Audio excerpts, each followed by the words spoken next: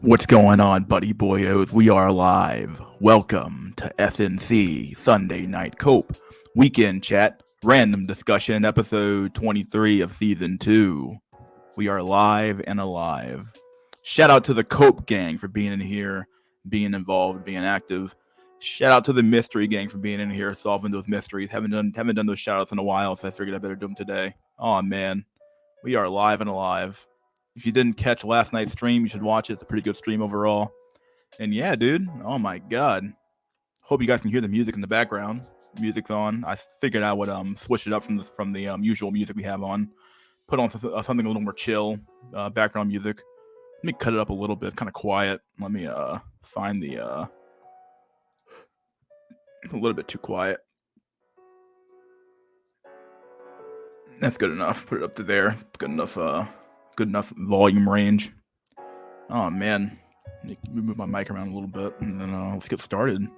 How's everybody fucking been, dude? Even though I streamed last night, how's everybody been since Wednesday? Really, was the last major stream we had. Oh man, we're alive and alive, dude. It's over for wealthy mystery cells. Oh man, mystery school cells rather. Oh man, it is over for me, dude. I accept it now. I accept it. I accept whatever happened. I accept it for what it is. What's up, buddy boyo? What's up, dude? Don't Doomer. What's up, dude? I am not alive. You are alive, dude. You're still alive. You're still here. As long as you're breathing, you're still alive, dude. Hey, Mystery. Hope you're well. I'm doing well, dude. Doing pretty good today, honestly. Went to the gym this morning. Ate some lunch. I didn't go a bowling like I usually would, but just basically went to the store a little bit, hung around my condo a little bit. Now I'm just chilling and doing my stream. So yeah, it feels pretty good today. Got that smoke, got that drink, got that frog based. What the fuck is Drolix? I don't know. Do you mean where the fuck? I don't know. I think he got rid of this channel, and then I don't know. He got rid of the channel after I did the whole the base stream that one time. So maybe he just got. I'm not sure if he got offended by that or if he just decided to move on from the black pill and called it a day. Which is, I think he talked about doing that anyway. So maybe he figured it was time to go. It makes sense because he was, in my opinion, he's one of the better guys here. He was in my opinion, he was wasting his talents here.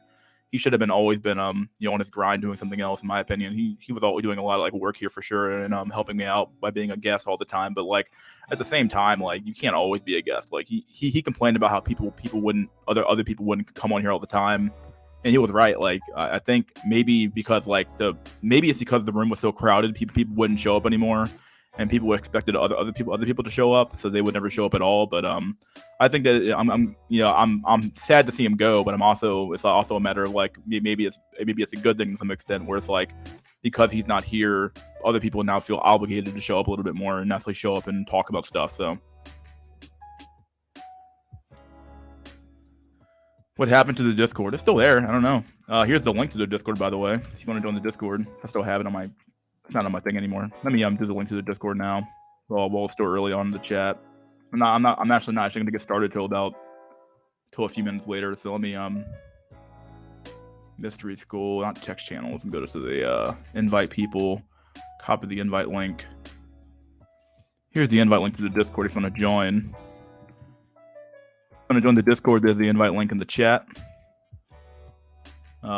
Did he rope? No, he didn't rope. He's actually in my Discord all the time. He's talking there all the time, so he's still around. I don't think he left the Black Pill sphere altogether. He just left a YouTube part of it, which I kind of get. Is what it is. Hey, home. What's up, Age? Mystery. My cousin met a poly girl off of Bumble and went to mess with her.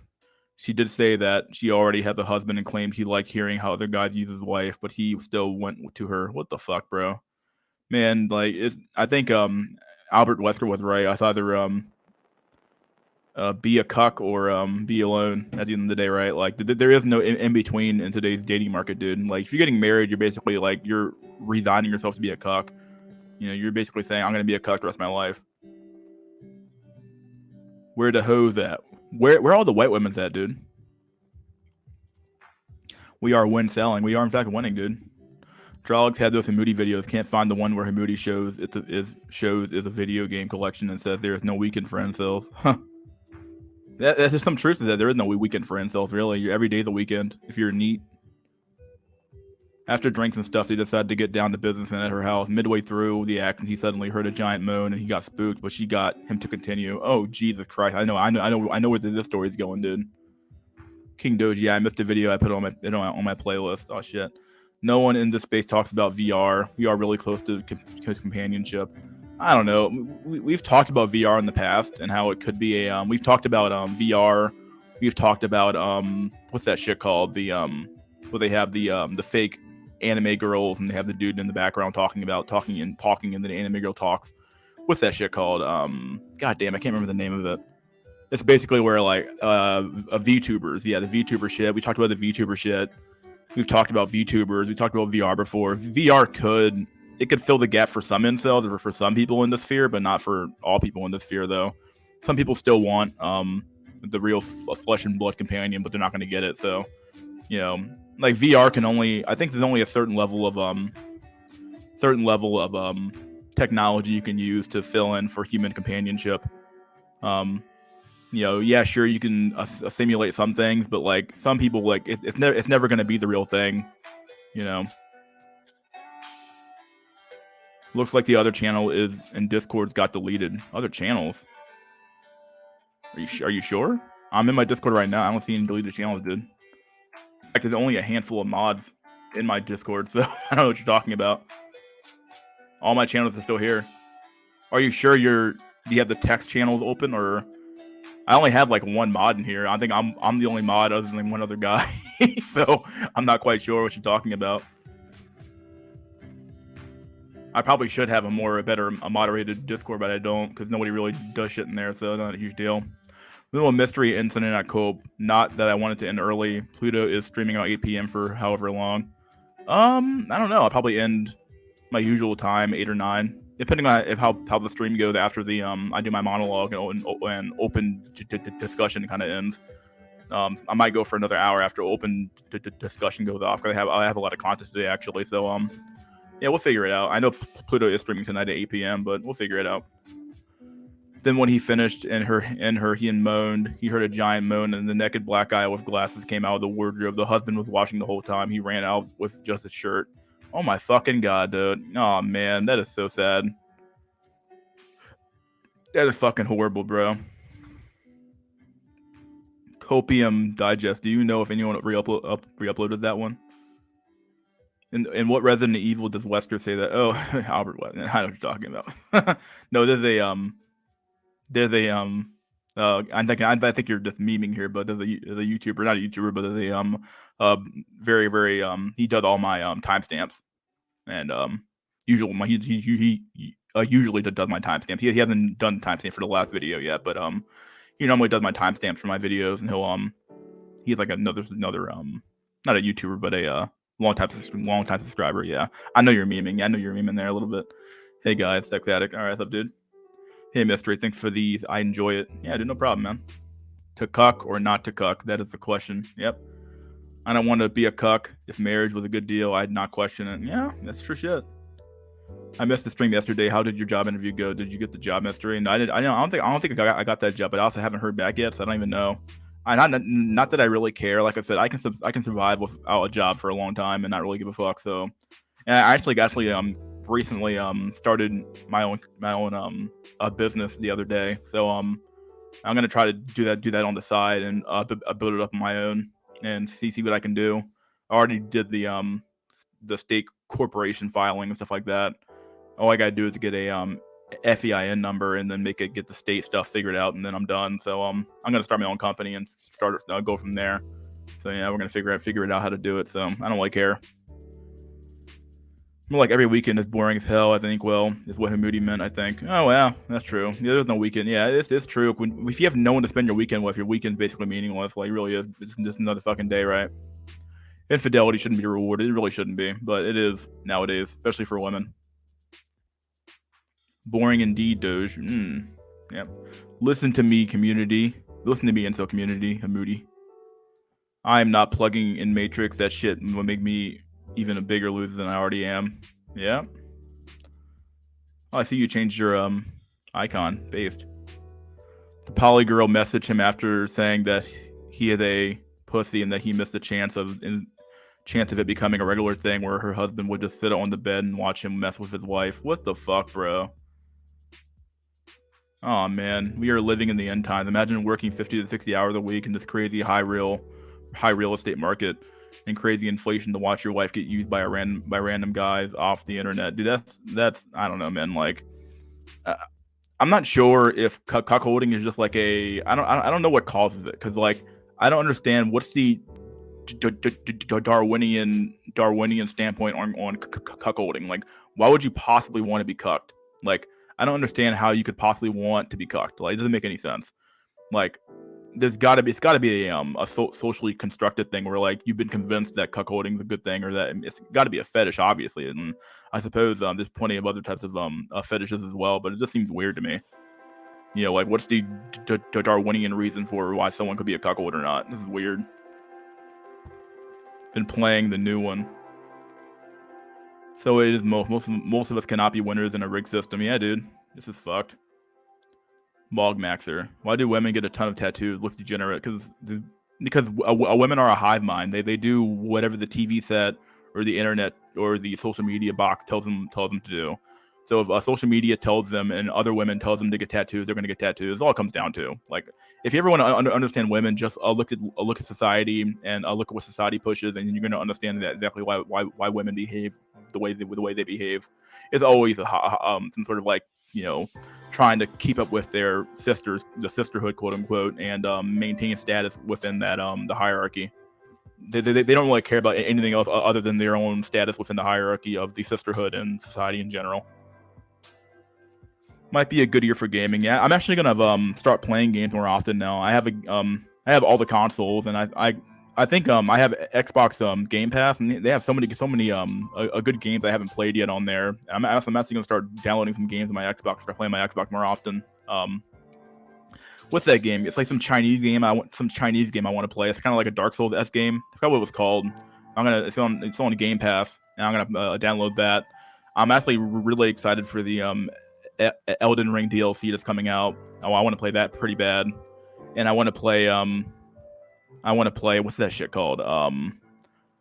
What the fuck's that shit called? I want to play Armored Core, the new Armored Core. I'm a huge Armored Core fan. I've been playing Armored Core since I was a kid, so I want to play Armored Core so fucking bad, dude. Cannot fucking wait. Cannot fucking wait for that game, dude. It's always better to work for yourself than for a boss. Yeah, I would agree. Yeah, absolutely, dude. Absolutely brutal. Get me off this planet. Yo, Mystery. What's up, dude? What's up, Chaos? Even Napoleon got cucked. Yeah, sad, dude. You can become emperor of France and still get cucked, dude, and take over half of fucking Europe and still get cucked.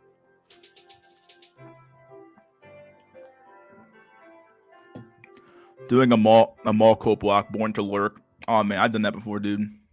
I love going to the malls and just walking around seeing what people are doing. The game was rigged from the start for most men. It's true. Yeah, it's true. My cousin said the crazy thing was the husband was very well off. They had 2 Lexuses on the drive, and the house was very expensive. He said the guy was a nerdy black guy, but he was built frame-wise. What the fuck? Dude, I don't know what's going on anymore, dude. I cannot believe it, bro. I mean, like, the fact that this guy is, like, built frame-wise and, like, I don't know, dude. That's some weird shit, bro. Monkey see, monkey do. Yeah, might be a lot of truth there. There really is a lot of truth there, really.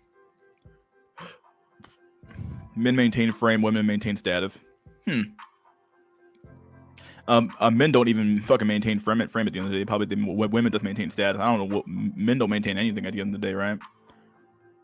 And in today's world, men maintaining frame is basically just a is basically just them maintaining whatever the woman wants at the end of the day. They don't even maintain what the fuck men want anymore. Yeah, Doge. The only thing helping me is above average height and IQ. Yeah. Yes, a mystery school gaming stream would be good. Yeah, I'd love to play. Well, luckily I have the Game Pass, so I can use my PC as like a gaming rig. I have a pretty. I don't have a decent gaming PC anymore, but I need to buy a new card. Haven't had a new card in years, so I need to buy a new card pretty bad. But I think the market for cards has gone down quite a bit, so I can probably afford one now. Every cope has its end. All my copes have ended. Yeah, it's true. Chinese real life is Dark Souls, or Chinese real life is Dark Souls. Yeah, that's good shit. It's true. China is like literal Dark Souls mode. People just dying everywhere in China, dude. People getting ran over and shit.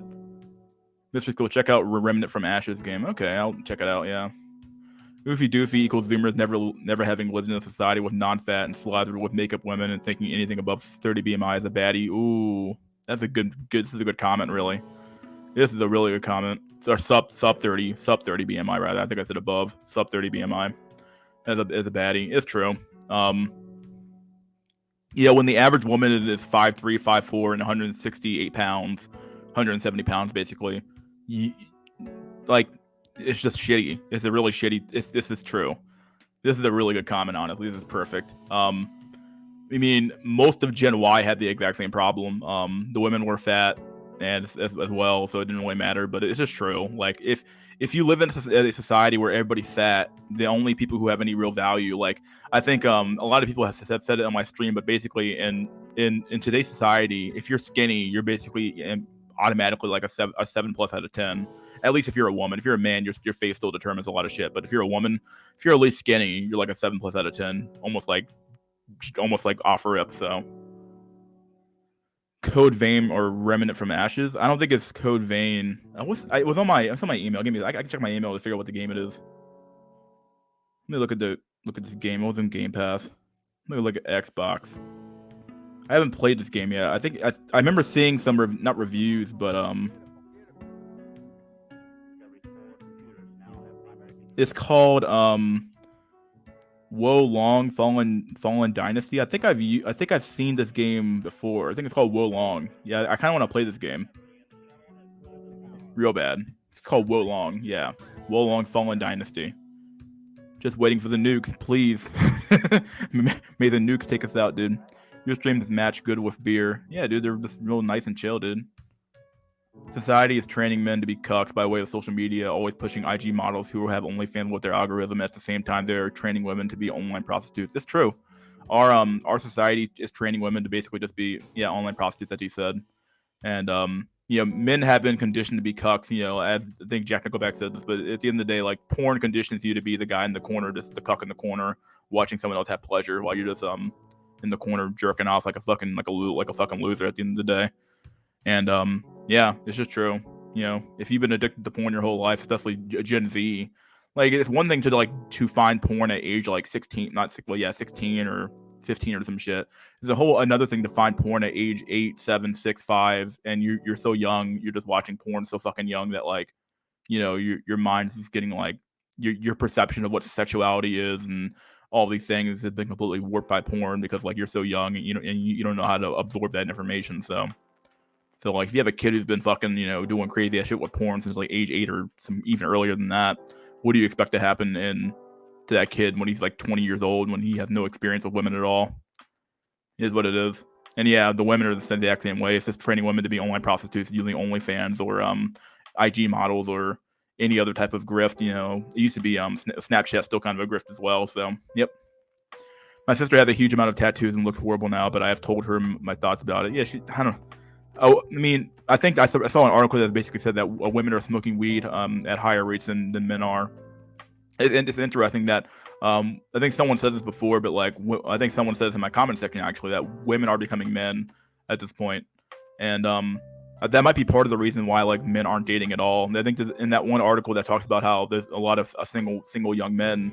It also says that a lot of men aren't dating at all, and maybe that's the reason why the men don't want to date men. Like I don't want to date my equivalent. Like, I don't want to date a man. I want to date a woman.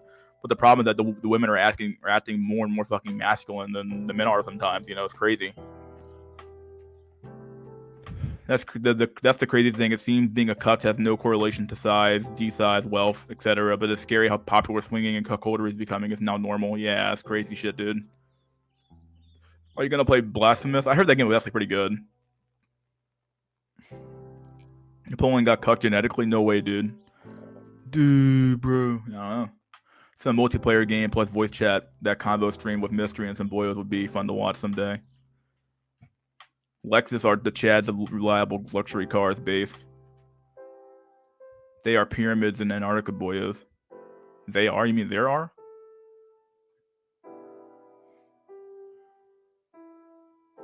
just blown up in a Chinese factory. You see, like the fucking you died music plays, or the you died sound effect plays, the little you died. Jay, what's up, Jay? Didn't see my big booty SB this week. I got her to agree to a regular movie date over the weekend without me paying her. She canceled last minute. Food poisoning. Oh, dude, food poisoning such an easy.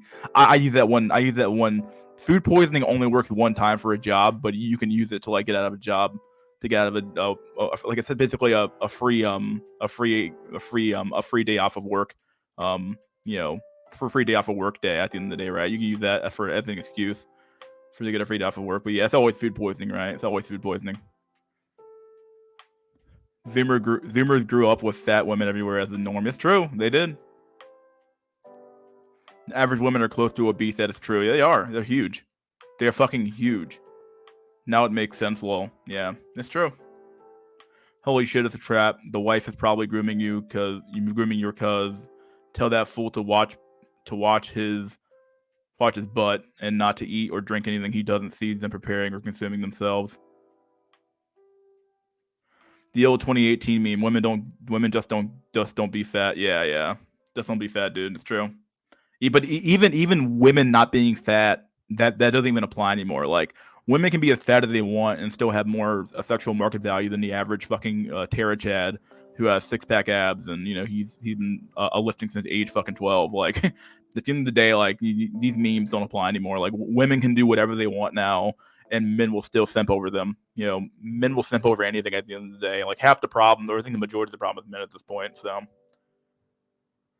just began for sugar daddy sales. Oh shit! I only use desktop PCs for gaming consoles. They are obsolete compared to the aspects of desktop gaming, fully customized with maximum potential with the latest, more advanced technology. Yeah, I'm lucky that I got a new CPU before the market got crazy. I got a pretty good CPU in my computer, but I need to get a new a GPU actually. My GPU sucks ass now. It's like a 1060 from like back in the day. It's still a really good card. It's a good card. It's a 1060 a Founders Edition, so I have like 5 gigs of VRAM, but either way, it's a really old card. I need to get like a 3060 or a 3080 or some shit like that. Dynasty Warriors is all I know about Chinese games. I love Dynasty Warriors, dude. It's like my guilty pleasure. I love just walking around slaughtering a bunch of like nobody enemies with a fucking like a Giga Chad fucking a Giga Chad fucking warrior guy. It's crazy shit, dude. Playing a fucking Lubu or anybody else in that game was fucking phenomenal, dude. You are above average in looks. Try a warm approach. Most of these attractive, higher quality foils are either engaged or in LTR, but you have to create your own luck if you don't use dating apps. There's some truth there. If you're at least, yeah, a warm approach, I would advocate for that. If you were saying cold approach, I would call you a liar. But yeah, warm approach it works pretty well. Wu Long is basically a well-made Sekiro clone. Okay, yeah, I like Sekiro, so or however you say it. I guess that's Sekiro, however you say it. Yeah, I cannot imagine being low IQ and short. Oof.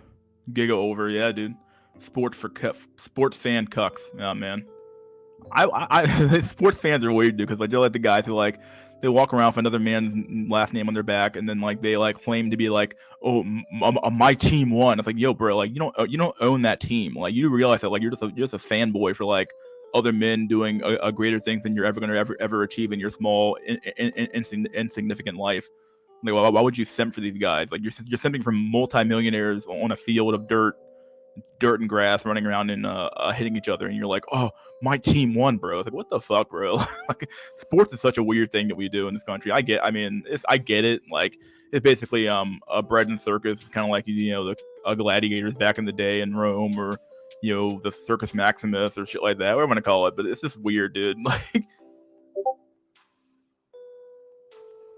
Yeah, and those hardworking motivational videos get pushed by YouTube like crazy. Yep. I started prawn close to 13.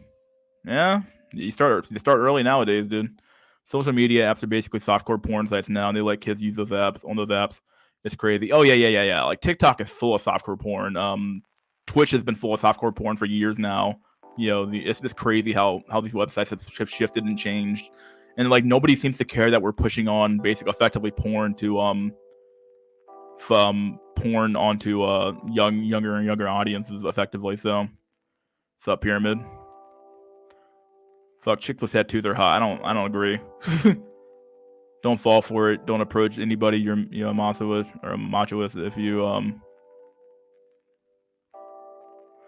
if they like you, you will let you know. They want the fruit from the tree. Will extend the hand to grab it. Lesbian pill is brutal. Yeah, there's a lot more lesbians than Gen Y. Well, Gen Y and Gen Z at the end of the day, right? You don't want to date a man, you fucking bigot. Yeah, dude, I'm a bigot. No, I agree. I'm a bigot. I'm sorry. I cannot accept the reality of the reality that a man is a man and a woman is a woman. If you can't accept that reality, I don't tell you. I guess I'm a raging bigot. I know you're joking there, but good-looking women will adopt a dog or a cat before dating. Their looks match. Chat only. So much truth being posted here today, man. King Doge. King Doge. The lesbian pill showed that women actually like other humans, but who don't even have a penis. That is a contradict the dick pill. That also contradicts the dick pill. It's over for bad grammar cells. It could be worse, but life poisoning over. Life poisoning. I started prawn at 17, 18. I feel bad for Zoomers. Yeah, Zoomers started it early, bro. I know they would have had to at this point, bro. White Gen Z chicks do have more junk in the trunk than millennial women, but their personalities are the worst. Yeah, I have noticed that. Yeah, Gen Z chicks do have pretty good asses. I'll give them that. But yeah, they have some of the shittiest personalities, and it feels like everything in Gen Z, especially with the women, is like couched in. They don't take anything seriously. Everything's couched in like a sense of like irony and sarcasm. Nobody takes anything seriously in Gen Z. It's so fucking weird. They claim that women are more masculine. That's false. Masculinity is not being combative, hard-headed. Masculine is about being stoicism, and it's about stoicism and logic. Women are just out of control. Well, women took on the like when women only see the toxic when they use the word toxic masculinity. They when women use that term, they mean the combative hard-headedness. And they took on those traits themselves because that's how they view masculinity.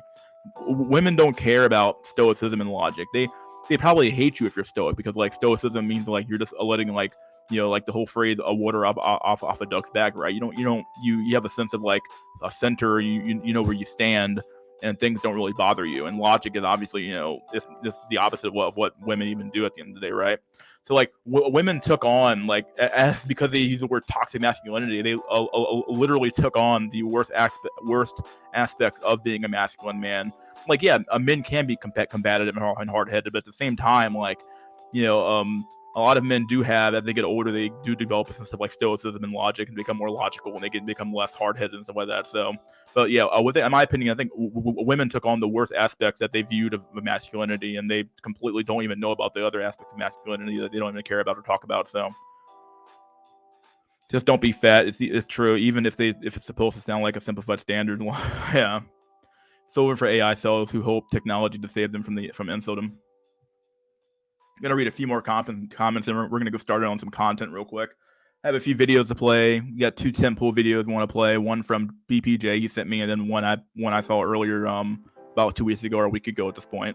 A few articles to read as well. So got a burp coming up. Oh God, I have to put that one down. This hard work hustle culture needs to stop being promoted. It's horrible here, dude. America is fucking horrible, bro. Like America really is like. It's the home of like the grift, and I don't know. Yeah, I even saw an article this past week talking about how the not an article, but somebody a video talking about how the most loyal workers get abused the most in any job site. It's sad though because like those workers work the hardest, but they also get abused the most. Because like the employer, so basically it gives you, if you're a worker now, it gives you every incentive to be the least productive worker that you possibly can in any job site, because you know that there's no incentive to be a loyal worker. Like it just reaffirms what I've been doing in my job for the last 5-6 years, which is being just productive enough to like be ahead of the average worker, but not so productive to where like they view me as being like, oh well, he's really good, so I'm gonna keep abusing him. No, like you want to be just productive enough, but not so productive that like employers will start abusing you. So like yeah, it's a really good. You have to be it's a delicate a balancing act to be just productive enough and not be so productive the way they start abusing you. Either way, though, the employers will abuse the fuck out of you if you're actually productive. So just don't be productive anymore. There's no point. Damn lithium. I sometimes imagine how less mentally fucked it'd be if I started porn at 17, 18 years old. Easier for a fat woman to secure himself a good and in shape good man than it is for a 100K normie to get himself a decent woman. Yep. True shit. That's true. It's like that 3 out of 10 fatty that was on the whatever podcast with 136 partners and like 6 dudes in one night. She cried. She cried. Still tried to call herself average in looks. Men will stick it in any wet hole. They will. Yeah. I saw some POV or point of view walking videos in non-Western countries with like 90% of women were lean over for Western cells. Yep. Yeah, dude. Our women are fat as fuck, dude. Lol, Dynasty Warriors. Chad just slaughtering Inkwell. It's true, bro. That's basically what it is. It's what all Dynasty Warriors is, bro. It's just a bunch of fucking Chads. Chad slaughtering Inkwell over a battlefield somewhere. What do you think of tape being released? I'm not sure if it's affirmation that he didn't actually commit the crimes he's done, or if it's just a matter of like of a legal, not I guess legality that you can't hold somebody forever. I'm not actually quite sure which one it is. I like to think I don't know. I don't have an opinion on the if he did it or not really, because I'd rather just let the court case do their job and figure out if he did it or not. But you know, I don't care if he's released or not. I'm not a huge Tate fan. I like that he triggers the left and the feminists and stuff like that. But I don't like his grift and his general ideas about masculinity and how you should just keep working, bro, and you man up, bro. And I don't know. Who gives a fuck? But do I care he's released? Not really. I couldn't give a fuck either way. I don't think any young person I don't know any young people, so I can't warm approach to the demographics are horrid in my area. Just male Hispanic workers and old white retirees. Yeah. Sports ball team owners profiting the most from the goy slop consumer. Oh man, you're not wrong, dude. It's so fucking true. Proverb 31:10: a good woman is hard to find and is worth far more than diamonds. I mean, you got that one fucking right, dude. More Pepe video. Oh really? More Pepe videos? All right, let's see what we got here. What is this Pepe video of? Let me copy link address. Let me go to fucking. I have so many links open right now because I got so much content to show off. Pepe the Frog animation. Oh wow, this is a new one. Wow, okay. This is a new Pepe video. My God, bro. Dude, there's so many in here. Oh, bro, we're gonna have fun today, buddy boyos. We're gonna have a lot of fun today, dude. Oh shit. Hey, mystery. I was talking to a black cell on Discord. He told me that 4 years ago he paid $8,000 for a week-long code approach boot camp, as it was in his home city. He said that there was roughly 70 guys paid $8,000. Oh my fucking God, bro. Nah, no. This can't be real, bro. On the course, and so after the first day of seminars, they went to practice on the field. So they went to a shopping mall in Atlanta. Oh, Atlanta, my dude. Oh, fuck, dude. He said that so many Fords were getting approached by the 70 dudes that the Fords reported it to the mall security, and they got the guys arrested. Oh, fuck. Man, you paid $8,000 to get arrested, bro. Man, fucking retarded, bro. Oh, bro. I'm going to a female GP tomorrow to talk about my testosterone, and we'll have a general practitioner tomorrow, and we'll have grueling unpaid internship starting a week later. Happy for your prayers and best wishes. All right, man. Well, hear your prayers and best wishes, my dude. Here you go. Yeah, everything is a joke now for Gen Z women and men, I guess, too. They are living in the meme life in real life. Well, it's somewhat true. Like, if everything feels like a joke and a meme to you, dog, then you might as well fucking live the meme life, right? Like, what's the point? This question is serious. What would happen if women don't age anymore thanks to scientist cells? Would you live in a world like that? How would that be if they can't age? They would effectively have unlimited value then at that point, right? Because like if they can maintain their youth forever, which is all women's value really is, her youth and her fertility. As long as if she can maintain fertility as well, then she has unlimited value at that point. She can just maintain her 20 20-year-old body forever and ever and ever. She has no incentive to ever fucking settle down for any man. You know, she'll continue searching for love that will never actually come to her at some point. So yeah, she has no incentive to ever settle down. It would just be a life of transient people living transient lives, and no one would ever actually settle down and have families. It would just be a transient, you know, a generation. What did I call it before? Generation. What do they call them? Like the not goddamn, what do they call those guys? They what do they call those guys? Can't remember what they call them, but either way, it'd be a transient generation. They would just move everywhere, and yeah, who knows? Coaching guide left the scene when the cops arrived. The black folks got arrested, but was let off with a warning. Well, at least they didn't get fucking booked in the fucking jail cell. But abrasive and pseudo masculine. Yeah, G4K. A few months later, he went to a shopping mall. He went with shopping with his mom and got arrested in front of his mom. The mall had apparently banned him off the property. Holy fuck, bro. His mom was clueless as why he got arrested for no reason. Then he had to admit to his mom he paid $8K for a PUA course. Oh, bro. That is so bad, bruh. Then last year, he went grocery shopping at a different place, and he was arrested again for trespasses, because apparently the commercial landlord who owned the mall also owned the complex with a grocery. Oh, my fucking God. You can't go any... Oh, dude, he's an idiot, bruh. Shop was they owned lots of retail places in Atlanta. He was saying that he now has to drive 30 minutes to white suburbs of Atlanta just to get his groceries. Oh my fucking... No fucking way, dude. He ruined like his own like personal life just to fucking get some pussy, bro. I mean, it's like I said, the simping is going to like insane levels, bro. You paid $8,000 to lose access to your fucking own shopping malls in your own area, bro. What the fuck?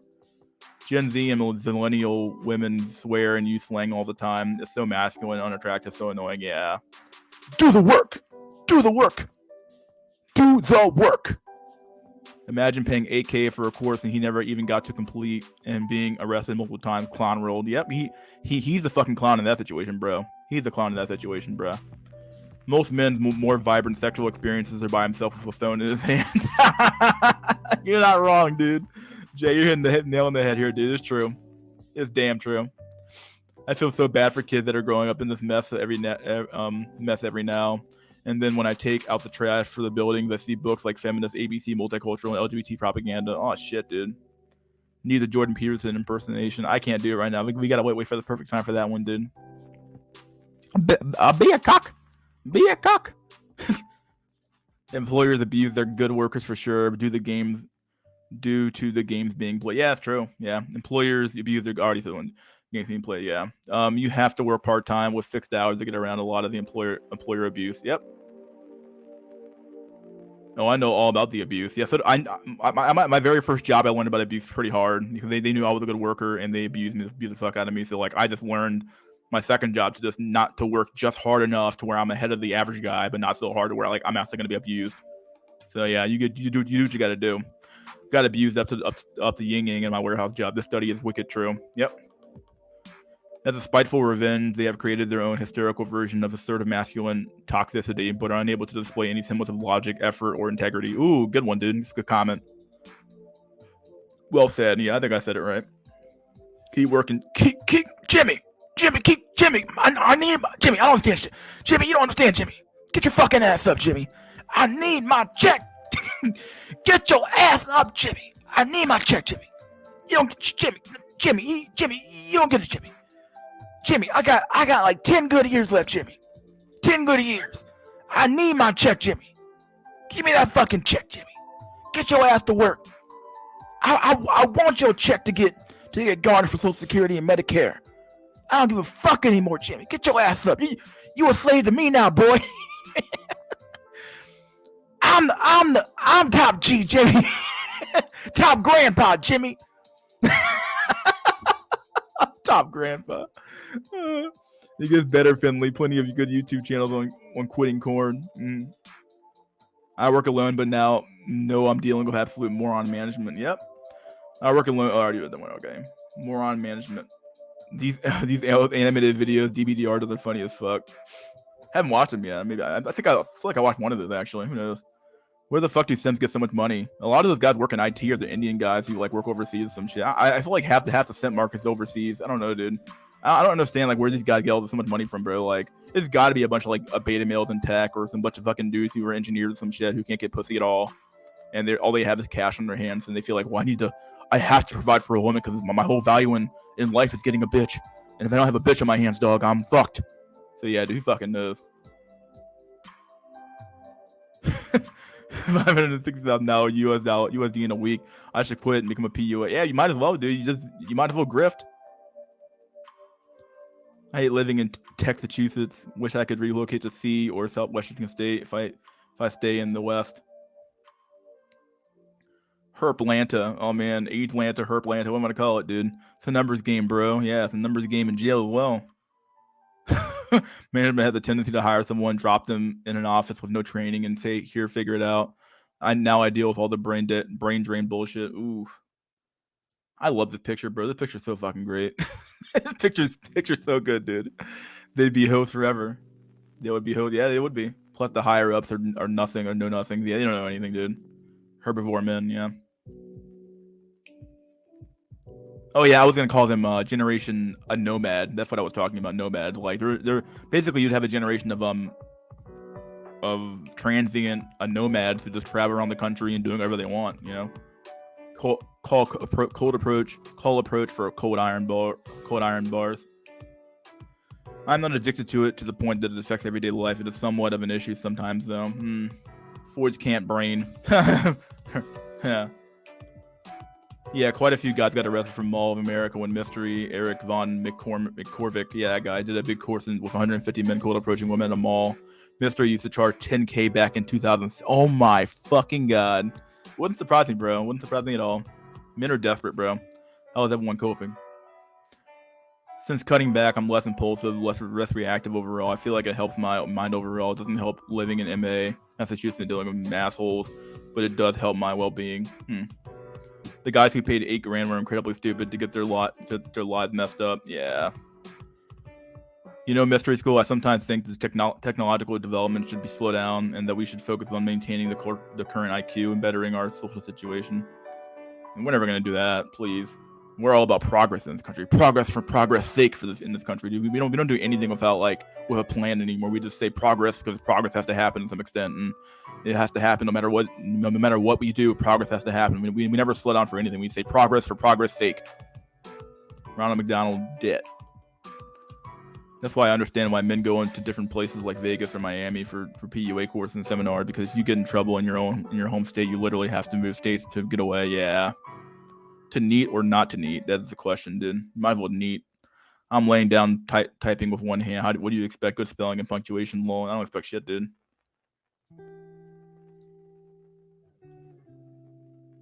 Oh, it did. What's this Discord message here? Whatever. X out of that. All right, let's get some fucking content here. We're like 43 minutes into the stream, so let's do some fucking content. First things first, we're gonna play a video first. So let me stop the music. I have like 2 tempo videos to play, an article I want to read. So before the article, I'm going to play this video because the video's in the article. Basically, it's a 30-year-old Floyd crying about how the dating market for 30-year-old women is so shitty, even though she probably had multiple opportunities to get married in her 20s, and she's just another used up roasty who can't accept the fact that she's used up. But is what it is, right? Many such cases in Gen Y and Gen Z as well. So we're going to see a video here. So let's do a video first. All right, here's the video. Let me play it. Just had like. You guys hear that? I know it's kind of quiet, but can you guys hear that? Can you guys hear that? It just feels like from that chick. It doesn't matter if you can hear it very loud or not, as long as you can hear it. Over 30 dating in LA is awful. Isn't the population of like the male to female ratio in LA really good for women? Isn't like on the women's favor in LA? I don't know. That's what I always thought. Let's play it. The craziest, saddest thought. I'm in a stage of life where I'm watching all my friends get married and have babies and find love, and I had another talking phase yet again fall through. But I wonder how it fell through, though. Normally, the talking phase falls through on the woman's side. Normally, it's women who are like, oh, I'm not feeling this guy, so I'm just gonna stop talking to you. And it's like, okay, I'm sorry, bro. Like, it's normally women's fault, dude. It's normally women's fault, dude. It's normally women's fault in the talking phase. Like, in almost all phases, actually, women are the ones who break up relationships at the end of the day. It's like, okay, well, I don't like the way you, I don't like the vibe we're feeling right now, bro. So it's gonna fall through. So like, once again, she gives very few details about why the talking phase fell through. Did it fall through because the dude was quote unquote too lame for you and all that shit, or did it fall through because did he actually broke it off with you? Normally, it's the women breaking it off with the men. Very rarely will you see like a man say, "Well, men are so fucking desperate nowadays, they welcome the talking phase. Like, thank God we're on talking phase. Thank God I'm talking to a woman right now." My friend was like, you'll meet the one day. Don't give up. No, the reality is that women keep using this phrase "the one." There is no the one. I don't know where we got this fucking concept of like, everlasting true love, and you're gonna it's definitely an artifact of Disney romance, right? Like, Disney romance pushes shit hard. You're gonna find your Prince Charming in the one. It doesn't fucking exist. Most people didn't find the one. Most people just fucking found a partner and they figured it out later on in life. Like, you got married in your early 20s and you figured it out. Okay, it wasn't a matter of you didn't find the one. That dude was the dude you got hooked up with, and it just worked out in the end. Who did? It doesn't matter that, like, oh, I need to be in love with him. No, you fucking don't. Just get married. It's not that fucking hard. We overcomplicated the fuck out of society, dude. But now I'm at a point where I hope I don't, because I don't know why it stopped. That's so weird. Huh? I don't know what happened to that video. Let me see what happened. Let me see what's going on with the actual thing on the article. Is it playing? Oh, continue watching on Twitter. I gotta go to Twitter for this one. Let me go to Twitter. Fuck it, dude. View on Twitter. No wonder you can't play it. Oh, you can't watch the whole video. Well, either way, Tim Pool plays the whole video anyway. If we're gonna finish the video there in his video, but we're gonna read. Let me ask you guys the question first. Do you guys want to go over the article first, where this video comes from, or do you want to watch the Tim Pool video first, and we'll react to that first? What do you guys want to do? Put a 1 in the chat if you want to watch the video by Tim Pool, where he plays the rest of the video, or put a 2 in the chat if you want to just do the article first. X out of that. Someone said video first. We got 1 in the chat. 1 in the chat. Got lots of ones. 1 for the video. Okay, well, any good 2s? All right. Well, we got a lot of 1s. We got 1, 2 in the chat. Okay. Well, looks like the eyes have it. The ones have it. All right. We're gonna do the video first. Let's do a video. Oh, well, we're not gonna worry about it. I think the one's already won. Let's do it. All right. Here's the Tim Pool video. Let me make sure the audio is right before I start playing this shit. Give me a sec. Let me because Tim Pool's boring as fuck. We're gonna play it anyway. And then we're gonna do the meme video. Put that audio up. Put this audio up. Okay, here we go. All right, let's do this video. Here we go. I saw this tweet from Elijah Schaefer talking about success in the feminist utopia. It's a video of a woman on TikTok talking about how she's over 30, she's lonely, she's trying to focus on her mental health, but all her friends are getting married and having families, and she's missing out on this. And sure enough, it's a common thread that's been around basically forever. So I've done a couple videos because these videos have popped up and gone viral from time to time of a woman crying on social media that she's over 30 and struggling to find love. And I'm just like, look, talking about it once because there's an interesting idea in social media apps, dating, hookup culture and stuff is interesting. But then I see another clip from Elijah of the same thing. And so I'm just like, okay, are we gonna see this every single time? I mean, like anytime a woman comes out and says she's over 30 and struggling. Keep in mind, all these women over 30, like, okay, you could I might concede that they were lied to by the overarching feminist narrative of our society, saying that, oh, you can have it all, girl, and you can be a boss bitch, and you can also have a husband and kids at the same time while you're working your fucking 80 hours a week job or some shit. Okay, but I might concede that, right? But at the same time, these women cannot say that they did not have a lot of options in their early 20s to get married and have kids. Like they can never say that. Like it is not the same for men. Men in their 20s have zero, especially if they're not Chads or little Tyrones or what I call it. They have no options, bro. They have no options until they hit their 30s, and even when they hit their 30s, normally for a lot of men it's over anyway. So like, yeah, I'm not gonna push the whole meme where it's like you only get better as you age, kid. I'm like, no, dude. And normally for most men, they age like shit. So like, for most people, getting married in your 20s is the best time to do it, especially for women if they want kids. And these women can never, they're not going to get any a sympathy from me or a sympathy from me from in the form of like, oh, a woman should have just she's a queen, bro. It's like, nah, bro. She could have they could have had kids early. They just didn't want to.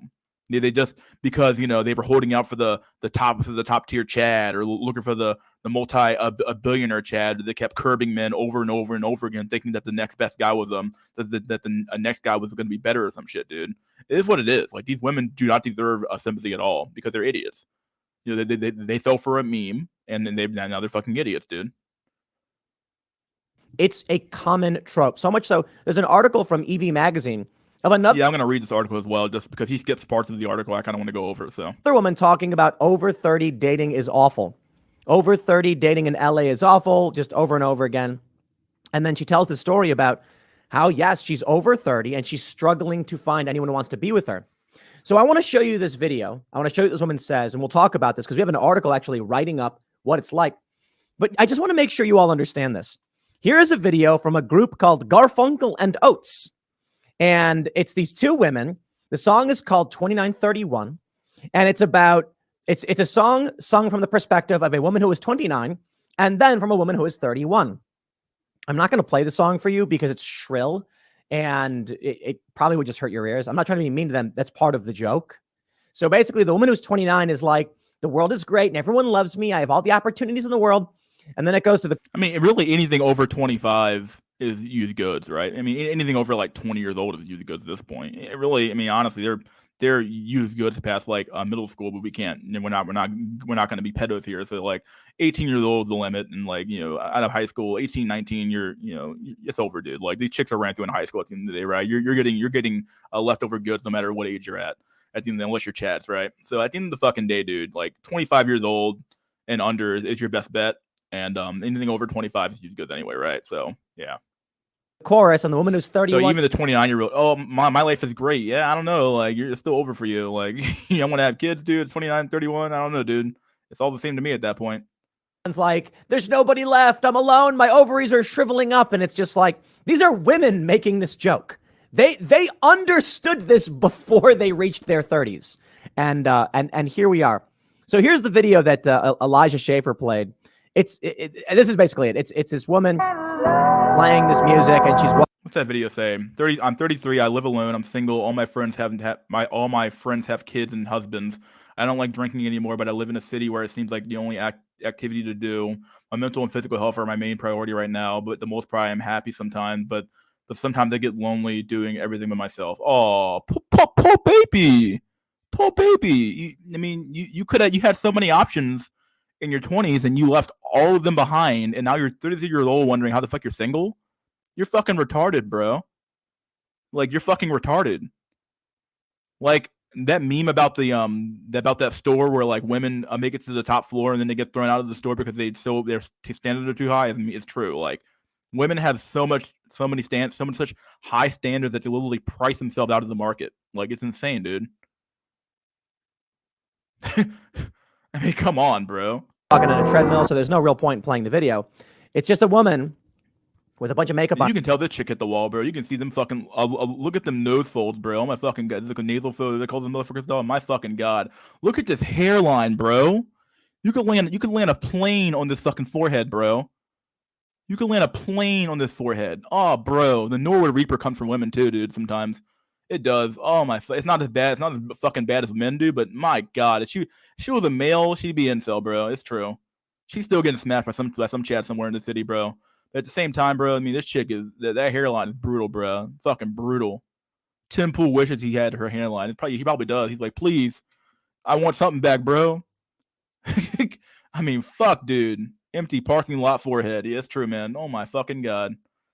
Oh, buddy boyos. Oh, fuck me, bro. I guess, and it's sad. And she's exercising with makeup on or something. Okay, well, anyway. It says, I'm 33. I live alone. I'm single. All my friends have kids and husbands. I don't like drinking anymore, but I live in a city where it seems to be the only activity to do. My mental and physical health are my main priority right now. For the most part, I am happy, but sometimes I get... And by the way, all her friends were probably roasties too, but they're at least smarter than she was, and actually found a beta cuck orbiter to settle down with probably. But she's too fucking proud or retarded to do that, to even do that, right? My God. lonely doing everything by myself. The reason why I want to talk about this is because looking at a person, and it is typically women because guys don't seem to care. I guess it's like a biological clock thing. What were you doing with your life to where you're at this point right now is the interesting question. And I also think there's something important to point out, that men and women are different. And women they have a certain amount of time to have a family. Men kind of do, but sort of don't. Like dudes in their 70s. Nah, I mean, this meme of like, oh, men can have a family in their 70s, bro. Yeah, if you're like fucking what's like a Clooney or some shit, if you're Brad Pitt, or if you're Chad in like your 70s or 80s, bro, you still have that good looking jawline, and you know you look like an old Chad basically. Like if you're some fucking 5'10", 5'9", fucking regular looking guy, bro, your best time to have kids, bro, is in your 20s, maybe your early 30s. Past that point, bro, it's literally fucking over for you. I'm so fucking tired of hearing this meme of like, oh, men age like fine wine. No, they don't. No, I'm sorry. Like, this is not true. This is not true at all. Still have like Temple is proof of this, dude. He's almost in his 40s now, bro, and he's bald as fuck, wearing a beanie. You can see his fucking face is now all grizzled and shit. He's not aging well. He's never had a good jawline. He's got that patchy ass fucking beard. He's not a no. He didn't age well at all. Tim Pool's only redeeming quality that he has some status off of YouTube and that he has some money. Yeah, he's not getting any fucking looks points off of his age. I mean, the age pill can make some men look good because the gray hairs make you look a little bit more grizzled and used up.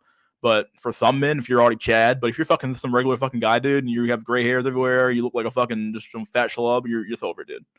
Kids, so guys just don't really care about it the same way women do, and guys, they say, well, I'll just put it this way: guys who get older can still attract younger women. So, dude, you think? I mean, like, you might attract some gold diggers, like those you gold digging like 20-year-olds who are waiting for you to die in your fucking in your house and take all your shit. But you ain't attracting no, like, I don't know, dude. Like this idea that the average, like, once again, it's the apex fallacy. We're always looking at the men who survive in that market. We're always looking at these really attractive men who like, well, look at that one old guy. I saw an old guy who had a 20-year-old in his arm, dude. So that means every old guy has a 20-year-old in his arm. What the fuck? What kind of logic is that, bro? That's retard logic. Like, what about the average 70-year-old? You only think the average 70-year-old is pulling chicks like that, bro? Is pulling a 20-year-old? You're fucking retarded. You're fucking retarded, bro. Like, why is humanity so fucking dumb that we take a fucking anecdote and we extrapolate it out to the whole population? What's going on? Like you would think we would have taken a class on stats and data at one point, or some class on stats somewhere. I don't know how we do it, dude. We're a dumb species, bro. We're fucking retarded. I can't do it anymore sometimes, bro. This shit, it triggers me so fucking hard. So they're just like, as they get older, they have more opportunity with younger women. But here, no, they don't have more opportunity. They have less opportunity. They're not going to be in the same social spheres, even the same area that a younger woman are even going to be in, bro. What the fuck are you talking about, Tim Pool? What are you talking about? They're not even going to be in the same fucking zip code. Okay, old man Jenkins is going to be in a fucking nursing home while fucking Stacy, a thunder cunt is going to be in a goddamn is going to be in fucking in a high school somewhere, bro. Those people are never going to meet. Okay, oh my fucking god, they are not in the same area, bro. They're not in the same area. It's just true. Come on, man. Like, it's copium. It's pure copium. Like, this meme that the red pill fucking the red pill made, bro, is so fucking it's just destructive, dude. Like, it's convinced men that, like, you're gonna age like fine wine, Jimmy, you're gonna age like fine wine, Jimmy. When you're my age, Jimmy, you're gonna have a bunch of bitches, Jimmy. I swear to God. No, it's not. You're not. You're just not, bro. You're just not. You're just fucking not, dude. Oh my fucking God, dude. Here's my question. Because I'm a dude, right? And this is what I'm thinking about. When I was in my teens, 20s, I'm working. I'm working a lot on various things, constantly trying to improve, progress, be better than I was the day before. I'm wondering what these women were doing. Was it the same? I mean, I mean that quite literally. Like, is that what women do in their 20s, and is that what's causing this problem for these women? Because it used to be No, what's causing the problem for women is that they had their standards too high. Like, why do we never address that? Like, I don't think Tim. I watched the video before. I don't think Tim. Maybe he addresses the standards point at some point, but I don't recall him ever actually doing it. I don't think he ever actually goes on about these women's standards are too high. She is not a 10 out of 10 Stacy. She is not. Just to be real here, especially now. She's like a 6, maybe a 5. I don't know. She's average, maybe even a 4. That forehead's fucking brutal, bro. I'm not gonna say it, dude. It's brutal as fuck. But it's just true. Like, I don't know how people like Tim Pool have any like credibility when it comes to this issue at all. like men would work jobs and women would focus on relationships, and then they'd end up together. Women were subject oriented, men were object oriented. And so if there were a bunch of women who were trying to figure out which man they wanted to marry, and a bunch of men were working jobs, then it was easy for the man to be like, this woman is pretty good. She wants to get married. The women did the work for the most part in the relationship. I'm not saying it's a good thing. And the men were the breadwinners. That's how it used to be. But if both men and women today are in their teens and 20s working on career, there is a major problem emerging for women that won't emerge for men. And that is, and don't get me wrong, it is a problem for men, but not as much. If men and women both enter the workforce and they're both doing the same thing, men are just like, look, honestly, by the time I'm 35 and I'm making a good salary and I own my own car, maybe buying my own house, if I'm still dating, I'll date a woman who's 28 or 29. Oh man, whatever you say, buddy. I think, what did I just see? I just saw an article about Ryan Reynolds and Blake Lively, and now they're close to becoming billionaires. And Ryan Reynolds is 46 and Blake Lively is 35. So when Ryan Reynolds was 36, she was 25. And that's normal in society to a certain degree. I mean, some people might at that age. Is that normal?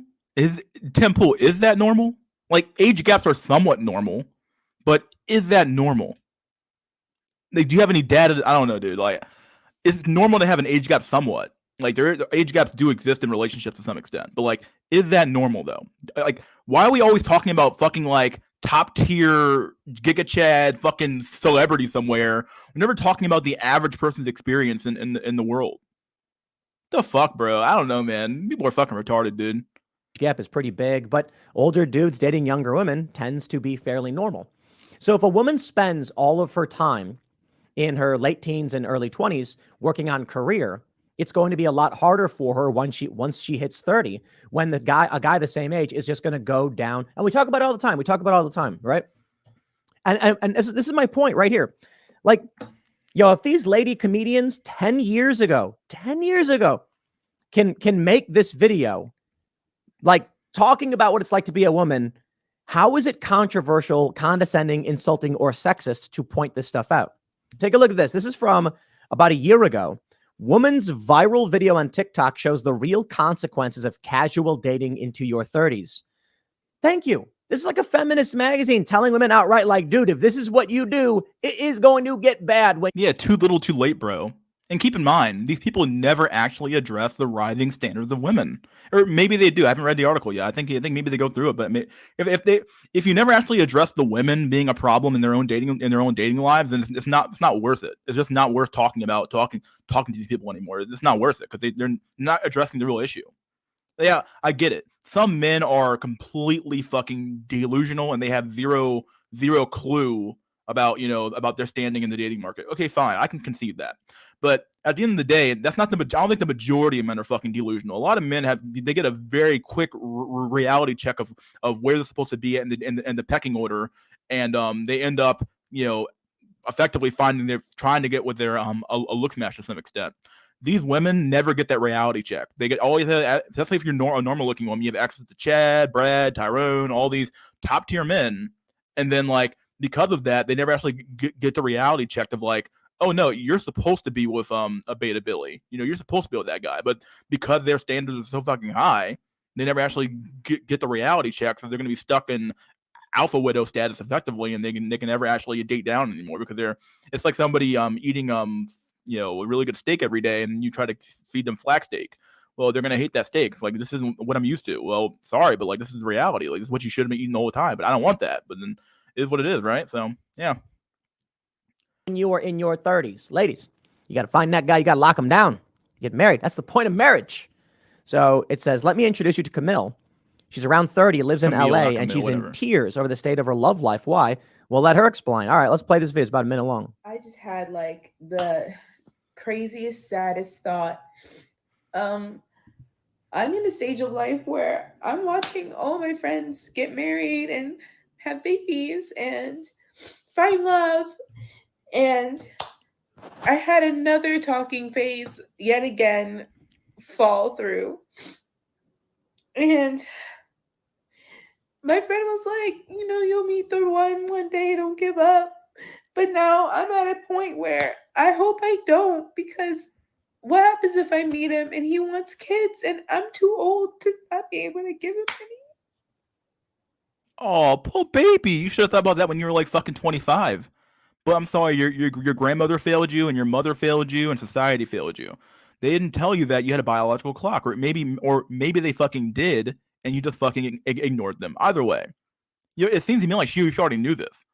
Like, she couldn't possibly not know this if she knows this now. So she knew that she had a clock. She was on a clock, and she just chose to ignore it. So that's even worse, in my opinion.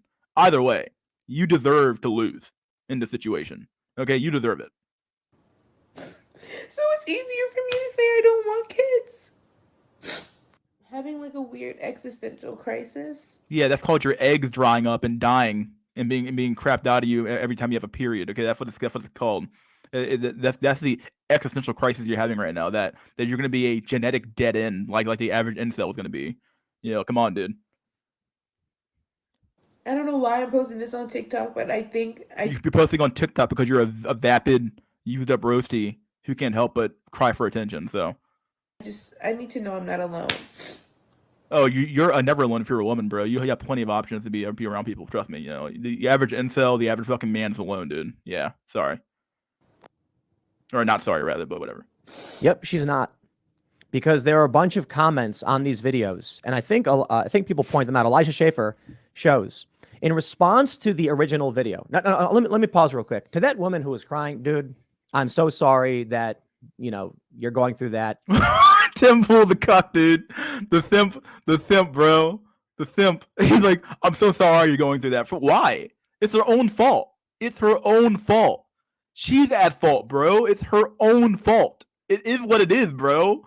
It's her own fucking fault that she's in this situation, bro. She has no one to blame but herself, dude. No one to blame but herself. It is what it is, dude. She had plenty of opportunities. I'm sure fucking Tyrone probably. She had a few Tyrones probably in her fucking orbit who wanted to date her ass probably at some point. She probably had a few, or dated and maybe even marry her. She rejected those guys too because she thought she was better than them too. She probably had a few beta orbiters in her orbit that she could have fucking dated. She never wanted to date those guys because she had enough Tyrones to keep her satiated, bro.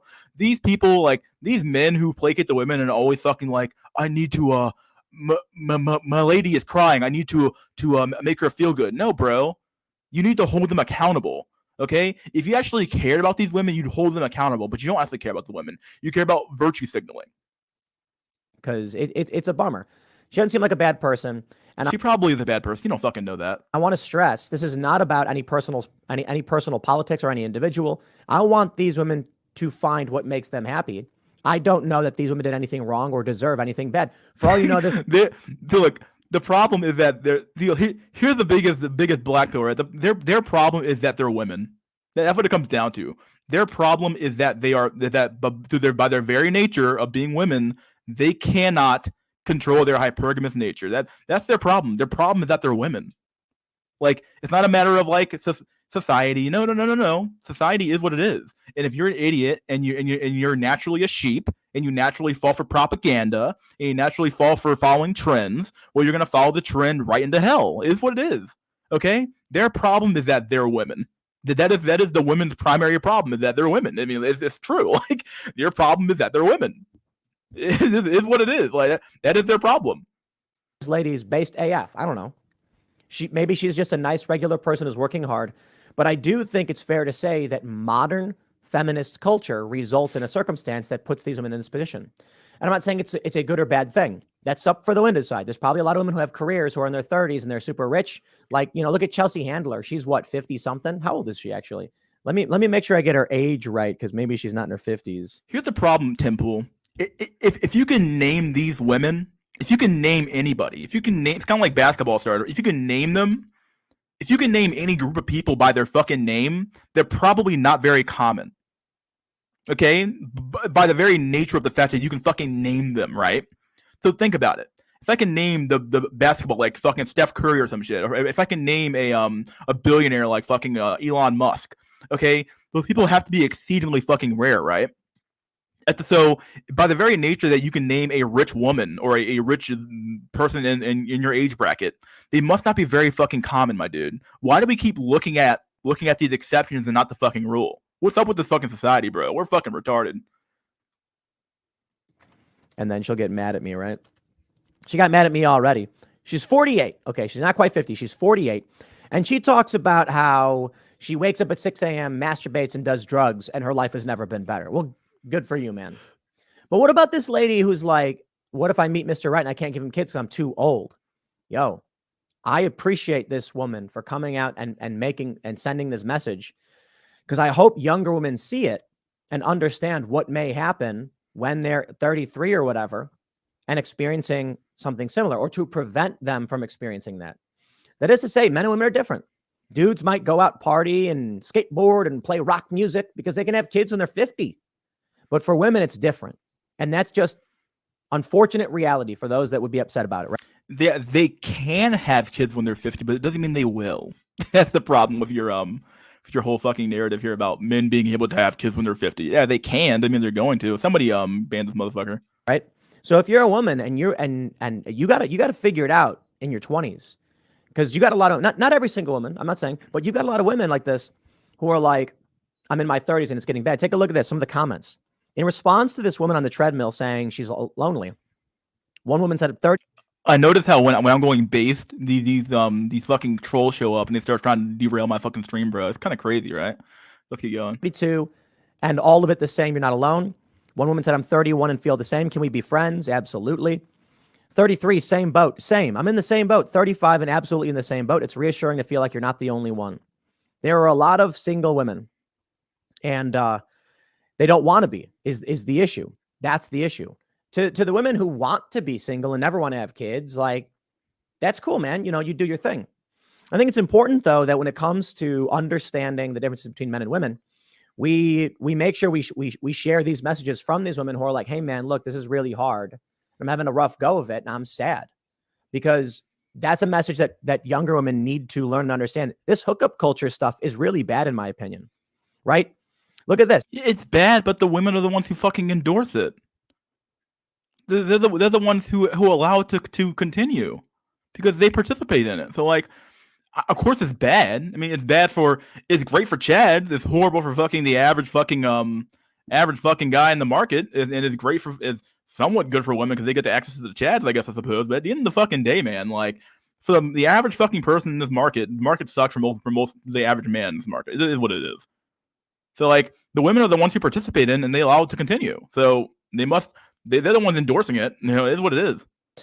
This is EV Magazine. Casual dating was falsely advertised. Casual dating was advertised as something that would empower women. We were told that we didn't need to settle down with a man. Instead, we should date for fun, embrace our sexuality, and have as much meaningless sex as we wanted. We can take birth control. So what is there to worry about? Few people ever considered the emotional toll that casual dating would have on women, but the consequences have been dire for not only the women who engage in hookup culture, but even those who don't. And I want to make sure we stress this too. Guys are absolutely going to end up in bad positions from this as well. So many dudes are like basement dwellers who've never grown up, failure to launch. This is not just about Tim Pool. You just described yourself, bro. Like, Tim Pool, like, the problem with society is that, like, we think that because you're working a job, you haven't failed to launch. You're like, no, bro, like, typically launching means that you have done what most adults have done throughout an entire memorial, right? You've had a family, you have your own house, you've launched, like you've done what you had to do, right? For working, still wearing a beanie and going skateboarding every fucking weekend, Tim Pool, it's not launching, bro. You're just a grown up man child with money. It is what it is, dude. And like this idea, once again, notice how we keep blaming the men. Like men have failed to launch, blah blah blah blah. Okay, dude, it's always the same fucking dog and pony show, right? Women. If guys have no responsibility and there's no social pressure to be a provider and to take care of a family, they're going to just sit around playing video games and just never have families. And then a lot of these guys are going to end up out of shape, bored, sad, lonely, just like these women. At least these women, they're in shape because that woman's on a treadmill.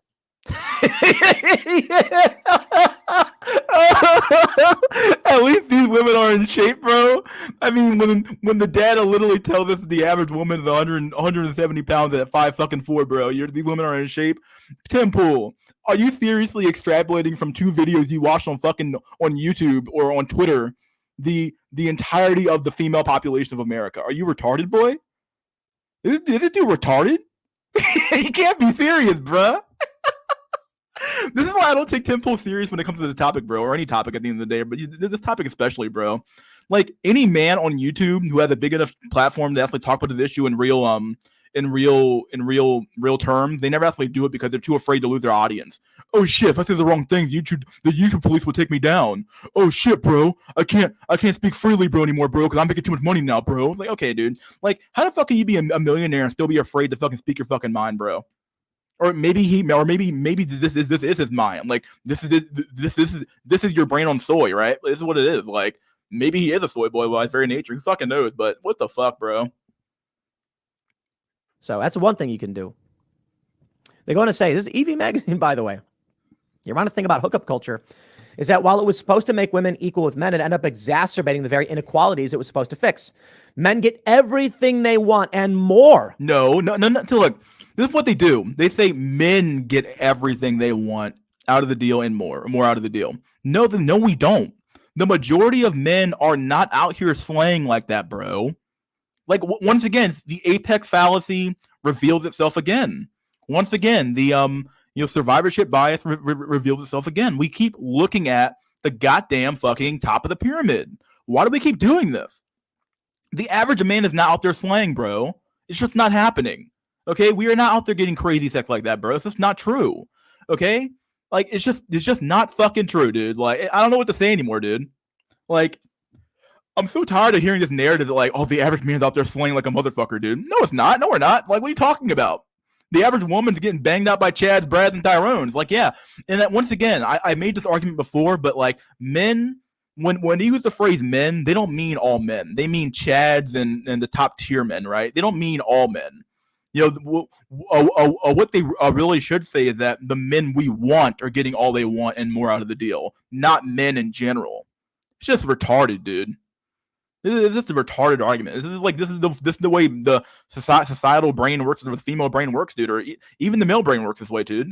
This is stupid. Now they can have sex with as many women as they want. They don't have to worry about getting women pregnant. They get to embrace their inner Peter Pan syndrome. Boom. Exactly. And they can put off responsibilities for as long as they want, perhaps indefinitely. Meanwhile, women are left feeling empty inside. This is a lose-lose for everybody. You get a bunch of loser Peter Pan dudes who go around banging a bunch of chicks, no responsibility, not a care in the world, playing video games in their one-bedroom apartments, and they're just like, what else could I want? Oh, poor Tim Pool. Like, are those guys losing if that's what they actually want out of life, though? If you're fucking is a Leonardo DiCaprio a fucking loser because he never actually got married and he has no responsibility to anyone but himself? Like, what the fuck are you talking about, bro? Like, if it's only losing if that wasn't their initial goal in life to begin with. Like, there is no losing if you're a male, if you're a Chad who's banging a new chick every fucking weekend, bro, or every fucking weekend, or every day of the week at the end of the day, right? You're not losing in that situation because you want to know why? You're Chad. You can just show up you can get age up to age 35, find a 25-year-old or 22-year-old and marry her instead. So you're winning either way. There's no losing here at all. Like, yeah, sure, you can argue it's Peter Pan syndrome, bro. But dude, like, Tim Pool is the epitome of Peter Pan syndrome, bro. You're the epitome of it, bro. The embodiment. As Chip Skylark said, Tim Pool is literally the embodiment of Peter Pan syndrome. He is. And even then, like, why would you advocate for marriage when marriage is a literal bad deal in today's society, Tim Pool? And you know that it is. It's like these like conservative. Tim Pool is like whatever you want to call him. He claims to be I'm just a liberal, but he's basically using like the a Matt Walsh talking point of like men are in Peter Pan syndrome and men need to man up and take responsibility and the Jordan Petersons in the world and take responsibility and do blah blah blah blah blah and do all these things for women. It's like, okay, no, we don't. Okay, our society has gone off the rails, and why the fuck should men pick up the pieces of a dying society? What's the point? This is retarded, dude. Oh my fucking god, dude! What a like he thinks he's saying something base, but he's not. Like he thinks he's being base, but he's not being based. He's being like retarded. It's just bad for everybody. It's only once again, it's not bad. It's bad for women. It's bad for certain women. If the women want to feel empty and be left inside, well then why would the women just stop engaging in the behavior? But apparently they can't control themselves when Chad's around them. Apparently, right? It is what it is. Okay, women have two different rules. They have rules for alphas and they have rules for betas, right? The alpha has to he gets to fuck on the first date. The beta has to wait for 3 dates, dude. Okay, like if women actually had a standard set of rules for every man, where they made men fucking wait for sex, we wouldn't have the situation. But because they have two different sets of rules, we end up in a situation. Like once again, his inability to blame women for their own problems is half of the issue. They don't want to blame women. They refuse to. It's always about the men. Oh, men did this, men did that. What about the women? Like, these people accept the fact that women have agency to some extent, or maybe they don't accept the fact. Like, obviously, because they keep blaming men, they can't believe that women have fucking true agency over their own lives. They can't accept that fact because of the way they write their articles and the way they treat men. This is retarded, dude. Infantilizing of human civilization. Does Camille seem empowered to you? No, she seems heartbroken. Her TikTok is hard to watch because I mean, if you believe the crocodile tears coming out of her eyes, bro, you're fucking you're a simp, bro. Like I'm just gonna say it, dude. Those are crocodile tears, dude. Yeah, whatever, dude. I don't trust them. I don't trust women's tears that much anymore. You feel for her. Maybe you, like many women nowadays, are struggling with exactly the same issues she is.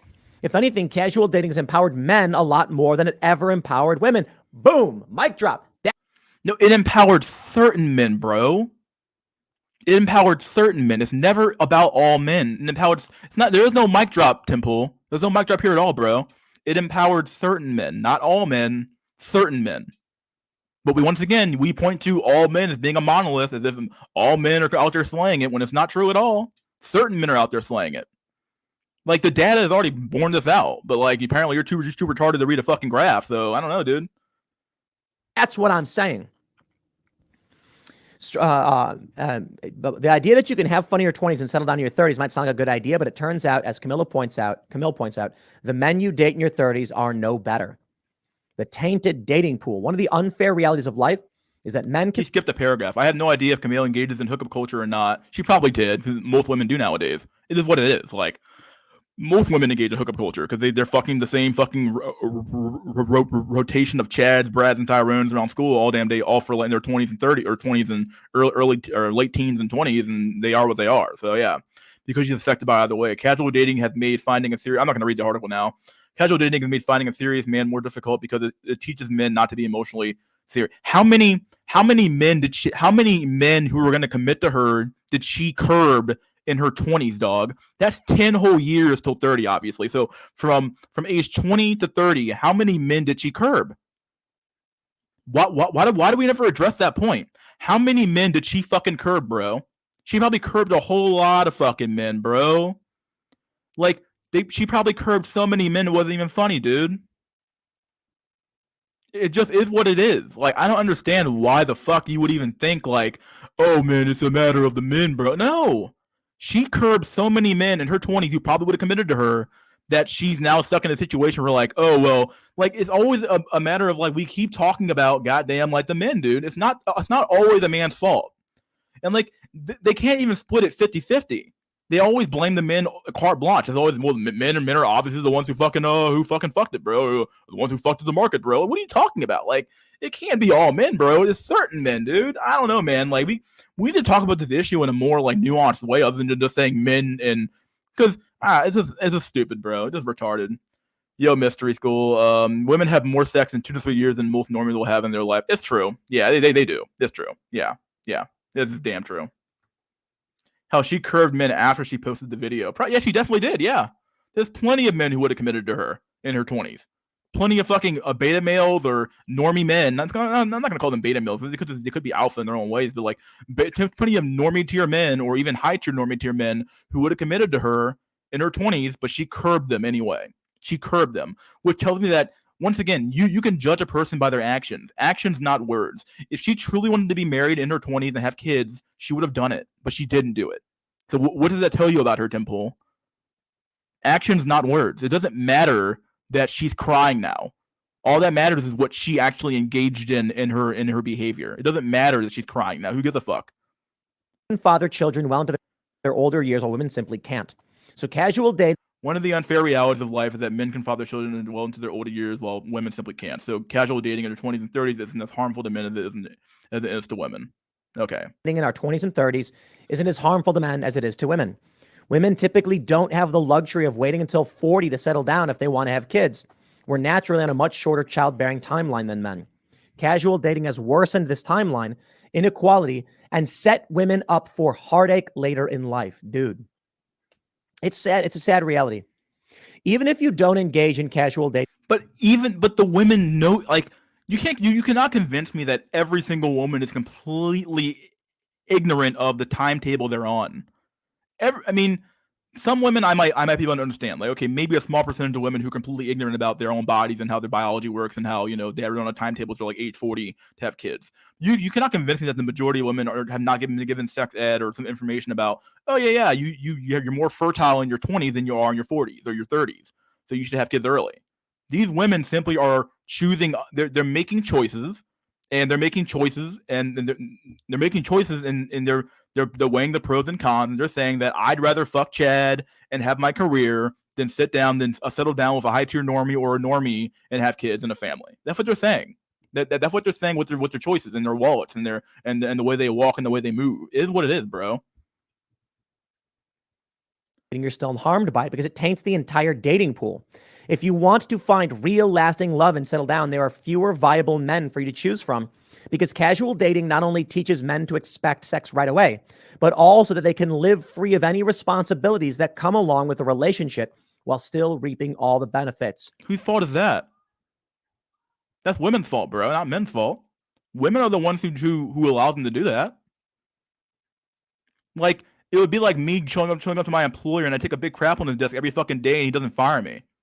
Whose fault is that? I mean, you could argue that, okay, well, your behavior is abhorrent, but if my employer does not stop my behavior and he keeps paying me every 2 weeks to keep doing that to him, then why the fuck would I stop?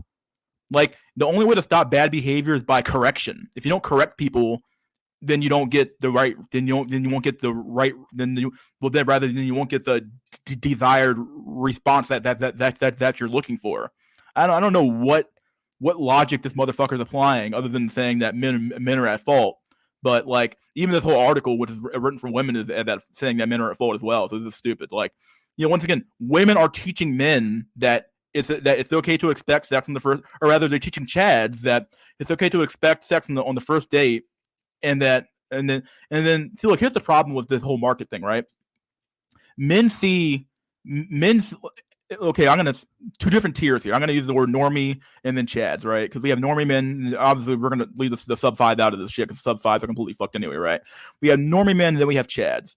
Okay, so normie men are not like in a vacuum somewhere where they don't see what's going on in the market. If you're a normie guy in high school, you know who the women are attracted to, because you see them with all the football players, you see them with all the high status men, you see them with the Chads, the Tyrones, all the tall jock kids, right? And if you're a normie kid and you're hearing rumors around school how, like, Chad and Stacy got together and they banged the first date, what does that tell you about your prospects? And what does that tell you that, okay, like, they're not necessarily wrong here. It does taint the entire dating pool, but like, not every man is going to have access to that level of sexuality or that level of sexual access that the top tier men are going to have access to. So even if those men wanted to engage in that behavior, it wouldn't matter anyway. You want to know why? Because they wouldn't be able to begin with, because the women would just say no to those men. We're talking about an extremely small and cast of men who are able to pull that amount of like women and fuck that amount of women in such a short amount of time in their high school or college years, and even in well into their 20s. We're always talking about a small number of men here, but we keep extrapolating that out to the normie men or the sub 5 men. We're trying to say like all these men are doing this behavior. It's like, no, like, yes, you are teaching, what you're effectively telling the men who are normie tier and lower than that, is that you're telling them that, okay, well, if women are fucking these men on a certain level, and I'm not able to do that, I should either A, not try at all, or B, I should also have the expectation of getting sex. And if I don't get sex on the first date, that means that she doesn't view me as being valuable enough at all, and I shouldn't try at all. That's what women are implicitly telling you by fucking other men on the first date, but not you on the first date. That's what they're telling you. They're telling you that this guy here is high value, and you're not high value enough to get the fucking cookies, right? That's what it comes down to. Like, you're teaching men that we're not all equal. We're not all the same. Therefore, certain men get certain perks. And if you're not getting those perks, bro, you're just not that guy. And because I'm not that guy, okay, well, I'm either A, not going to try. I'm going to drop out. I'm going to become a fucking NEET. I'm going to do nothing. Why the fuck would I bother fucking not being the fucking guy? Like, some men are men, so some men win, and other men lose. That is the nature of a market at the end of the day, right? And this idea that like we're gonna blame all men for the actions of a few is bullshit. It just should not be. It just shouldn't be this way. We're just doing like, we're just extrapolating from like the top fucking tier men down to the bottom tier men and saying, well, all men behave this way. No, this is bullshit, dude. This is stupid. For retard tier logic, bro. This is retarded tier logic. I think I've ranted enough on this topic. But fuck, dude. People are saying it's based. Yeah, I know. Like, fuck me, dude. Mic drop, ladies. This motherfucker is a simp, bro. Mic drop, ladies. Mic drop, ladies. When presented with the limitless sexual options that casual dating offers, the idea of choosing to settle down with just one woman is unappealing to many men. Evolutionary biologist Brett Weinstein calls this an evolutionary bargain. Casual sex presents men with too good of a deal to pass up. How many men are getting fucking how many men are getting casual sex on a regular basis, though? A small cohort of men. It's not the entire pyramid, entire goddamn demographic pyramid of men who are getting sex on a regular basis, bro. It's not the entire pyramid. Stop fucking looking at this goddamn thing as if it's a fucking monolith. It's not. It is not the entirety of the goddamn men who are getting sex on a regular basis, casual sex, especially on a regular basis. It's just not happening like that. Stop treating it like it is. Once again, when these people use the word men, especially women, when women use the word men, they aren't talking about all men. They're talking about the men they're attracted to. Yeah, it's like the old saying goes: women judge men, but judge all men by the men they fuck. Okay, they judge all men by the men they fuck, which makes zero fucking sense to anybody with two brain cells to rub together. But obviously, these motherfuckers don't have even one brain cell to fucking rub. So it's stupid. Like, once again, retard tier logic, because they can't understand stats and data. So it's what it is. So why would they? How do you feel about, they ask, how do you feel about hookup culture? I think it's bad for women. Women get the short end of the casual dating stick. They say women and men process emotions very differently, especially when it comes to sex. We get attached much more easily than men do, which makes it very difficult for us to engage in casual sex without emotional consequence. I'm gonna do some shilling here, but if you guys like what I'm doing here today, I'm gonna here's the ticker from my Cash App, Mystery School MF at Cash App. Send me some shekels if you like what I'm doing here. Otherwise, don't bother. It doesn't affect your comment status or anything like that. I'll read your comments either way, but send some money if you like what I'm doing here. Either way, let's keep reading here. Keep going with this flood motherfucker. It's not just me saying that's actually been proven by science. Women experience a big boost in oxytocin, the love hormone, during sex, which expedites the bonding process for us. The desire for emotional attachment is built into our very DNA. So while men can have casual sex and go on their merry way afterwards, most women find that very hard to do. One of the worst parts about casual dating is that it makes many women feel guilty about their very biology. Modern feminism teaches women that we're exactly the same as men, so we should be able to have all the casual sex we want and not feel a thing. Then when women... Oh, well, they're finally blaming somebody other than men. Wow. It's like they almost grabbed, they're almost there. Okay, modern feminism taught you this shit. Taught you this. Okay, good. You blame somebody else other than men. But even then, like, notice how they blame feminism and not the women themselves. Like, who is the biggest proponent of feminism if not the women themselves? Women try that strategy and it backfires, we're made to think there's something wrong with us. What a psychologically Well, there is something wrong with you. I mean, at the end of the day, I mean, you're women, but either way. torturous notion. Camille mentioned something else in her TikTok that's important. She now feels the need to lie to herself and others about the fact that she wants kids. Man, that's true. She said, like, I'll just pretend I don't want kids. I often wonder if one of the reasons why fewer. I don't know why you skipped 2 paragraphs there. I'm gonna let me give me one sec, buddy. But I'm gonna close this video and go back a few. I want to actually want to read this whole article because he skips parts of this article. I don't know why he does. Let me pull that back a little bit and then pull up the video again. Now we're back. Is built into our very DNA. So while men can have casual sex and go on their merry way afterwards, most women find that very hard to do. One of the worst parts about casual dating is that it makes many women feel guilty about their very biology. Modern feminism teaches women that we're exactly the same as men, so we should be able to have all the casual sex we want and not feel a thing. Then when women try that strategy and it backfires, we're made to think there's something wrong with us. What a psychologically torturous notion. He read the first part. I often wonder if one of the reasons why fewer and fewer couples are getting married and having children nowadays is not because fewer people want children, which is true. It's not actually true. That's absolutely true, right? If you have to look at the data, people still report wanting the same number of children they wanted back in the day. So that's actually kind of a true point here. But because it has become increasingly difficult to find real love, like this idea of finding real love is like one of the biggest motherfucking goddamn it's one of the biggest fucking like memes in the world, bro. Like real love doesn't fucking exist. Like it's not true. Like you like love does not keep a relationship going. It's commitment and it just doesn't. It's not real. Like it is what it is. Like you're not gonna be in love with that person 24/7, 365. This is not gonna happen. So like people got together more or less out of like necessity than they did out of like some like love commitment or shit or something like that. I don't know. This is like real love. Like women are looking for some love shit, and men are just I don't know. This is retarded shit. Dude. I guess men are looking for fucking love too at the end of the day, right? But it's a huge a Disney has done like irreparable harm to like our generation at the end of the day. And for women, it's harder to find the right man. The right Chad rather. Well, there's still enough time left on the biological clock to bring kids into the picture. Yeah, once again, it makes it's a women's issue. Like women are the ones. Like, keep in mind, who is the right man? Like, when women list off 300 goddamn requirements for a man, there is no man who's going to fit all 300 of those boxes. So, like, women are the ones with the unrealistic expectations of what men are supposed to be like.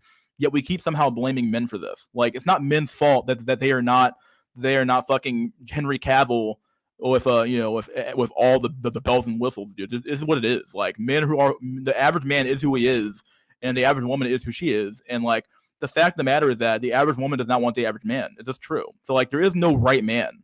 There is no right man at all. Okay, you can find a good man, but he won't be the right guy for you. There is no right man. This doesn't fucking exist. And Chip Skylock is right. Even if that man exists, why would he choose them? It's true. Like, even if that guy existed, why would he choose you to settle down with? It doesn't make any sense. Let's see if we got a comment from Jay here. Most women have no issue fucking a guy and dipping out with no emotion, but since it's so hard for men to get one sexual encounter, if she goes to him, he'll have a hard time afterwards. Women. I mean, put that comment there first, and then we'll do this one here. Women bang Chaz and Tyrell the first day so they can maintain their place in line. She knows she's already banging chicks, therefore she must give it up early to secure her bid for a relationship. That's true. That's a good comment. I'm so tired of seeing this real love shit though, bro. The fucking quote unquote right man. Like these things don't fucking exist. Like women are looking for a fucking final fucking I don't know. They're looking for a fucking like a fuck. It doesn't exist. Like. It's a goddamn fantasy, dude. It's a fantasy. It doesn't fucking exist. Like looking for a fucking unicorn. It doesn't fucking exist. Stop looking for it. You're bullshitting us. It's actually easier for an average woman to walk away from casual sex than the average man. Yeah. Check my last comment. Oh, here we go. Women get the fuck chads in their 20s, get backs blown, and then can settle for a kind of beta at age 28, 30 who won't cheat and provide. How are women getting the short stick? They aren't. That's the problem. Like they think, this is retarded logic here, dude. Put Chip's comment up here real quick so people can see what it said. All right, let me keep going. This video's almost over, I think. Camille mentioned something else in her TikTok that's important. She now feels the need to lie to herself and others about the fact that she wants kids. Man, that's true. She said, like, I'll just pretend I don't want kids. I often wonder. Of course, there are many socioeconomic factors that go into statistics, but I believe our upside down dating culture is one of them. Women have been conditioned to think that having children is a lesser goal than chasing a successful career, so they often put off having babies until it's too late. So many of these modern ideas that are meant to empower women end up having the exact opposite effect. Then why don't women do something about it other than just being a fucking sheep? Oh, because they can't do it because they're fucking women. That's why. So yeah, it's pretty obvious. Like women need men to do everything for them. They need men to take care of the fucking feminist hellscape that they fucking created as well. Like women are literally incapable of fixing any problem that they fucking cause. Men have to fix all the problems, dude. It's true. Like we have to fix all these problems. Not that we are, but the reality that women cannot fix these problems on their own. They just can't do it. They're incapable of it because, like, they're incapable of ever admitting that they're fucking wrong. Women hate being wrong. Women hate being wrong. It's I hate to use the Kevin Samuels sign language shit, but shame, insults, guilt, and then the fucking need to be fucking right. That end and need to be right is that's the real crux of the issue here. Women need to be right, and if they're wrong, they'll never admit to being wrong ever. They'll never admit to being wrong at all. They'll never admit to being wrong. They can't fix shit on their own. And so if something ever breaks in your house or breaks anywhere, and they'll blame you to high heaven that it broke, but they'll never admit that they fucking broken on their own, that they broke it. Like they'll always admit that it's your fault. You caused this. You weren't there to fix the problem. Yada yada yada. Okay, but you caused the problem in the first place, right? But they'll never admit to that shit. So the need to be right is the biggest part of sign language at the end of the day, right? If one of the reasons why fewer and fewer couples are getting married and having children nowadays is not because fewer people want children, but because you can't trust anyone. Let me put this comment out here. There's a big comment. You can't trust anyone that has no accountability. Yep, you can't. You can't trust them for shit. You can't trust them for shit, bro. Yeah, of course I know I'm cooking, bro. I'm cooking. Once again, if you like what I'm saying here, man, the Cash App is there. Otherwise, don't bother. If you comments will be read, dude. Don't get me wrong. Now I'm gonna read all the comments, but fuck. Because it has become increasingly difficult to find real love in today's world, and for a woman, it's harder to find the right man while there's still enough time left on our biological clock to bring kids into the picture. Of course, there are many other socioeconomic factors that go into this statistic, but I believe our upside-down dating culture is one of them. Women have also been conditioned to think that having children is a lesser goal than chasing a successful career, so they often... Well, whose fault and whose problem is that? That's women's fault, and that's their own problem. Once again, they're the ones who asked for this fucking feminist hellscape, not us.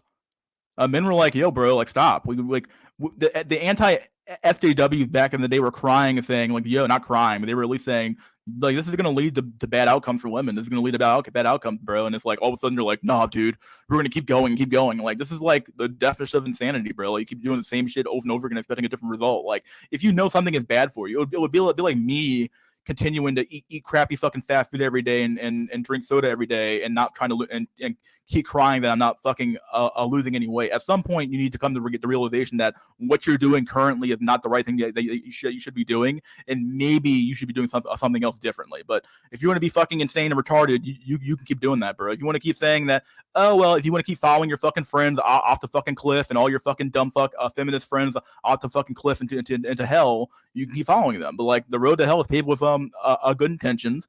And everybody thinks that, oh, if we keep empowering women and give women jobs and diversity hire and blah blah blah blah blah, and give them all these jobs, it's like, look, man, it is what it is. Like this is the world you wanted, and now you're bitching about it.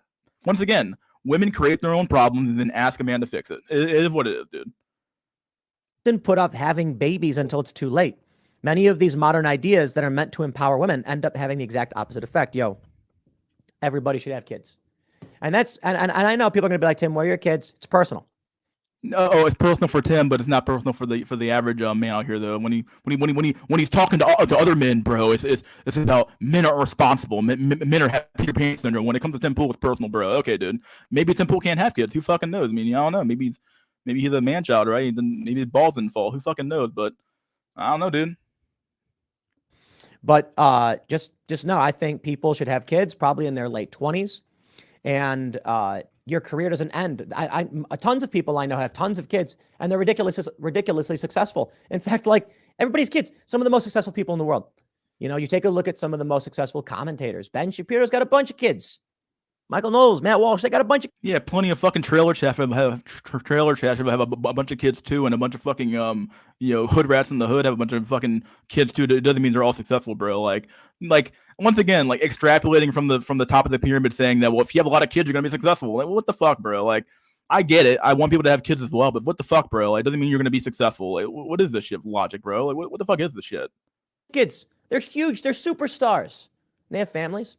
You don't want to talk about politics? Talk about Casey Neistat, one of the most successful YouTubers in just ever, covering magazines. Like, all he does is name off a bunch of high pro. Once again, if you can name them, they're probably in a very different cast than the average person you're talking about, bro. What the fuck you talking about, bro? What is this fucking logic? Basically invents vlogging. Like, taking apart Tim Pool's like videos is so easy, bro, because he's such a fence post riding fucking goddamn fucking just sniveling fucking dude that it's so easy to do it.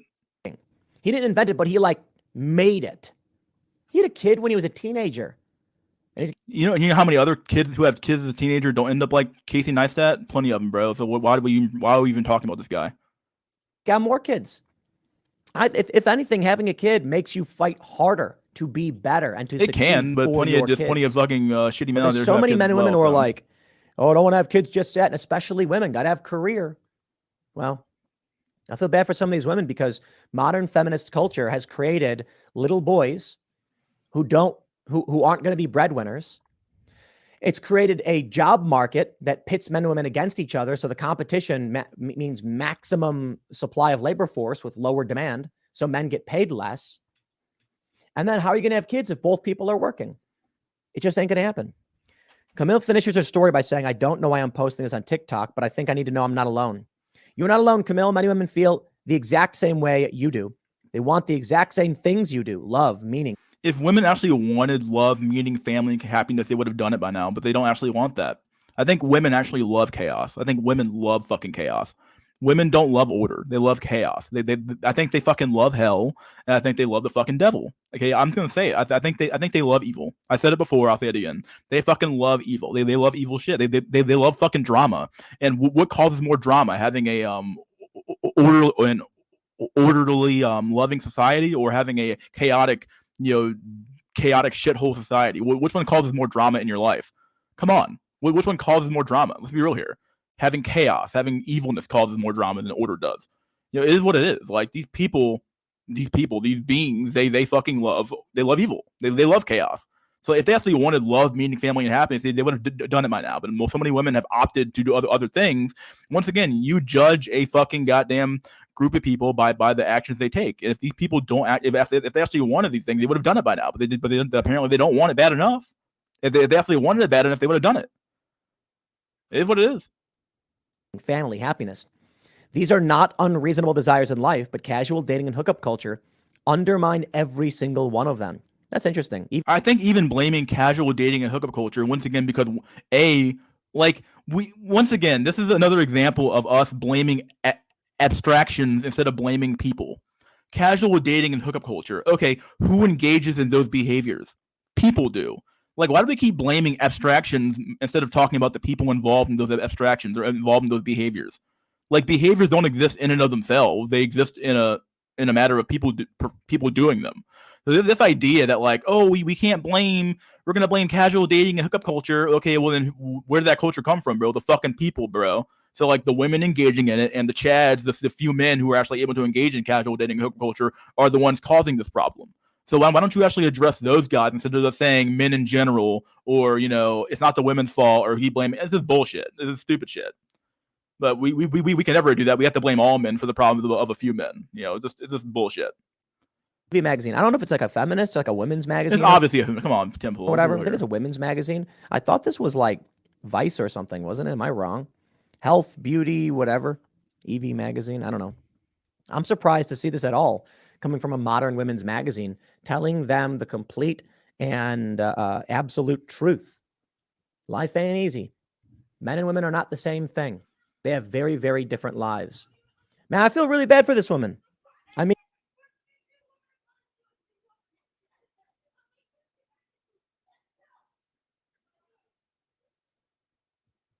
mean, she seems like a nice lady. She seems like a nice, attractive young woman. Well, I guess she's over 30, so I don't know if young is it anymore. You know, I was making the joke because my birthday was a few weeks ago. I'm halfway there. I'm 37. I'm on the back end of 30. Oh boy. And I was joking. I was at the poker table and I was like, I'm halfway there. And then all of the old people who were there were like, what? Bro, you're halfway there at 35, believe it or not. 35 is the halfway point for most people's lives. Most people live to be 70, 75 years old. So if you're 35 years old, you're already halfway there. Like, it is what it is. No, you're not. Don't say that. And I'm like, well, isn't the life expectancy for a U.S. male like 72? And then I think I offended some old dude because he immediately pulled out his phone and checked and at 79.3 or something. I was like, all right, I'm not exactly halfway there, but I'm getting close. The hill is approaching. But I'm a guy. I'm a dude. Not only that, but like, they were like, I thought you were 24. I'm like, well, I don't smoke, I don't drink, I exercise, and I eat well. So maybe that's why. You know, it's really funny too, just as an aside. If you took that hat off, bro, you might look a little bit older. I got to say it, dude. Oh my God. Took off that hat, you might look a little bit older, my dude. I thought you were 25, 22. Well, you took off that beanie. Yeah, you might be a little bit older, buddy. Oh boy. Why is it that when you go watch, I think he has the a Dr. Phil hairstyle, right? He looked like he was like 45 probably if he had without the hat on, bro. He'd be talking about like, I'm gonna change your life today. fucking Dr. Poole or some shit. watch movies from the 90s, people in their 30s look 50.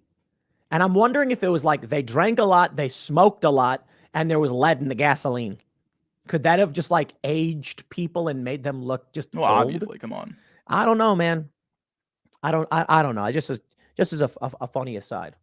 But this is what we're getting. I'm sure that I will get a bunch of leftists who will take this video and they'll mock and they'll insult and they'll say it's sexist or whatever. And it's like, yo, I'm here supporting ladies, man. I'm here reading a ladies magazine showing women talking about how they feel. And I'm saying, I feel bad for them. I wish them the best. They are correct. Yeah, but you don't blame them for their own actions. Which is like, once again, like that whole article talked about men, and you just agreed with all of it, dude. You didn't even like push back against any of it. This is why this is why you shouldn't trust Deadpool at all. Now, how is that misogyny or sexism? Oh, bro, you're so lost. That's one of the biggest lies when it comes to modern feminism and when it comes to this leftist cult garbage. They say that men who try telling women to find family are misogynist and sexist, when in fact, it's actually the men trying to help the women. I'm not saying women should not have jobs. I'm not saying women shouldn't strive to be CEOs. I'm not saying every single one on the planet should be the head of a fortune, should be making sandwiches in the kitchen, or anything like that. I'm saying outright, men and women have different biological expectations, standards, and timelines. And that you should probably listen to your older sisters in life when they say things like this. Because maybe you don't agree. Maybe you're like, I don't feel the same way you do. You know, maybe there's a lady who's like, I just don't want to have kids. It's not going to happen. Hey, man, more power to you. Like, congratulations. You know, I hope you start that company and you become a lady boss that takes over the industry. Once again, Tim Pool rides the fucking fence post so fucking hard, bro. He is the fence post at the end of the day, right? The fence post is up his ass. That's the point, dude. I swear to God, like, he can't take a stance on anything. Oh, he's saying two things simultaneously. Well, women should have families and blah, blah, blah, blah. But at the same time, well, if women want to be career women, should be okay, like, no. When you give somebody a fucking order or a fucking a direction, you need to give it to them in plain English. You don't want to give them a wishy-washy answer. Tell them what they should be doing, not what you think they should do, or tell them, oh, if you want to do this, you should be able to do whatever the fuck they want, bro. No, just give them the order. Be a fucking man and get some fucking balls, boy. No wonder you can't have kids. Get some fucking balls. Give them the fucking order. Be a fucking leader. Instead of being this fucking little cuckboy who's like, women can do this and they can do that, and I don't care, bro. Like, what? Why even have the video up then, bro? What the fuck's the point? If women want to do this, they can do that. If women want to do that, they can do this. Who gives a fuck? Like, okay, well, what are we talking about then? What are we talking about? Like, come on. And I want you to succeed. I want all these women to succeed. But when I see these women on TikTok crying every single day, there's always another video. And I'm like, dude, everyone has always known this. It's the feminists that are lying to these women about modern dating culture that are causing pain and suffering for them. You got to be honest. You can say, hey, look, if you want to go and hook up and do TikTok and all that jazz, man, you do it. Why? Why would you tell them that? Because that means you're gonna like even you, Tim Pool, are leading some women astray by telling them simply that you can do that. Why would you tell them that? Why would you do that? If you know what's bad for them, it would be like me telling my child, yeah, man, if you want to eat candy and cookies every day for breakfast, lunch, and dinner, and for every snack, you should do that, kid. What? No, if you want that person to thrive, you would put them on a fucking diet and you would make them lose weight. If you want your child to thrive, if you actually cared about them. But I don't think Tim Pool actually cares about anything at the end of the day because he's so fucking wishy-washy on everything. He doesn't care about anything. He cares about making money. He's just another grifter, but it is what it is, right? But he's a good a lol cow, so he's good to kind of go off of, right? But this is sad. Like, you don't care about anything, do you, Tim Pool? You don't care about anything. Just watch those videos from these ladies and see how they're feeling. You know what'll happen? I think what happens, a lot of young women see videos like this and they'll be like, that won't be me. I'll never be like that. And then sure enough, come 33, they're like, I can't believe how right these older ladies were. But hey, man, look, I'm not a lady, so don't look at me. All I can do is comment on what these ladies are saying. And I hope this lady, it's been a year. I hope she found somebody. She got a relationship. She's happy and living a good life. On the beach, hope she had a kid or something. And same thing for that lady on the treadmill, man. Good luck. Seriously, mean it. Good luck. Find somebody. And I wish you all Good the luck, best. bro. Okay. And I'm glad. I want to say to these ladies, thank you for putting these videos out there and telling people. Make sure the younger ladies know so they don't fall into that same pit trap.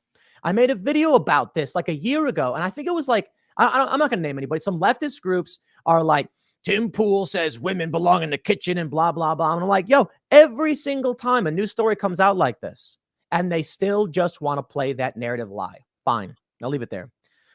All right. Next segment's coming up at... Don't care about your next segment, Tim Pool. Who gives a fuck? But all right, buddy, Bo. That was a Tim Pool segment we had. I have another video of Tim Pool we can play later on. I have plenty of stuff queued up today. I'm not going to read that article. I'm going to get rid of it since I already read the article off the screen Tim Pool had, so I'm not going to read it again. There's no need to fucking play it and read it again, but I've already reacted to the article, basically. We're going to do another article pretty soon after this article here, but we're going to take a big not a big one, but a pretty like a 10, probably 5-minute intermission for I can go to the bathroom and do some other stuff for my house. So let me X out of what video is X out of this video. We're probably going to do the Pepe the Frog animation video next. It's like 2 minutes long. We'll do that next, and then we'll do the article. I'll probably open up the open discussion as well. We'll read an article together, and then we'll do another video, and we'll do it like that, buddy. Both. Okay, let me set up the intermission. First things first. Here's the Cash App link, or the Cash App thing. If you want to send me some shekels, send them there. I'm gonna leave that up while I do my intermission. Let me pull up a good meme for us real quick. What do we have here? We're gonna pull up. Let's pull up this meme here. What's this meme here? Good meme. Spicy meme.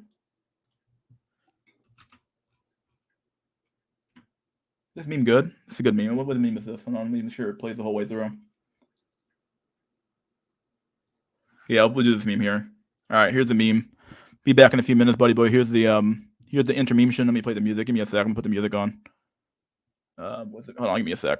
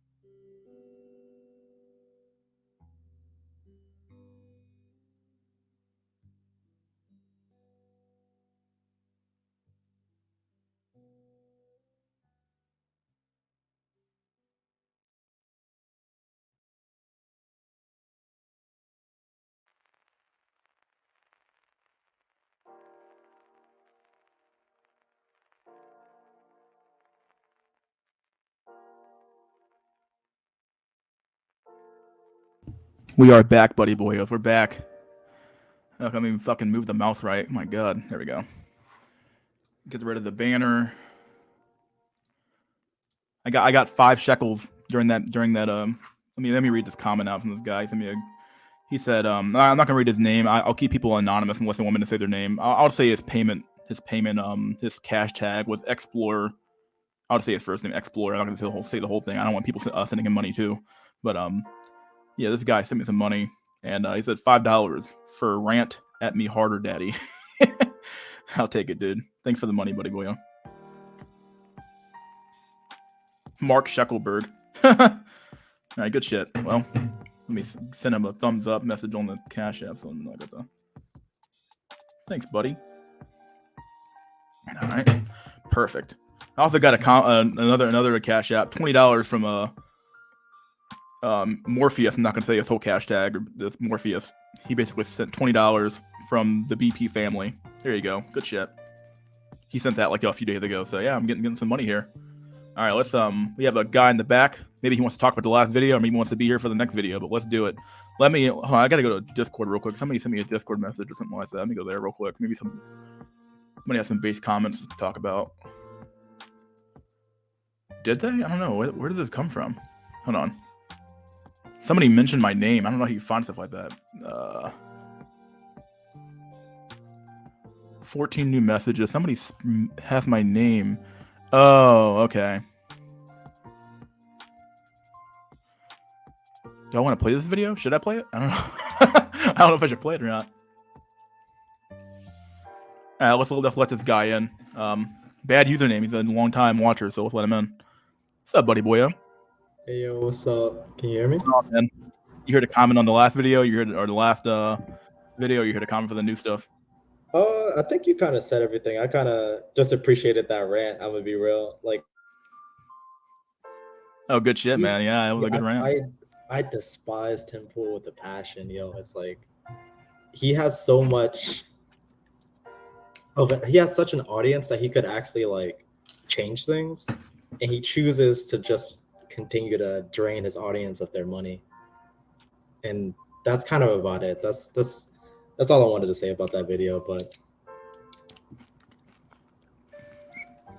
It's crazy to me how these guys with all this money and all this power don't fucking use it at all. They use it to say the most like a milk toast shit that's not gonna get them in trouble, because like obviously if they get in trouble they're gonna lose their money and influence and power. I guess I get it, but I don't get it. You know. I mean, it's kind of sucks because all the people that go on his show have like a kind of like a prisoner's dilemma where it's like, okay, well, they get more followers if they just kiss his ass for like the hour that they're on his IRL show. True. So they can't really call him out on his bullshit, but sometimes they do. And it's like everything that you say, that's what they're saying, essentially. Wait, what? Everything I And said, they said too as well.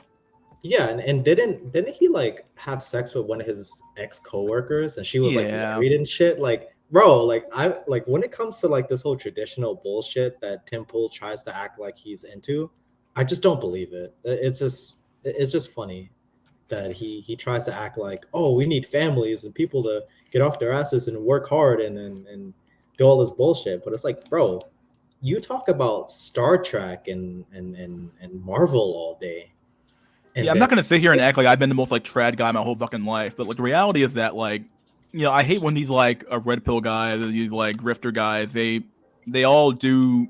It's like you fucked around your whole fucking life, and then somehow you found fucking Christ or Allah or some shit, or fucking you convert to something else, and all of a sudden you're a trad guy now. It's like, okay, like that's very convenient for you. Like like it's easy when you like you got to have all the fruits of the world when you were young, and then you show up at the finish line saying, "Oh, I need to." It's kind of like who's that guy who died? Was it Emperor Constantine killed like millions of people during end of wars, and then he showed up at the end of his life, and he's like, "Well, I'm gonna get baptized at the end of my life, and get all my sins forgiven, and then die." Like, okay, Yeah, well that's very convenient for you, like very convenient. Like it's just crazy. yeah, Separatists, buddy. How you doing, bro? Hey, what's going on, Mystery? What's up, Truth Hey, Bill? What's up, dude? Oh hey, yeah, what's going you're on? here. Bad username. hey, what's good, man? Do you care, Mystery? Is it okay if I kind of tell you my opinion on Tim Pool and a lot of guys on? Yeah, go ahead. This is what the whole platform's for. Go ahead. Talk your shit. Okay. I still think that you hear a lot of guys like Tim Pool, and you could go down the list of all the red pill guys and MGTOW and Manosphere guys in general. They keep blaming women, but I mean, do I have to point out the fact that most women, common women like us common men, I would consider myself a common man. You, Mystery School, you're an office worker too. You're a common man. We're neither dirt poor nor are we like rich. We're just normal. The normal whatever, average American. But we don't have any power. Like I can't say, tell the government, hey, do this, and they're going to do it, or tell my corporation do that. Most women can't either. Do they profit by what the corporations and the government laws that are in their favor give them? Yeah, they certainly do profit, and they should be held accountable for it, but really they have no power. They would not be able to have all these advantages in life and act the way they do without corporations who hire puppets and put them in government to pass laws to enable this type of behavior. It's like giving children rights and telling the children, hey, if your parents don't, buy you candy instead of giving you healthy food, if they don't take you to the park or amusement parks or movies and watch horror and rated R movies, even though you're underage, just call, the child care services, call the police, and we will come and arrest them. So at the end of the day, this behavior and people don't want to mention it, and I wonder if they don't want to mention it because they're kind of afraid of, saying, it's the government and corporations, and they're afraid, kind of like what we saw with what's his name, the guy, he just got out of jail. What the hell? Andrew Tate. There you go, Andrew Tate. What happened to him when he started touching on that? That's where it got serious. As long as you just go ham hock, women, women, women, women are bad, you're fine if you notice. But like if you start drifting like TFM and you start saying, what the real cause is, or like Tate, you start kind of shedding more light on it, boom, you're something happens to you. And then you change your rhetoric. Even Jordan Peterson, he was going, he was pointing, and all of a sudden now that he was in a mental institution in Russia, and now he's like, because here's the thing: you can have Fresh and Fit, you can have Dr. Phil, you can have mini Manosphere shows, and you can sit there and you can debate and debate until you're blue in the face and can't breathe anymore. Women this and women that. It will not change anything. It will not change any laws. It will not make life better for any men. It will not do anything. It will not do anything. It will not even. People say, "Oh, it brings exposure. It brings light."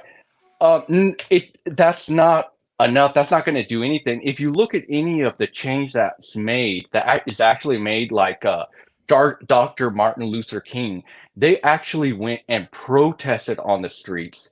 They, there was riots, there was bloodshed, and after all that adversity and endearment of actually taking actions against the unlawful laws against African Americans, had to take it up with the state, really, at the end of the day, because it was the state who was enforcing the laws against them at the end of the day. It wasn't. This kind of reminds me, what you're kind of speaking of is basically the idea behind like this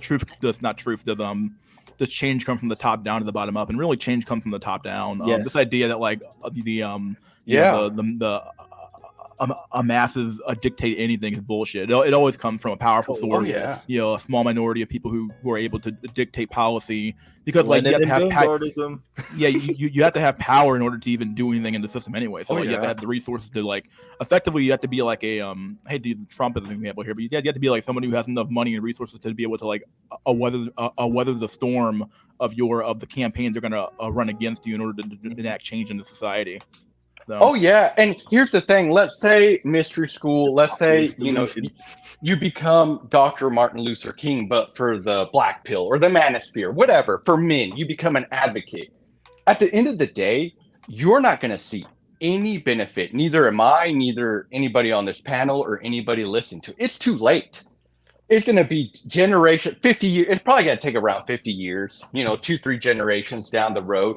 I'm not saying that I'm just pointing out the obvious at this point. It's over. There's just no way to put it. I mean, we can sit here and talk, and there's nothing bad about that, because you can vent. It's always good to vent, even. Yeah, it is. Yeah, I totally get what you're talking about. Like, I actually brought this up during that short stream I had yesterday, where like a lot of these I truly believe this, that this is something that Richard Koper, he was a long time watcher, but he used to come to my stream a lot back in the early days, back when it was like a really small stream. He would talk. It was still a small stream, by the way. He would talk about how he basically said like a lot of these campaigns are like effectively like they're they're not real, like they're astroturfed effectively, where it's like you have the a real campaign of like the masses would be like completely different from like something that a media cooked up or something like that. And the crazy part is that like I think that a lot of the stuff we see nowadays, like I was thinking in that stream, like, does this stuff really have the support of the masses, or is it simply just like the media pushing it, and they're trying to make artificial support for something, and then like because people are followers, but a lot of people are like follow stuff by their very nature. And because of that, like if they think that something has like a lot of appeal to the masses, they're gonna follow it anyway, thinking that, well, I'm following a trend, because most people follow. They aren't very good at leading themselves anyway. So like they'll follow a trend, and if that trend gets big enough, at some point it becomes a actual real movement. But like starting off, like a lot of these movements could just be like astroturf completely, where it's like, they start off small and they'll make it, the media will make it look bigger than it really is, and all of a sudden it becomes a much bigger thing than it really is. If that makes any sense, right? Oh yeah, no, I mean you made a very good point, especially with Trump. Look what happened. He's indicted. He's supposed to turn himself in on Tuesday, and I think Leslie something, Leslie Graham came on there, was cussing and all that stuff, telling people to donate. I think they donated 1.5 million. That was a couple days ago, so who knows how much it is now. But you're donating to a billionaire. But more than that, when I saw that without thinking of anything, just watching it, I'm done with work. I'm not thinking. I'm not in my right mind because I'm kind of tired. I got so enraged, and I literally said, screw these, Democrats. I've never voted. And I said, I have never voted, but because they're doing this injustice to Trump, I'm going to vote if he runs 2024. Next day, when I actually came to my senses, and I'm like, those mother effers got me. They got me reinvested into the Republican Democrat dichotomy, false dichotomy. Mm-hmm. They got me to participate in the game because a lot of Republicans, and I'm not Republican, I'm not affiliated, but a lot of Republicans lost the ambition to stay in that party or to continue to vote because they felt that the election was stolen, which I personally think it was. Yeah. But so they lost. But with this new thing, it's like the preseason of the playoffs in NFL. Mm-hmm. They're getting everybody amped up, prepped, and when Trump runs again in 2024, you're going to have a huge a base of Republicans once again invested in this two-party false dichotomy, a black and white system. Like you said, AstroTurf. It's just fake. It doesn't. They need to put you in those blocks because that's how they can control you. They can control. Yeah, go ahead. I'm sorry. Yeah, the NBA does control because, if they can control the narrative, they already control the narrative. I brought this up in yesterday's stream, little short stream I did yesterday, and I brought up how the left basically controls the media and they control academia, right? And if you can control those two aspects, you basically have control over what the what young people think. At the end of the day, if you control their learning habits and what they're going to learn, and you control the media they're going to consume, you basically control their minds. And at the end of the day, conservatives are effectively lost. The conservative, I watched Aaron McIntyre video, and he talked about how conservatism effectively needs to die and needs to be reinvented to some extent. I know we're kind of going off topic here, but at the end of the day, that whole concept of conserving anything, conservatives have never conserved anything at the end of the day. This is true. We haven't conserved shit. And there needs to be a realignment somewhere in the system of what are we actually going to do next? We need to stop looking at Ronald Reagan or some shit like that to as our guide of how we're going to run the country or how we're going to run campaigns anymore. It's bullshit. In my opinion, I think I brought up in that stream yesterday as well, where I brought up how Trump, for all his faults, at least he at least was he was on attack mode the whole time, and I think that's what you need to do nowadays. You cannot apologize for shit because the left will simply hold you to it, and they're gonna kill you anyway, so you might as well attack anyway, right? So you might as well just attack the whole time. Don't be on don't try to apologize and placate them. Just attack. You do what you have to do. Conservatives just want to return to an earlier stage of liberalism, and that's just eventually going to lead them right to the exact situation. Same endpoint, yeah. It's go ahead. I'm sorry. No, that's good. You're good. I was good. Yeah. Well, what I was gonna say, it doesn't even matter, guys. I mean, I turned 39 here a few days ago, and I look back at the base Pluto about a couple years ago, and I remember even at that time, he's all about the certifications, the IT, and a lot of guys, in his sphere were, get your stuff up, get this, Excel, better version of yourself, money-wise, and all this stuff. And that's all good and dandy. But from my perspective, where I am in life compared to them, because they're a lot younger than me, I think they're in their late 20s. Yeah, I'm I don't mean to laugh, and I'm not laughing at them. I'm just like, man, I've been there and I've done that, and I make six figures, and I'm telling you guys, and I have a kid, and I've been married, and I've been divorced, and I've been cheated on, and I've been cucked, and the list just goes on, and I've cucked, and I've been with women that are married, and it's over for you guys because you can't have a family, not in this culture, and you wouldn't want to anyway. Any way you look at it, any way you cut it, you're not gonna succeed as a man who wants to have a traditional marriage. Even a man who doesn't want to be traditional, even a man who just wants to have a wife with no kids or a girlfriend. You're just you're just you're not. Virginity, 300 Yeah, bucks. I brought up in a few streams ago. I brought up how like, what's the point of being traditional in hell? Like, you know what I mean? Like, there's no incentive. Like, well, you're Tim literally in Pool. hell. Like, like any level of like trad you can bring up in hell would just be destroyed the moment you bring it up, right? So what's the point? Dude, Right, and you hear Tim Pool, and he's like talking about women, they're upset because their most fertile years are young, and when they get older, they can't have kids. I don't know what women he's been talking to. That is the exception to the rule. Very few women at that later stage in life, like in their late 30s, in their late 40s, I don't care if they have had kids, have had no kids, have a bunch of kids. They don't want to have kids. Most of the women that I have talked to do not want to have kids at that stage in life. Mm-hmm. Most women that I've talked to, they're not upset. Even if you go on Fresh and Fit and you see the older women, they start crying, but they're not crying because they can't have any more children or they can't have a family. They're crying because they're getting older, and the attention, time, and money that they get is a lot less, and it's a lot harder to get because they're not young and cute anymore. And that was they're mad because they're losing their sexual power on men. They're upset. They're not mad. They're upset. They're crying. They're coming to terms with the death of their beauty. It has nothing to do with having kids. I really hate the no eggs. Oh, women, men can be fertile until they're 100, which is true.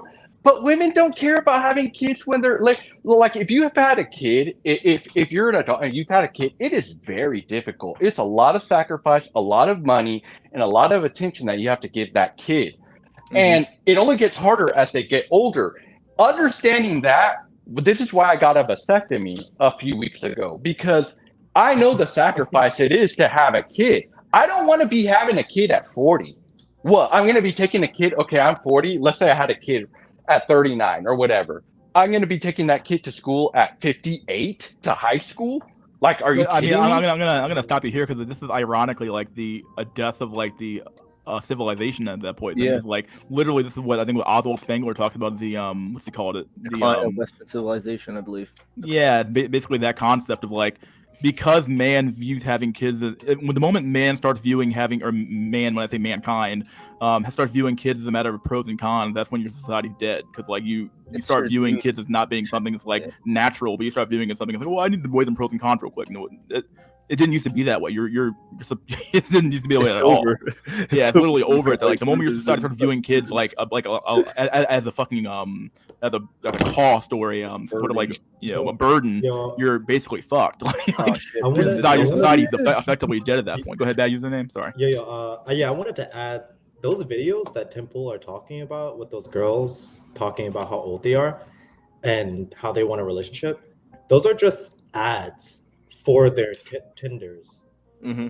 You know what I'm trying to say? Like a lot of these girls actually pay these trashy news agencies to kind of write about them and be like, they can't find a spouse or whatever. And then afterwards they get flooded with like offers. They just want like a Dubai dude. They want a rich guy. And that's what they're really looking for. Like it's really obvious. Yeah. Yeah, basically what I said during the rant, man. I'm so tired of hearing the narrative that like, oh, these women couldn't find anyone in their 20s. Like, no, you had plenty of options. You just didn't like your options. Like, women have I think Black Jack Nickelback put the best. Women have a literal bag of dicks put in front of them. They just don't like they just don't like what's in the fucking bag, right? Like they don't care. Like I think a lot of these chicks, they really do want to have it all, and they think they've been raised to think they can have it all, and because of that, well, this is where you are, like it's where we are, and it's like, you could argue that the media and big institutions push that. Yeah, I would agree with that, but at the end of the day, like, I as much as a determinist that I am, like, I still have that little bit of inkling of like, people have a little bit of like agency in them or something like that, like, like to some extent, like I get it, people are are simply a people are this kind of like a the genes and the environment shape people to be who they are, right? But at the same time though, it's like you're telling me that like you couldn't see the grift of the show being put in front of you, like, come on, like. But then again, I guess I have to concede that when the average IQ is 100, like people forget that 100 IQ is not like high IQ. It's literally just the average, like by definition. So like, we forget that like if you're smart, you can see through bullshit probably a little bit easier, or maybe not from what I'm hearing now, honestly. But maybe the super high IQ or maybe the super autistic can. But at the end of the day, like when you have all these people, all these women and men, where they say, well, I was influenced by the media to be this way, and it's not my fault. It's like, okay, like. How could you not see it? But I guess because like I have the ability to see it and they don't, I guess it's kind of like, when you're in the Matrix versus being outside the Matrix, you can see the source code, right? I don't know, but like, I have very little, especially maybe for adults. For the kids, I kind of have more empathy for, because they're still young and they're dumb. But for the adults, like people in their late 20s, early 30s, I'm like, bro, how could you not know? Like, how could you not know that your eggs are drying up? How could you not know that like the media is going to be having a certain thing pushed to you, and you should probably if you want to have a certain thing in life, you have to do things to get it. And it's like, how could you not know these things? But apparently a lot of people fucking don't. They just think the world is supposed to happen to them, and I guess for a lot of them the world has just happened to them, especially for women. So how can you not know that mutating yourself would cause adverse effects later on during life? It just doesn't make sense to me. It's just what. Well, yeah. What you said, Mystery.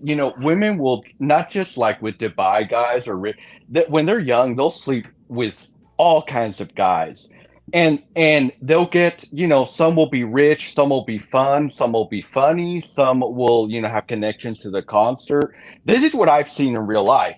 Now, they have all kinds of options. It's not just like the top tier. The reason they keep doing it is because there's even guys that way. When you're young, you think you're invisible, you think you have all the time in the world, and you just don't think that merry-go-round is gonna stop. But age comes for all of us. I did, and I know a lot of guys do too. I think I'm just extremely neurotic. That's why. I don't know why.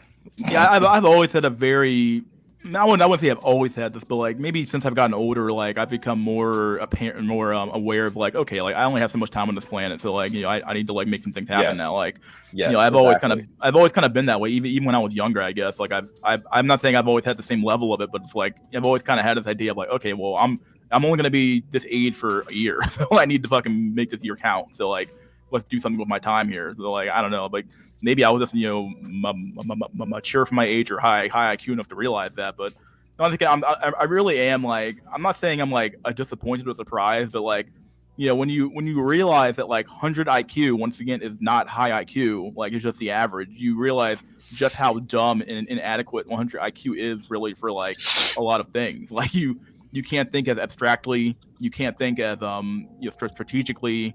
Your long-term thinking is going to be inhibited to some extent. Yeah, sure, you can think longer term than somebody who's like 80 IQ or something like that, but at the same time, though, it's not nearly as good as having 110 or 120, 130, IQ. Like you're almost inhibited in a lot of ways because your IQ is just basic. Like you're just a basic. It's like it's expecting a like having a computer example here, like an i3 trying to run really advanced engineering software. It just can't through it. You just can't. You need like an i9 or i7 or something like that to run it, right?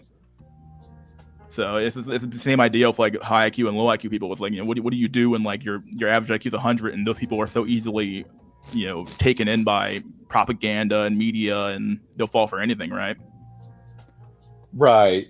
And like what you were saying, dude, I keep harping that it is like the corporations who run the government, the reason women here in the US act this way, because just look at Mexico, the women there you can find traditional women in Mexico, and I know for a fact because I used to go on vacations there with my ex. She was actually Mexican. Howdy, can you I can't hear anyone right now.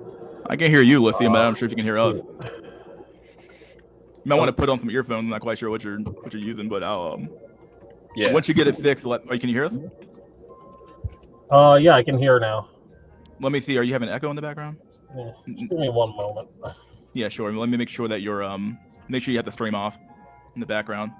Oh, the okay. Yeah, but anyways, like I was saying, women in Mexico, they act very differently. Now, every like bigger town in Mexico, in the outskirts, they have like brothels, these whorehouses or whatever. And there's a lot of women who are actually married that they let their men go to these houses. They're older, they don't want to have sex with their husbands, and they know that their husbands still want to have sex. So they'll actually, let them go over there or whatever and get their rocks off. So, but the government is very different. As I've gotten older, I've recognized that one of the reasons that women they don't want to have sex. Now you look at women and you tell me, well, what are you talking about? All over social media, women are just provocative, and they're, being very sexual in this. You go outside, you go to Walmart, whatever, they're wearing leggings or short dresses. Here comes summer, they're going to be wearing mini skirts and short dresses. Well, women, they like to tease. They're big teasers here in the West, but they're not into having sex. They don't put that mini skirt, those leggings, with any intent to have sex with anyone, not even chat. They just put it on because they know that America has to hold the truth hostage. Shout out to him. He said it best. America produces the biggest simps in the world. Yeah, you can get a lot of money and resources just by being a woman nowadays. You don't even have to get attractive anymore. You can just be a woman and just get yeah, exactly. Dude, yeah, I can't tell you guys how many times, and this is now, I live in a small town, but I can't tell you when they go to Walmart, women already know to go to the male manager, and he's just your typical schlub, overweight, non-attractive guy, but they'll blink their eyes, talk real sweet to him and stuff. He'll give them an employee discount or they'll say, hey, it's defective. He'll give them a 30% discount. They go to the mechanic and then they do the same thing. They get $30 off. I saw a girl post on her Facebook. The girl, I don't follow her, but she's like one of my quote unquote friends, obviously, and I knew her when I worked with her at some point. And she posted about she was when she was younger anyway. Now I think she's getting married now or some point. But she went to a car mechanic, obviously, and she got free tires at some point. I was like, what the fuck? Free fucking tires, bro? For being a woman, bro. Yeah. Like, what? Yeah. So, she just went in there and she basically posted saying, wow, I went to this car mechanic and they gave me free tires. I feel so blessed today. I'm like, okay. You don't are you that naive or obviously they have to know at this point, but yeah, it's kind of funny. Dude, when my sister worked at Walmart a long time ago, I'm sorry, she didn't work at Walmart. She was at Walmart for some reason, and she knew this guy who worked at Walmart. He worked in the back room. He stole, this is when tablets were coming out. He stole a $700 tablet. And now, look, mind you, they have cameras back there. I don't know if he was caught or not, but he stole just to give it to her, just to simp. She had sheriffs who, as she was going to work, she used to work at a theater. And as she was going to the movie theater, she got a ticket. And then there was always a sheriff there to monitor the movie theater because it was pretty big. And she told him about it. He took it and he was 45, 50. He took it and he ripped it up. And he got on his radio and said, hey, blah, blah, blah person, take it out of the system. So women have learned that just because they're cute, they don't even see. Guys have to understand. They know they don't have to give sex. This is why America, a lot of it is just sexless. Even marriages are sexless. You've heard of sexless men. There's nothing new. But America, don't think that these girls, when you see a cute girl, don't feel bad and think, oh, she's gonna go bang Chad. No, it's kind of like a sexless nation. Yeah, they'll bang Chad every once a month or some crap like that, or when they're young, when they're really young, they'll be banging, all the time. But up to their 30s and 40s, they're not really about that. They're just using their sexuality. Versus for example, I've been friends with a woman, and she came onto hard times. I was getting sex 3, 4 times a day, and of course, I was paying her very handsomely for it. As soon as she came into money, she came into like, let's say 60 grand, and then she got a job, all that dried up. So women here in the West, women in general across the world, those legs aren't going to open unless they're in need. If they need something, they will use the ATM between their legs to get whatever they need: food, clothing, shelter, whatever provisioning. But because in America there's a lot of abundance, there's really no need for women to give sex like the rest of the world. Like in Mexico, you can be traditional or you can work at a whorehouse, you know. But there's sex going on so much so that, you know, you got passport bros. Same thing with, you know, South America, you know, Brazil and Colombia. Same thing with other nations, you know, like Thailand. So much so that even men have become ladyboys in Thailand because out of need. Yeah, I think the same similar phenomena is obviously happening in America at this point. Yes, Like, yes. I think that the men are now viewing, maybe it's a logical thing, maybe it's a campaign by the media. Either way, like, men are simply seeing that the writing's on the wall. Being a man has zero value in today's society, and that being even the perception of being a woman is better than being a man nowadays. Like, even if you're not truly a woman, quote unquote, obviously they're not, but you know, you're not truly a woman. At the end of the day, like, you're the perception of being a woman and being able to walk around with a quote unquote cute face, even though you look like a fucking man still. Either way, like, you know, at the end of the day, like, having that perception of, like, even being trans, honestly, is better than being a man nowadays. Like, you have a better lifestyle. This So, is like, what I don't people get. will view you as being, oh, you're oppressed and you're being treated horribly, and we need to treat you better because you're trans and you're oppressed and all that shit like that. But before we keep going, let me do a quick meme. This is honest what you're talking about here. This is in the badminton. Thank you very much for the house, the jewelry, and the money. What would I do without you? Yeah, literally. This meme makes so much sense now. So much sense. Go ahead. Yeah. I don't get why Foids want to transition into men. I'm like, do they not know how? And then these people look like fucking sub 5 men. The sad part about the sad part about the trans stuff is that, honestly, a lot of the people who end up transitioning end up being autistic, actually, which is sad. Actually, it's I think somehow they're more susceptible to being. I don't. Normally, autistic people look for the truth in a lot of things, but I guess because they take things literally, I suppose, like they fall for things easier as well. So it's so fucking weird, dude.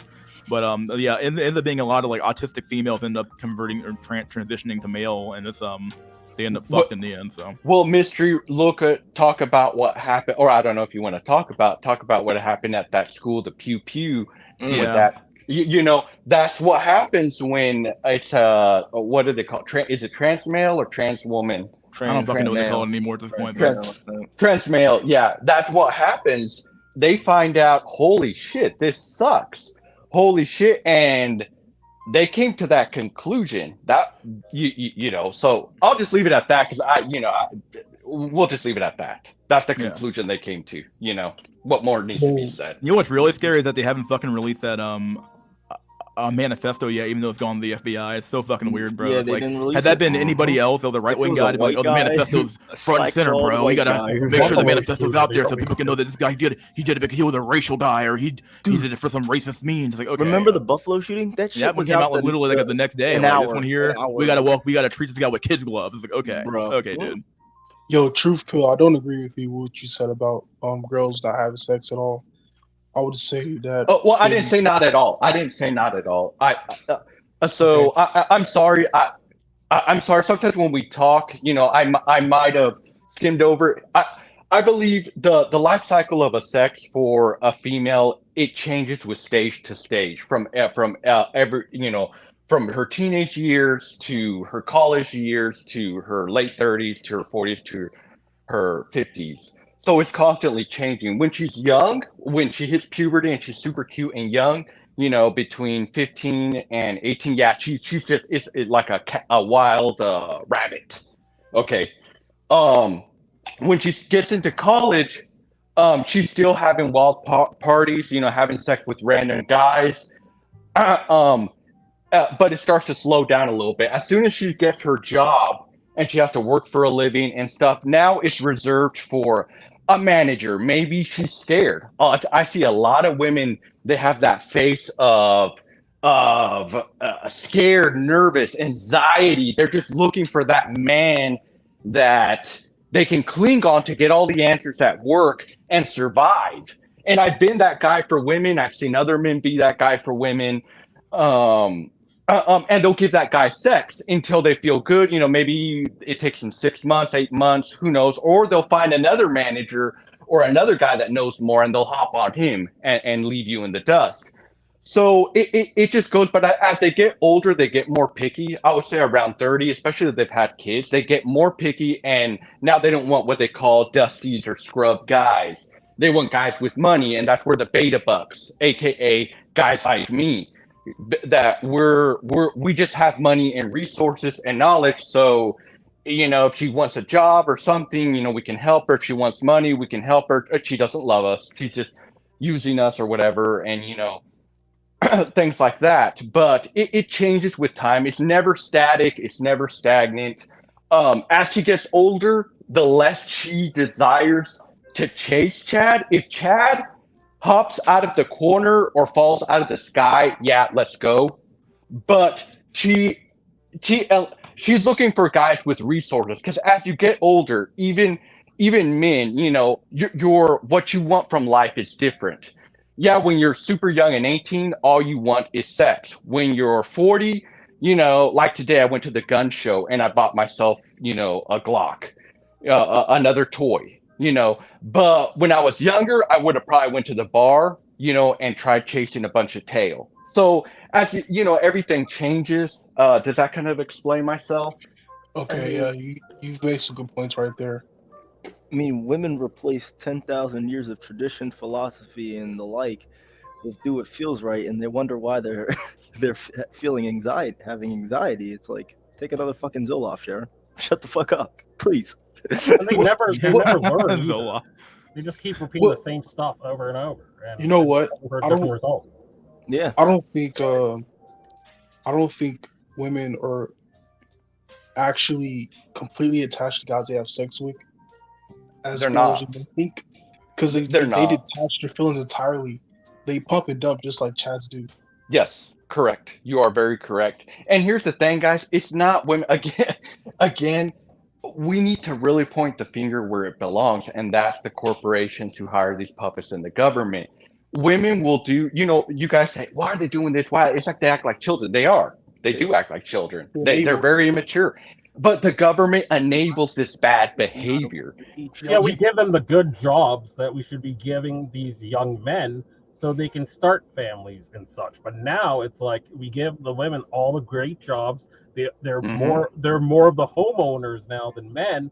And like my best friend, like, okay, his girlfriend has, like, I think 2 brothers. One brother is doing fine, I think the older one, and the younger one's in NEET. And my best friend and his girlfriend moved to Nashville like a couple years ago. It's like people don't want to see the trends. Normies don't want to see that men are underclass at this point. It's just, it's personal responsibility, you know. but die for this country, Goy. How about that? Die. Right, and you're right. In order to prop women up, they haven't just propped women up; they've literally subjugated men. I mean, I call basically it. said this last stream. I was like, basically, men are paying, like, we want to talk about, like, we need to have universal income in this country, but it's like it's already here. Like, we already basically subsidize women at the end of the day, right? Like, men are the ones who work, and women are the ones who just receive. Like, a lot of those fake jobs we have nowadays, like, you know, the bullshit jobs, the make work jobs, are by and large held by women, and it's the men who do most of the producing and the real actual legwork of a lot of the economy still at the end of the day. And it's like, you know, like and like, think about it, like, you have men working who produce all the value that the company actually needs to actually run itself, and at the end of the day the women just extract the parts of the profit via their wages. So, like, who's really taking from whom at that point, right? It really is the matter of the corporation is just basically doing without the use of a big daddy a government basically doing the exact same thing that the a government does, just in the just without the the use of force, obviously. Even though corporations, you could argue, can use force, but yeah, the exact same No, thing. oh yeah, you're absolutely right. Like you said it, they've I call it the three tenets: the rob, graping, and pillaging of men. And they don't do it. The government, corporations don't do it because they hate men. They don't. They actually love us. They love their cattle. It's just that the male wage slave is the best slave, has been the best slave. Just open the Bible. It's men. We're the best working slaves. They can't rely on women. They can't rely on children. It's us. We're all they have. And in order to keep us on that treadmill, they gotta wave sex. They gotta, like a little carrot. You gotta wave sex. So the little hamster runs. But they're waving women in front of us. But they won't let you grab it. They won't let you taste it. I mean, the strip clubs in America, that's kind of an American thing. You go to Mexico, It's an ultra for simping at the end of the day. That's all it is. It's just, yeah, like in Mexico. Let me just say this real quick, and then okay, in Mexico they have strip clubs, but they're brothels. So in other words, you see a woman and she's stripping and everything. She's doing the strip dance, but then you say, "I want that girl," or you tell the girl, "Hey, you want to go?" And they have hotel rooms, and then you go sleep with her. Only in America do you get teased. Blue You balls. know, yes, Blue yes, balls and the you whole time, you yeah, did. true. What restaurant would you go to and you would sit down, a Japanese steakhouse, and they're cooking steak and they're cooking the shrimp and they just wag it in front of your face so you can smell it, and you just tip the guy. You just tip the chef cooking it for you, but you don't even get to eat anything. That's what they do to men in America to keep you trying harder. And that's where the Richard Coopers and the Jordan Petersons, self-improve, bro, just go to the gym, bro. And here we are, the cattle, investing in protein powder, in creatine, in buying books, how to make friends and influence. Oh man, you're breaking up everything I talked about in my the video about that video I made like 2 years ago, like societal grift. That's basically what I talked about. Basically, the gym memberships and the Tinder Plus and the Tinder Gold we had to pay for to maintain all this shit. Yeah, it's all a huge grift. Just doing it to basically make money off of male thirst at the end of the day. That's all it really is. Yep. Maybe read this comment here. Nah, if he was right wing, they would have released a manifesto, dude. They did. They did. They did release his manifesto like the day of. The media withheld the Buffalo shooters crap. Did they? I don't recall that. I remember most of the media lambasting the guy, even right-wing media lambasted the guy. And Tucker Carlson wouldn't call out the blatant racism. Who cares about fucking Tucker Carlson? I don't know. I feel like he did. Everybody called out the Buffalo shooter. I don't know. I don't know if we're on the same track here, but I don't know. But at the end of the day, like they haven't released this guy. And keep in mind, there was already a protest with Tennessee, and they haven't called that one a insurrection yet. Even though they all raided the fucking Capitol there. Like anytime the left wing does anything in this country, they don't do shit. Like they just cover it like, oh, fire you with a peaceful protest. But when it's a right wing protest, they're evil, they got guns, blah blah blah. Okay, there's obviously a obvious a double standard when it comes down to like who's doing the violence or who's doing the protesting and when they're how they cover it. Yeah, on that, trainees literally just stormed the the state capitol in Tennessee. It's like no news about that. Like Jan there was said. news about it, but you had to watch the channel to get it. There was no like, oh, this is the next big thing since Jan 6. Nothing like that was shown. Like, no, I'm not saying that like the media can't cover, like right wing media can't be kind of fucked up in the way it covers certain protests or certain things. But on the same vein, though, let's not sit here and pretend like like the media doesn't have an obvious slant. The overall media, obviously, there is right wing media that will cover things in a certain way, and left wing media will cover things in a certain way. But come on now, like the media by and large is left wing, and they're going to cover the left wing in a very positive light. Like it just is true. And obviously, with if it was a right wing, like the FBI released everything about the Buffalo shooter almost the day one, but with this trans female to male or whatever the fuck it was, this thing was they don't give a fuck about it, bro. It's like they haven't released it yet, which is weird. There's literally no reason to not put out this a manifesto other than either you trying to take stuff out of it, or you just think that we can't do it because it would look bad. There's something wrong. Yo, go Mr. ahead. I'm talking, but go ahead. Yeah, also, if they're actually willing to talk about it, they'll try to cover up certain details or spin it in a way to where it doesn't make the perpetrator look as bad. Yeah, that's a lot of what to do as well. I mean, like you have like certain states, like in New York, like it's crazy because like they have this I think a dude literally shot back. He somehow got the gun from a perpetrator who was trying to rob him in a parking garage. I think it was actually the parking attendant. He got the gun. He shot the guy who was trying to shoot him first, and then that guy got charged with possession of a firearm and all this crap in New York. I was like, what? Like these cities have like crazy DAs. I would never live in the city. I don't know what like. Ice Cactus left keep popping in my one of my videos saying like, well, cities are good because I'm like, I don't know, dude. Like, because if you live in a hipster city where all the stuff is, I don't know, dude. Because like these liberal DAs are not friends of you. Like they don't seem to care about if you're a law-abiding citizen, they don't care about you at all. That's my main problem with cities now. Is these fucking liberal ass fucking district attorneys are fucking insane. They aren't even prosecuting like basic ass crime anymore. It's insane. I don't mean to get off topic here, but kind of go on a rant here a little bit. Yeah, can I talk about the since you're on the DA and the law enforcement, something that happened. So, talking about law enforcement. So, here about 4 months ago, I work out at a gym. The gym is owned by the chief of police or whatever. And there was some detectives talking in there. So there's a bunch of sheriffs and police and firefighters, all these guys that get it for free, they get to work out there. So they'll be talking about cases because I go early in the morning every day and they're talking about cases or whatever. Yeah. And they were talking about this girl. She was 13 or 14. I can't remember. She was in the 9th grade in high school and her parents called them and they were very furious because she because 7 guys had sex with her.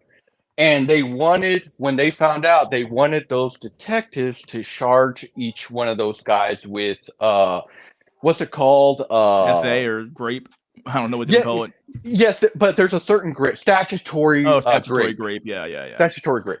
Okay, and detectives, they went out there and they were like talking about it, and they were talking about it. They were like, I told their parents I can't charge 7 young guys because these 7 guys came from 3 different schools, so 4 of the guys came from 4 different schools in 2 different towns, and the remaining guys were from that town. And he goes, I'm not going to ruin. He was saying he didn't tell their parents that, but he said, I'm not going to ruin these guys' lives over their daughter's bad choices. And he didn't use that language. He actually, slut or whatever. But 2 of the guys were 17. Now she's 13 or 14. So then the parents said, well, at least the rest of the guys, I guess, were 14, 15, 16, whatever. But 2 of the guys were 17. And she said, at least charge the 2 17-year-olds with statutory grape. Because they were mad. They wanted, the parents were like, because I think it got out is what happened. And then, how it spreads like wildfire. And then the daughter feels bad, because everybody knows. Because people are telling me I'm a slut and a whore and like about that, right? Yeah. Exactly. So then the cop said, we're not filing charges because it's going to ruin these 2 17-year-old guys' life. For them. But here's the thing, guys. One thing you got to remember, those detectives chose not to follow the law. They're not supposed to dictate whether they can or cannot file charges. That is up to the judge. That's true. So if their parents would have gotten a lawyer, they could have sued that county for I don't know how much money. And those sheriffs have been fired, yeah. Yep, they would have been exactly. But they were smart enough. This girl, the story doesn't say, but this girl was a poor, probably coming from a trailer park or something. Because had it been an affluential, white girl, middle class, and the parents have money, oh yeah, they would have had no choice but to actually, follow through with the law. But that's just, that just goes to show you, how, these officers, they didn't follow the law, but because they didn't want to ruin these men's lives, but again, the law kind of shapes, as you were saying, you know, the law kind of shapes what we do and what we can and can't do. I don't know if I made a point or not, but Yeah, I just think. wanted. I mean, I know what you're trying to say. Like, at the end of the day, like the laws. I mean, generally sheriffs are just there to enforce the law, and then it's up to the judges and the district attorneys to kind of like just decide what goes to court, what doesn't go to court, and what gets charged and what doesn't get charged and stuff like that. But Yep. really, they're just there to enforce the law and kind of like book you and bring you in to the judge, and he decides whether or not you're actually gonna face any real jail time or not. I want to call it. So yeah, I know what you're trying to say, but at the end of the day, like these district attorneys in all these fucking cities and all that, like I don't trust them. Like, yeah, if I do anything in those cities and I like try to like, yeah, sure, you can argue that like in that one case of that guy, he stabbed that guy to death. He even though that guy was trying to kill him, he got off because they let him leave.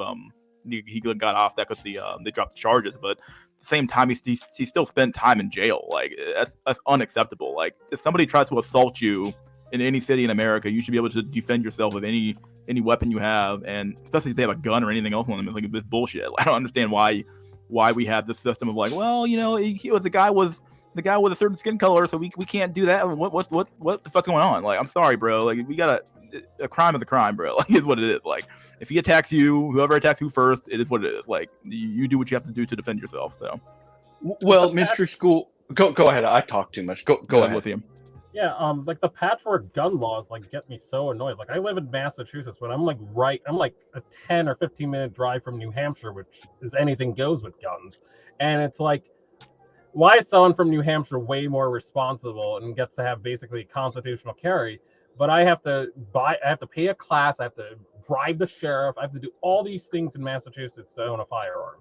It's ridiculous. Like, yeah, it really is pretty absurd. I mean, our laws are obviously states get to decide what happens in their own state, but even then, like the Second Amendment is one of those laws that's been abused or been changed for so long now. Like it says shall not be infringed, but all of a sudden you have like shit being infringed over the place. So it's fucking weird.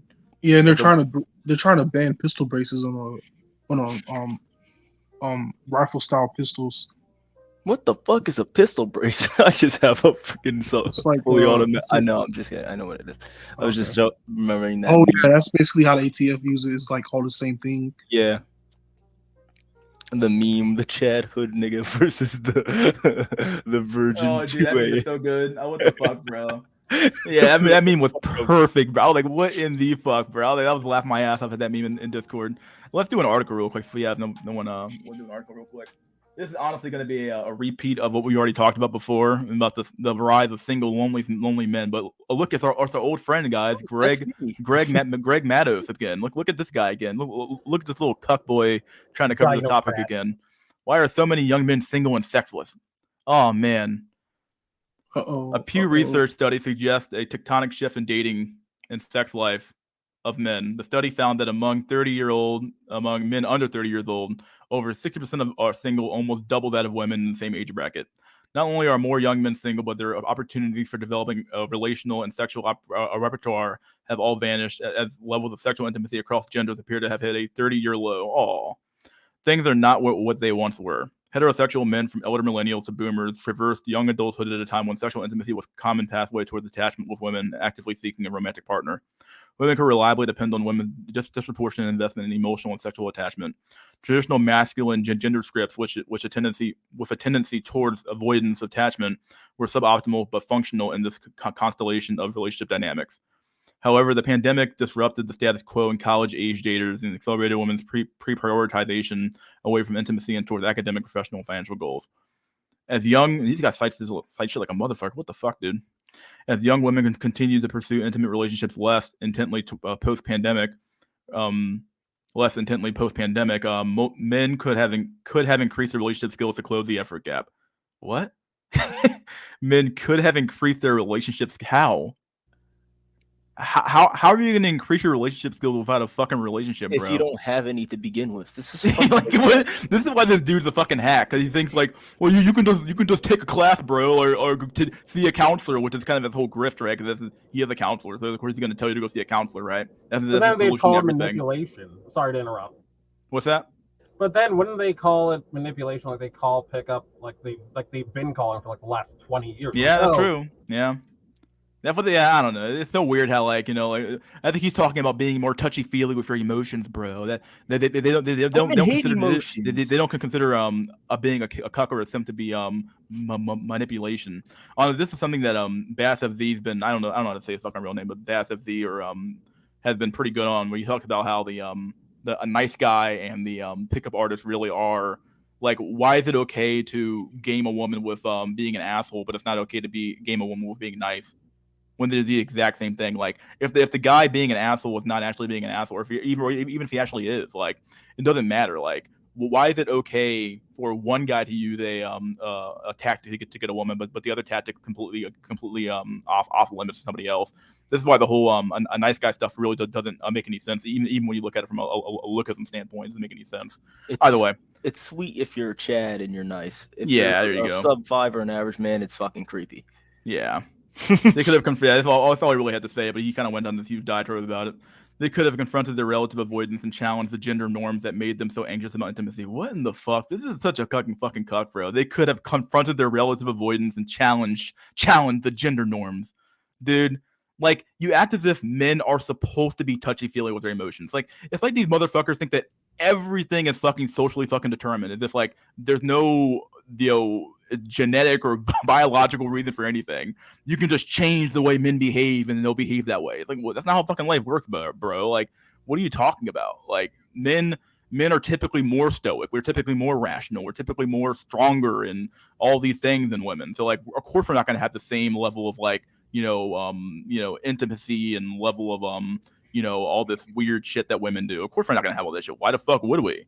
Like, we're men. We're different from the women, but once again, he's one of those guys who think that men and women are exactly the same. Therefore, men should just do what women do. And it's like that's not how fucking life works, buddy boy. You're fucking stupid, dude. They appear to have done the opposite, turning even further away from real life relationships into the virtual world. Okay.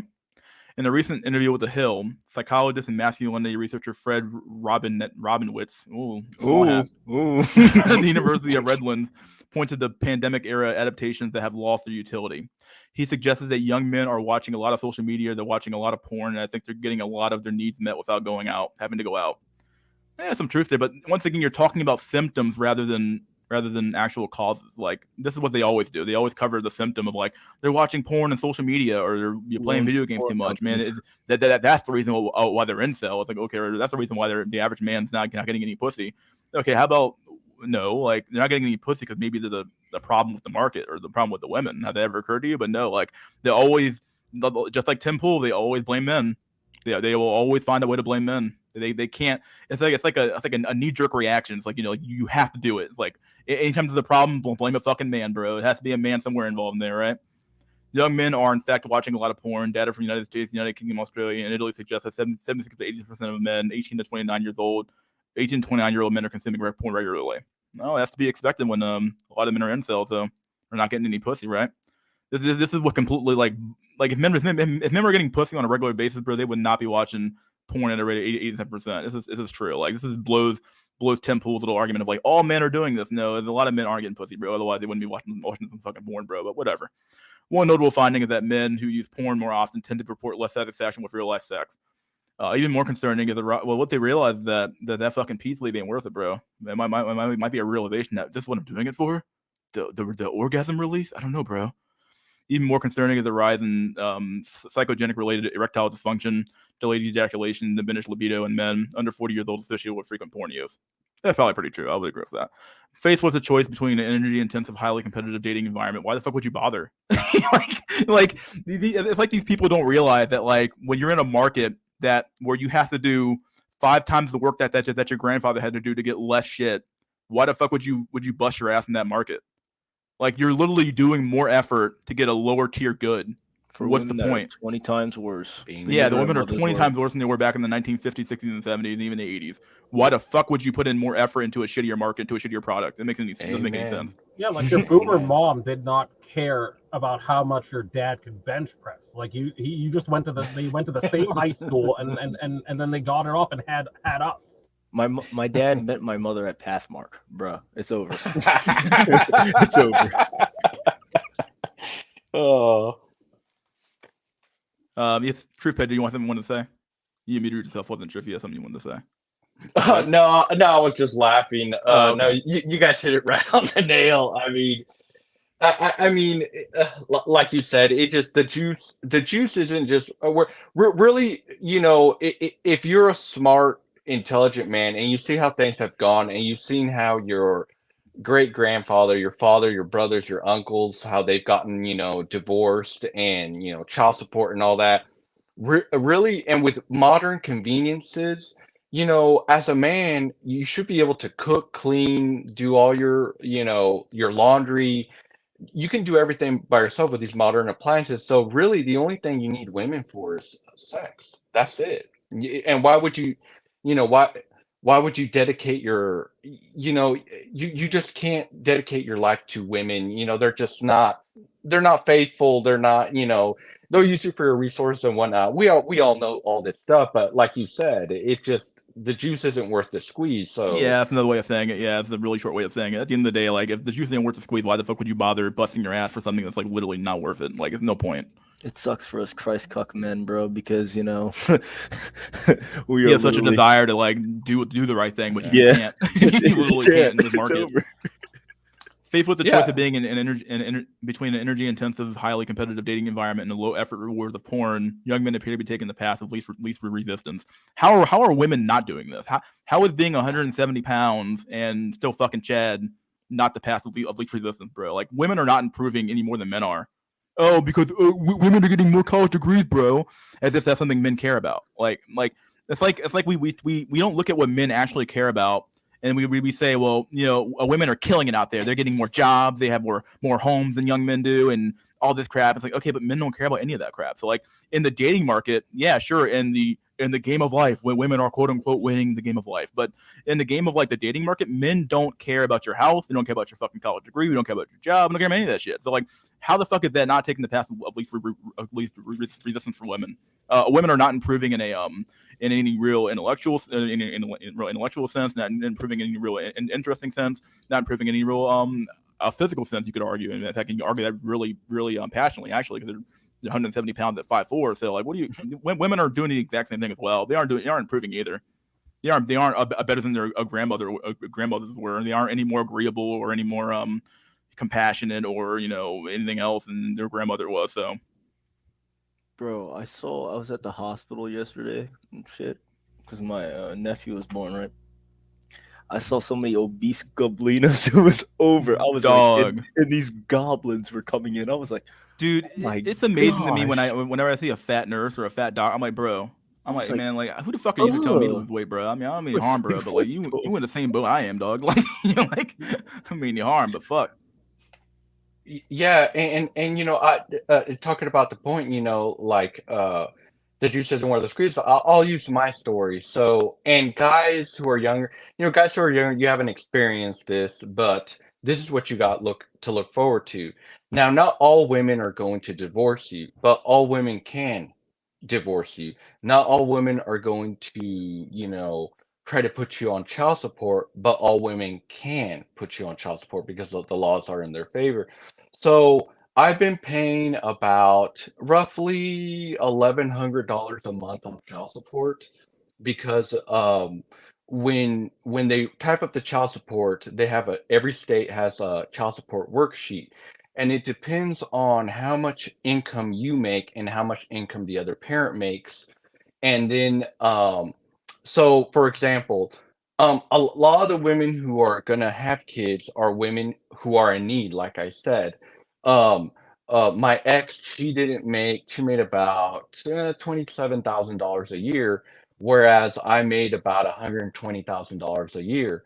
And when this was back in 2016, my first child support was established at $933 a month. But since my income has risen, my child support has risen. Now you got a double-headed snake. So the judge establishes how much child support you make, but every 3 years, and now they're being more aggressive because Biden passed that bill to collect child support. But before, it was every 3 years, the administrative branch of child support does a review to see how much child support um um uh how much for the benefit of the child. I mean, I can read the jargon, whatever, but they redo the child support to see if the child, if you need to pay more money. Well, they did that to me, so now it's 1,200 a month. I got 5 more years of this to go.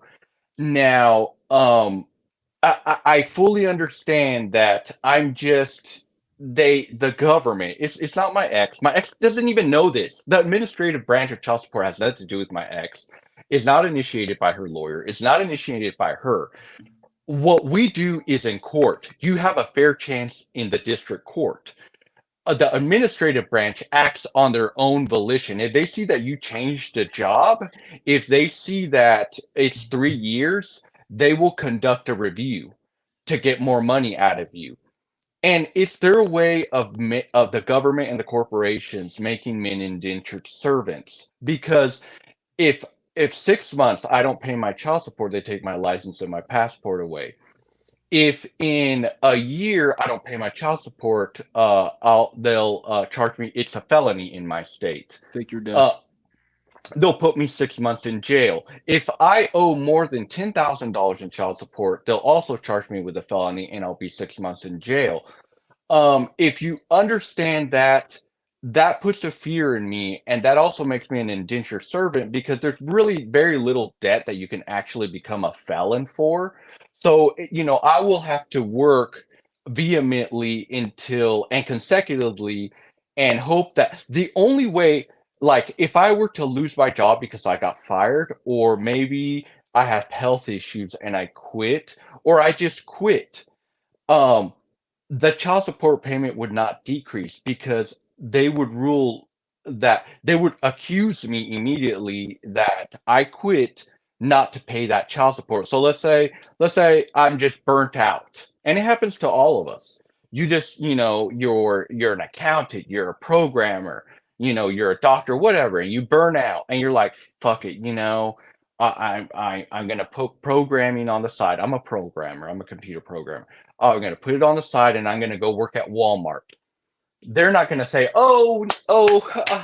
truth pill. Oh, we want you to take it easy. You have burnout. Well, look, no, they will not lower your child support. When you go to court, they'll say that you did it on purpose, and they'll lock it in at that rate, so it'll just keep adding up. And at my payment at 1,200 a month, it doesn't take too long to add up to $10,000 if you make that calculation. So when I hear young guys saying, like, we can't have families and stuff, or this or that, you got to fully understand what you're asking to sign up to. These are not things that are taught. I think this should be taught in high school. I think it's more important than sex education, STDs and this and that. I think if men understood what it really means to have a kid and the potential of a divorce and what you lose and how you got locked in child support and it doesn't go away, you can't lower. It's very hard to lower it. You have to be literally laid off. You have to have laid off and have proof that laid off, and you still have to prove to the court that you have to have all this documentation so they can temporarily lower it. Now you're thinking, okay, that's fine. Let's say you were laid off. Something happened, cough, cough, whatever. They laid you off. As soon as you get your job, you must report to them within 24 hours that you got a new job. Now you say, ha, ha, ha, I'm not going to do it. You go on a year working without reporting that. You have to retroactively pay all that money back. So let's say you worked at Walmart. They laid you off, you work at Walmart. And then, a few months later, you get hired at programming again. Now you're getting good income again, but you don't report it until a year later. They go back and they charge you with all that money you made, because child support, what a lot of people don't understand, is just as big or bigger than the IRS, and they have the same power or more power than the IRS to come after you for money. Yep. There's what a lot of guys don't know. They don't understand how huge child support is as a government agency. Not only that, they're connected just like the IRS. So child support can get into They can the follow IRS. you anywhere, bro. They'll fucking know if you have a new job. They'll just fucking know it. And sometimes they won't even fucking turn you in. They'll be like, okay, fine, boy. We'll let you fucking accumulate all that fucking money, and then they'll come after your ass later on. The IRS has all the goddamn time to accumulate interest on the debt you owe. So yeah. Exactly. Within 2 weeks, they know that you changed your job. They'll start garnishing your wages. You don't even have to report it. And they don't want you paying your payments. They will garnish, even if you're paying and you're not in arrears, they will garnish your payments because they want to take that money directly out of your paycheck. Yep. They make money off of you. Yep, They're they do. just and this is what a lot of guys in this field, a lot of normies understand this. I've talked to a lot of guys, and they're like, "I'm like, you're 30, you're an electrical engineer, you make $45 an hour. Why aren't you having any kids?" And they'll start explaining, "Oh, I saw my dad, I saw my brother, I saw my uncle. They're all on child support, and none of them have anything nice, and this and that and the other." So, like the normie this has been happening for 3 generations so much that the normie doesn't want to have kids. And that kind of regulates women to be nothing more than just something that you have to have sex. Even guys who aren't in this sphere, have put women in that category, and not because they hate women, not because of this or that. It's because they're afraid of what the government can do to them. So I just wanted to shed some light on that. I wish there was an education, and I wish more people would talk about that. I guess talking about child support just isn't as clickbait or as interesting as, just bashing women. But I mean, dude, like $1,200, that's a house payment. That's a house payment. Depending on where you live, where I live, that's a very nice house in a very nice suburban area. That's not, just chump money, Yo, hey, truth, to add an insult to injury, when a child is born, and even if you aren't the biological father, in some states you can still be held liable to pay child support if you leave that woman, which is really predatory against men. Well, Oh yeah, yeah, it's insane. Yeah, they can like literally, because I think the woman can put anybody they want on that birth certificate, right? Like Yep. they don't got to prove shit. So like, and I think it's definitely up to you to prove that, oh, you're not the father. You have to like literally get a paternity test within a certain amount of time. Otherwise, they're gonna start coming after your ass. So it's insane, dude. And there's no such thing. Virgins, but There's no such thing as paternity fraud either, or child support fraud. I mean, we understand there is a child support fraud, but it's not illegal.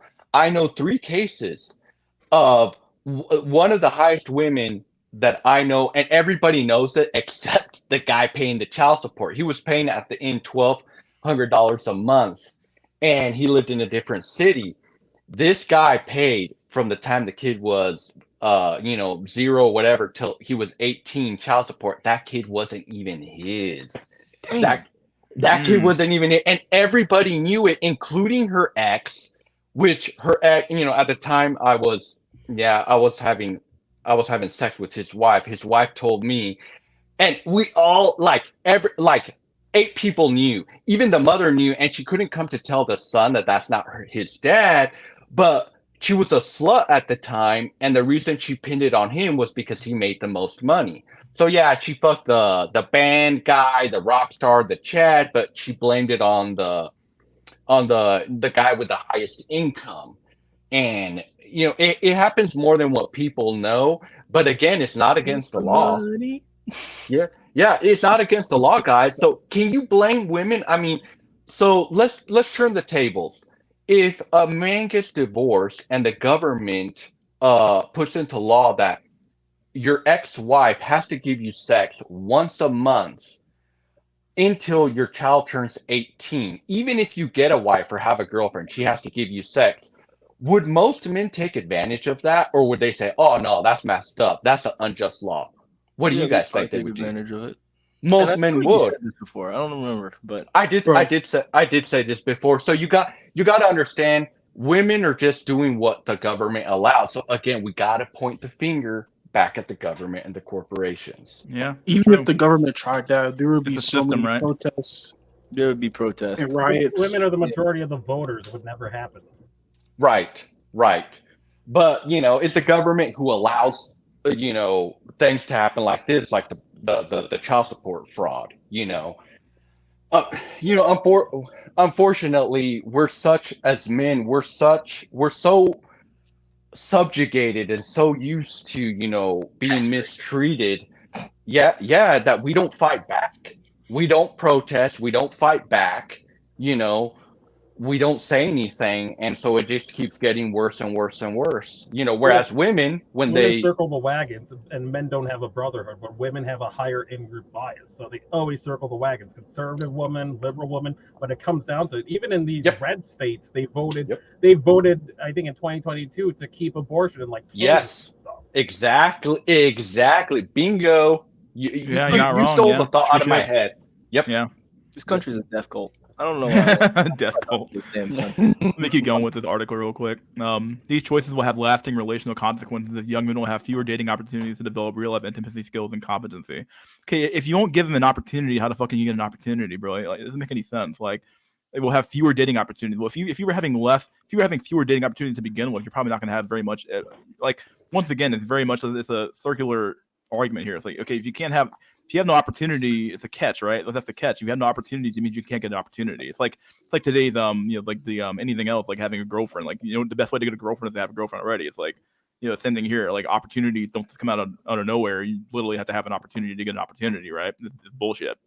The good news is that all these young single men can choose differently. No, they What? can't. No, they literally can't. Like, they are literally fucked. Like, they can choose to focus on developing the necessary relationship skills. How? What? How?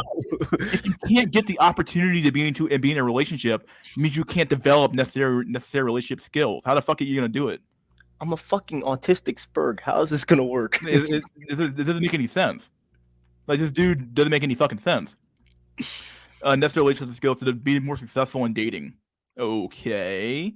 But once again, I mean, like, if you can't, I don't know. This dude's retarded. That sounds like Go ahead. bad. That sounds like just like how jobs expect you to have Yeah. experience for an entry level job.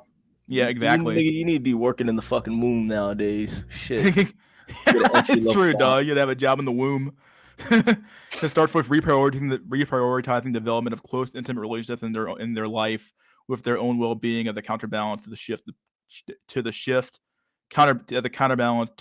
in the priorities of women. What? Why? Why the fuck do we have to prioritize what women want? Who gives a fuck? Like, women never prioritize what men want, so why the fuck should we do the opposite? Doesn't make any sense.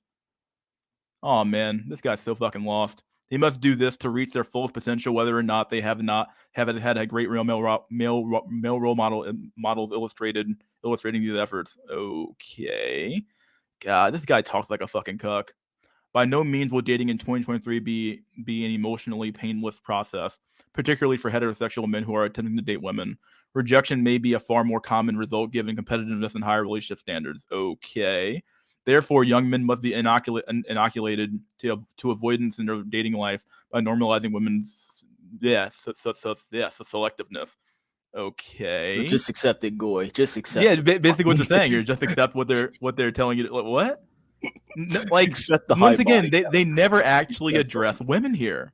They can't do it. They can't even address the system, as Truth Pill talks about. They never address the dating market. They never address the court system. They never address the laws. They never address the society or the culture. It's always just men need to do something. It's like, what is this? What's this bullshit fucking mindset we have here? Men simply do not have an option but to counteract a generational inclination towards avoidance and withdrawal. Avoidance perpetuates avoidance, and this is the last thing 20-something-year-old men need right now in their life. Brief therapy. Oh, of course he's going to offer therapy, and relational coaching can counteract an avoidance and offer young men meaningful communication as well as emotional and sexual intimacy skills. How? I'm sorry, dog. It's like watching porn to get advice on how to fuck better. Okay, I'm sorry, dude. This is not going to happen. The only thing you're going to get better at is fucking jerking off, fucking watching porn. Okay, like, you're not going to somehow by fucking watching porn, I can fuck like that guy does, bro. Like, no. This is not how life works, bro. And gaining emotional and skills, like, from listening to some fucking therapist talk to you, it doesn't fucking work, bro. That shit would just piss it doesn't me work off. at all. Relationship essential reads. Oh boy, this dude's a cuck. Lastly, it is unclear whether porn use is currently satisfying the sexual appetite of single Generation Z men, as some suggest, but absolutely clear that young men are watching a lot of porn. That high level of consumption from their pre-teens to 20s is having a negative impact on sexual health and satisfaction of a generation. As the pandemic recedes, it is past time for young men to step away from their devices and what? You should be telling that to women, bro. Women are the main ones living on their cell phones, bro.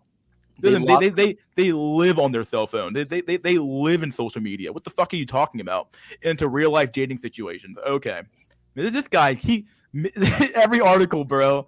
These guys cannot address anything dealing with women or society or the culture or the laws or anything else that could be inhibiting the fact that men and women are not mating and dating. Like, it is bullshit. It is time to brave rejection for a chance. A lot of men already have done that. You want to know why? Because like they're already fucking saying, I don't want to bother anymore. Okay, men have already been brave rejection before. What the fuck are you talking about? This has been happening since time memorial. It doesn't make any sense. Like, men have already brave rejection. You want to, like, they've already done it on dating app. They do it in real life. Okay, it's just for a chance at romantic relationship and reach their full potential. This guy, man, Greg Matos is such a fucking little cuck. Bro, Oh, how man. would you find like realistic dating options when you've been locked down for 3 years? You've literally stunted people's freaking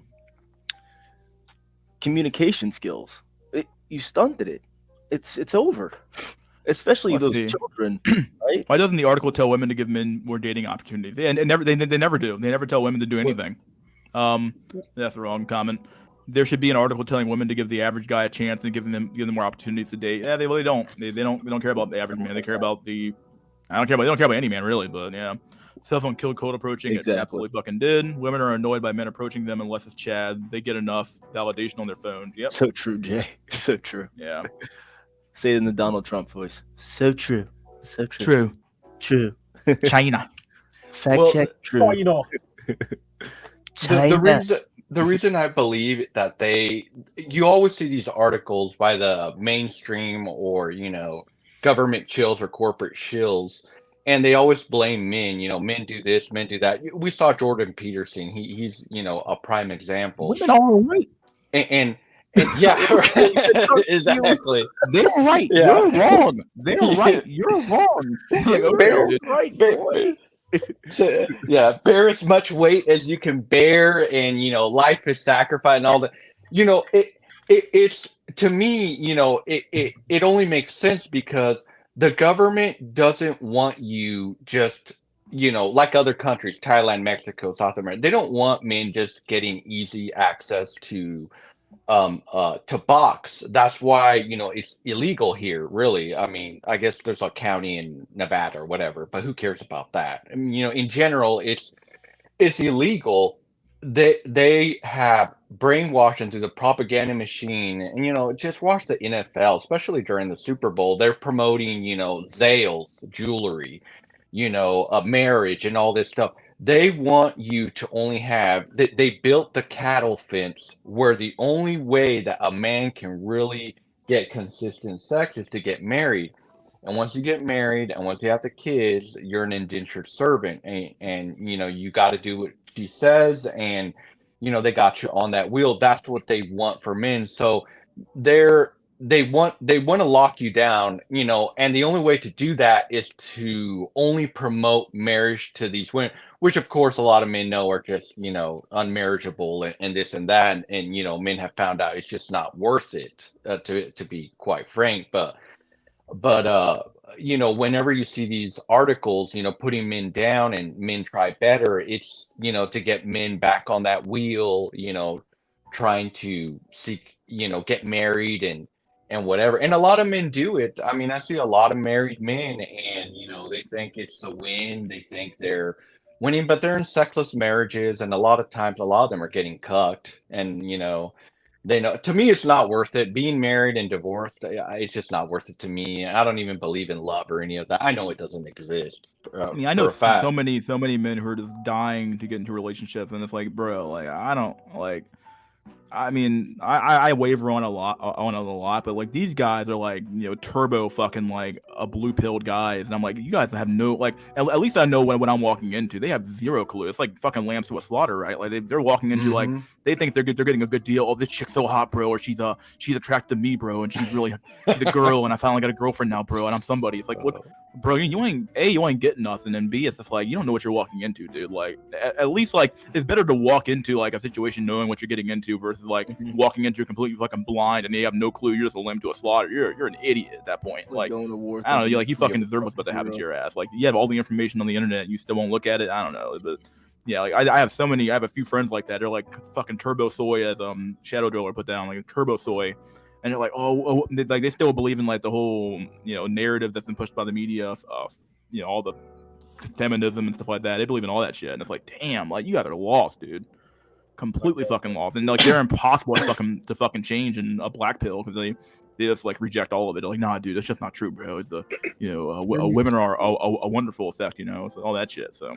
And one of the worst things, one of the worst things is that even if you don't abide by the plantation, you'll still face social pressure and humiliation from society. Yes.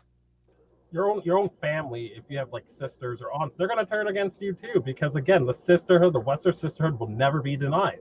And that's like another thing I worry about in terms of being in relationships and marriages in the U.S. Like, yes, let's say my girl is good or whatever. Like I don't know. It's just like the girls that are at work will put stupid shit into her ear. Oh man, he's making $100K instead of 150. Leave him, girl. Like, it's just the whole culture is toxic.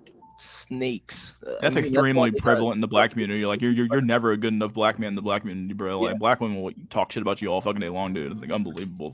So women generally don't respect men anyway. So yeah, that's what they've been taught. Well, because like society has given them zero reason to. Like at the end of the day, like the media, everything.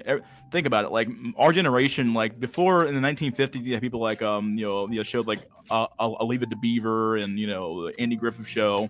All these shows portrayed men as being like strong and wise and capable men.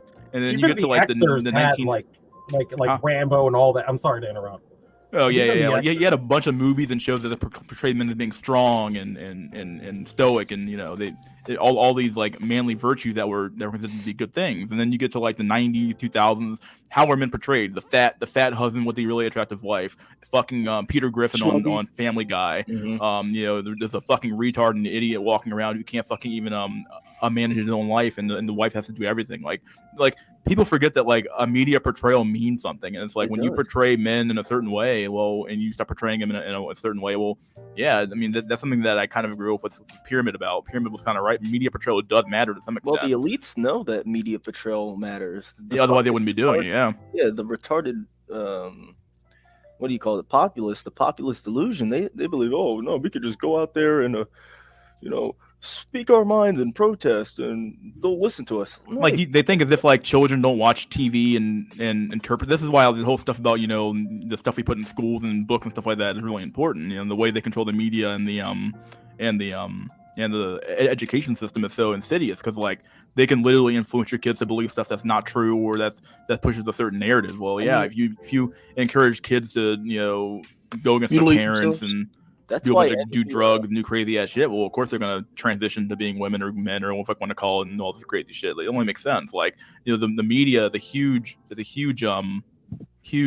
It's just the reality of that. People watch them. It's like the whole concept of like art, life portrays art and art portrays life. It sort of goes both ways. Like sometimes a life portrays art in some ways. Like a lot of like depending on what we're talking about, but a lot of times like art portrays life. Like it goes both ways. There's a two-way street, and it's not always a one-way street there. So. I mean, this is why reflects life rather. What I meant, not portrays, but reflects. Yeah, but go ahead. Pyramid's spurging out, but yeah, no, he is. This is why the Soviet regimes in Nazi Germany, right? They captured the youth. They had to capture the minds of the youth. They said, "Give me 4 years, and I won't even need you anymore. I have your children. I don't even need you anymore."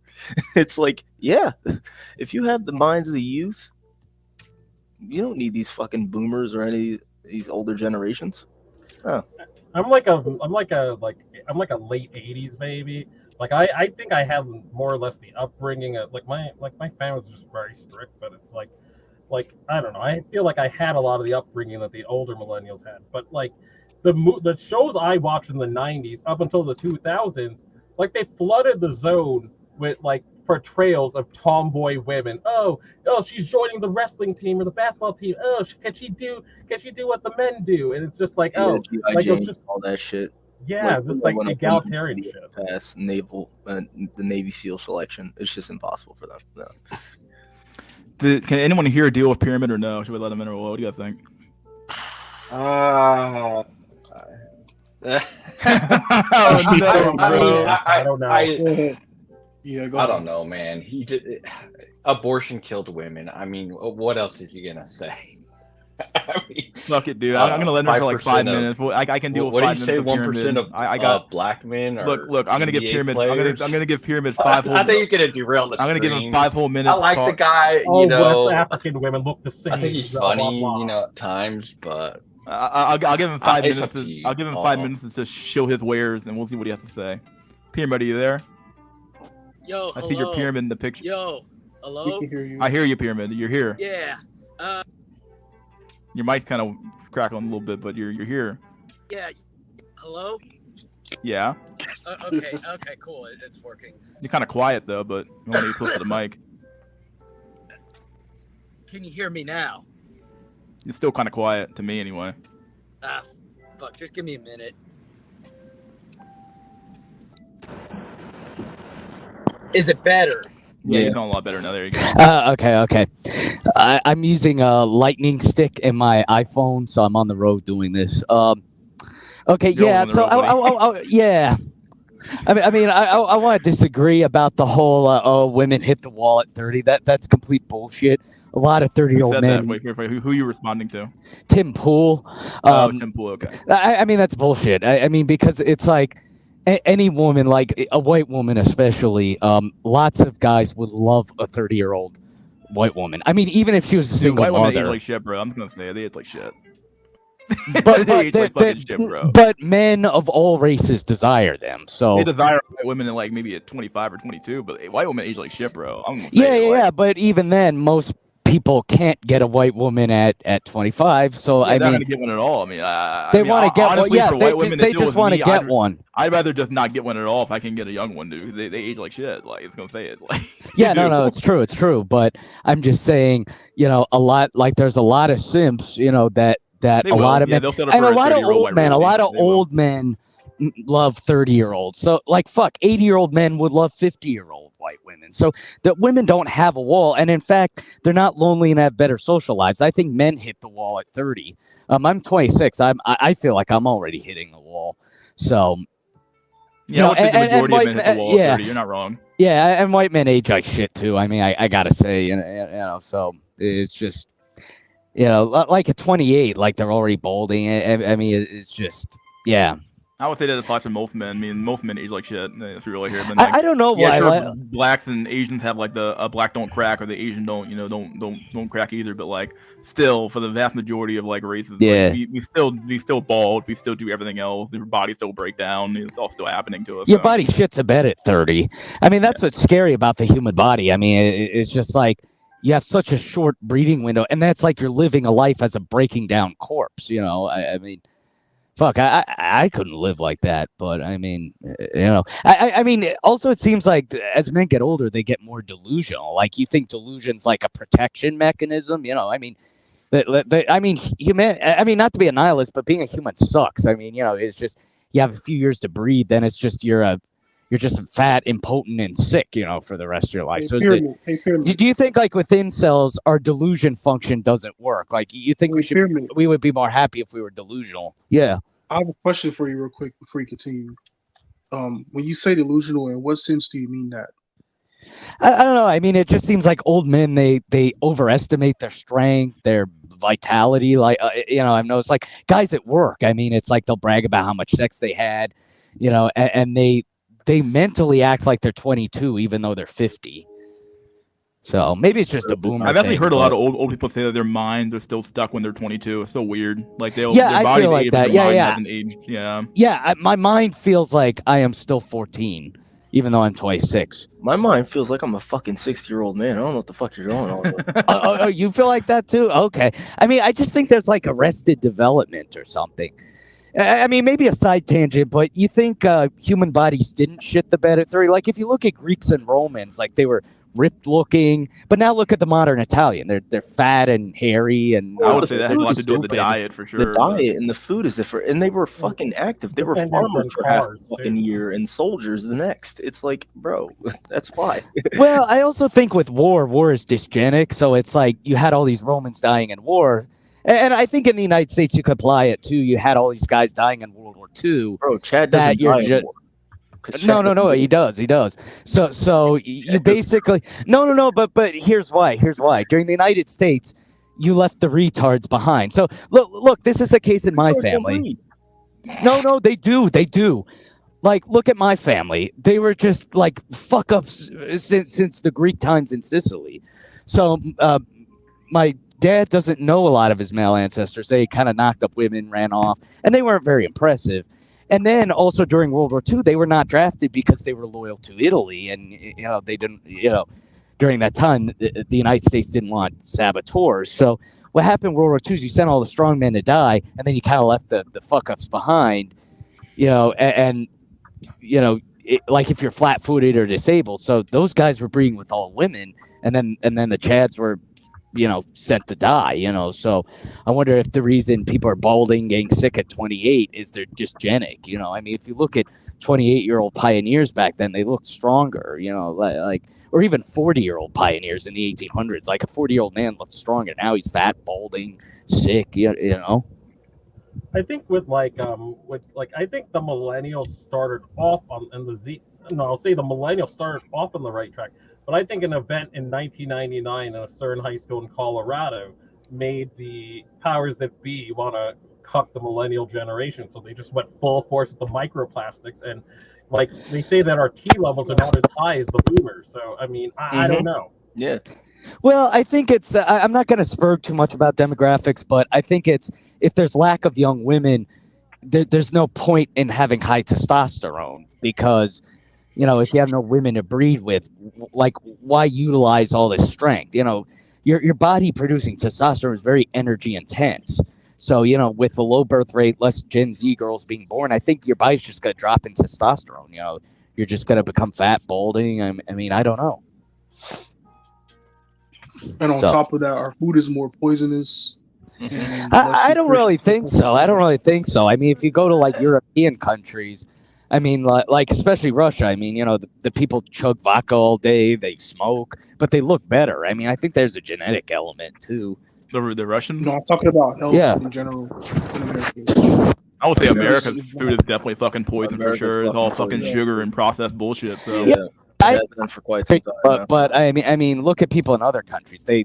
Oh yeah, I would say Europeans probably mostly because like they have. I'm not saying like their healthcare systems like it's you could argue that it's quote unquote better than ours is universal, Well, but to we some extent, subsidize their military. yeah, I know why. I know why they're able to afford it. But At the end of the day, like you could argue that because they view it as a duty to be fit, because they're all paying into the system, they all kind of stay fit. And because also their diets aren't nearly as shit as ours are at the end of the day. I think it's eugenics too. A lot of Europeans went under eugenics. So here is why Russian women are the most attractive women on the planet. When Russia defeated the Nazis, so they had tremendous victory. You had the biggest, strongest men, breeding with the women. They destroyed the Nazis. They even bred with German women, Russian women. So you had like the Giga Chads, and so as you had a surplus of women due to all the men dying in the war, the Giga Chads bred with Giga Stacy. So all the ugly Russian women died off, and Europe expelled all of its J's. So in America, a lot of white people have J admixture. Like me, my dad is a J. So oh man, small hat. Yeah, you got small hat. Yeah, no. Yeah, no. The Jays tend to be very inbred. They came from the Middle East, and they came from the Middle East, and so they just bred with each other. Let me ask you something. Is your nose hooked, my dude? Is the nose?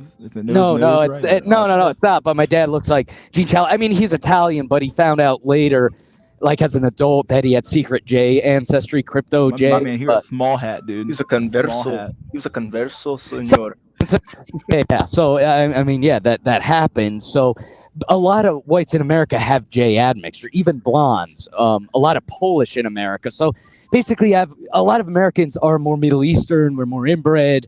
as a group. The So we Amerimut. we look physically different from Europeans, and we kind of the dark side is we sort of won World War II in a sense, but we didn't. What happened is a lot more men were saved, so it's just a lot of these dysgenic men bred. But Europe, one, they purged the Jays, and then two, they had the biggest, strongest men breeding with the most attractive women. So that is why you have just better looking people. They can drink, smoke, but Americans, we're more sickly, we're more, it's a difference, I So think it's also cultural too. Yeah, that too.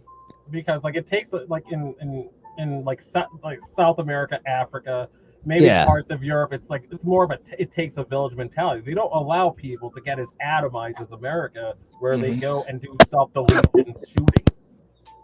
Yeah, they don't. I mean, they have a better birth rate. I just think it's kind of a repeating cycle. If you have shitty genetics, you just don't. You're not going to have a lot of children. I mean, my dad had me at 40. But if you have good, healthy genetics, you want to show your body off more. And women showing off their bodies, men showing off their bodies in Europe leads to more sex happening. Like there are nude beaches throughout Europe. So it's just a self-repeating cycle. But in America, fuck, I wouldn't want to go on a nude beach. You wouldn't want to see me naked. I would traumatize people. So it's kind of a self. It's kind of just a compounding issue. So then people just have sex less. They don't want to go out. And then the demographics are shit. So it just crumbles and crumbles and crumbles. Speaking of demographics, we have a picture here I want to show. Here's a picture of it. Yeah. This is the population pyramid of Ukraine. Before the war would be 2021, or probably 2021 here. And during the war, look at the amount of 20-year-olds they've lost on the male side. Look at this. That's shit. a good thing. I hope no. The females That's are all thing. gone. Before you go there, you literally can't maintain an army with this low number of. They're doing it on purpose. There are too many dicks in Ukraine, so they're getting rid of them. You look at their birth, dude, before their pyramid was already fucked to begin with. they had a lot of old men, but my 1991. God, it was pretty fucked to begin with from the get go. You can't fight a war with 60-year-old or maybe 40-year-old. They're not trying to win the war. I maintain that. I think they are. I have a conspiracy about the Ukraine war. I think what happened is a lot of Western Europe is doing, it had bad demographics. I'm not going to lie, better than the U.S., but still bad. So I think what Europe did is, Russia and Ukraine. I mean, not the individual people, but I think the elites. They realized they have too many men. Let's kill off our men, and then let's send all the women to Western Europe. You're sending Ukrainian women to Portugal. What does a Portuguese person and a Ukrainian have in common? Nothing. So I think what they're trying to do is Europe's trying to say, okay, we have an aging population. Actually, Europe, I think, skews a little. I mean, it has a better gender ratio because of World War II. So, it's about equal. America has too many men, but I think Europe's okay. So I think what a lot of Europe's doing is they're just saying, okay, let's find these incels in Europe, wives, Russian wives. So they just send them over. And I think Russia and Ukraine, they're just trying to kill off all their men. I mean, those countries are kind of finished, but I don't think it's Ukraine as a country is over. There is no Ukraine after the war. That's not going to since the Soviet Union. I mean, it's been a shithole country since the Soviet Union. It's no one impoverished. Their actual population numbers because they haven't had a census since 1993. Damn.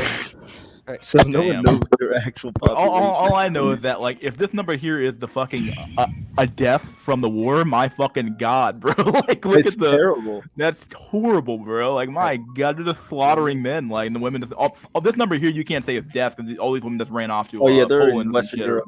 Western Europe. This number here you can definitely say some of the men might have made it out of here, but not enough of them to make a dent. Benefits us. I mean, the because men that left are the Jays because they were the ones that were allowed to leave. Let me. The Slavic man was not allowed to leave. Let me make this comment. Can you hear me? Go ahead, Ryder. Let me make this comment. So I came on because I heard Pyramid saying that there was no such thing as a wall for women, which is completely true. And I really wish people would stop it perpetuating that I've been lie. saying it for a while now, actually, yeah. Yeah, I really wish they would stop perpetuating this lie that women have a wall.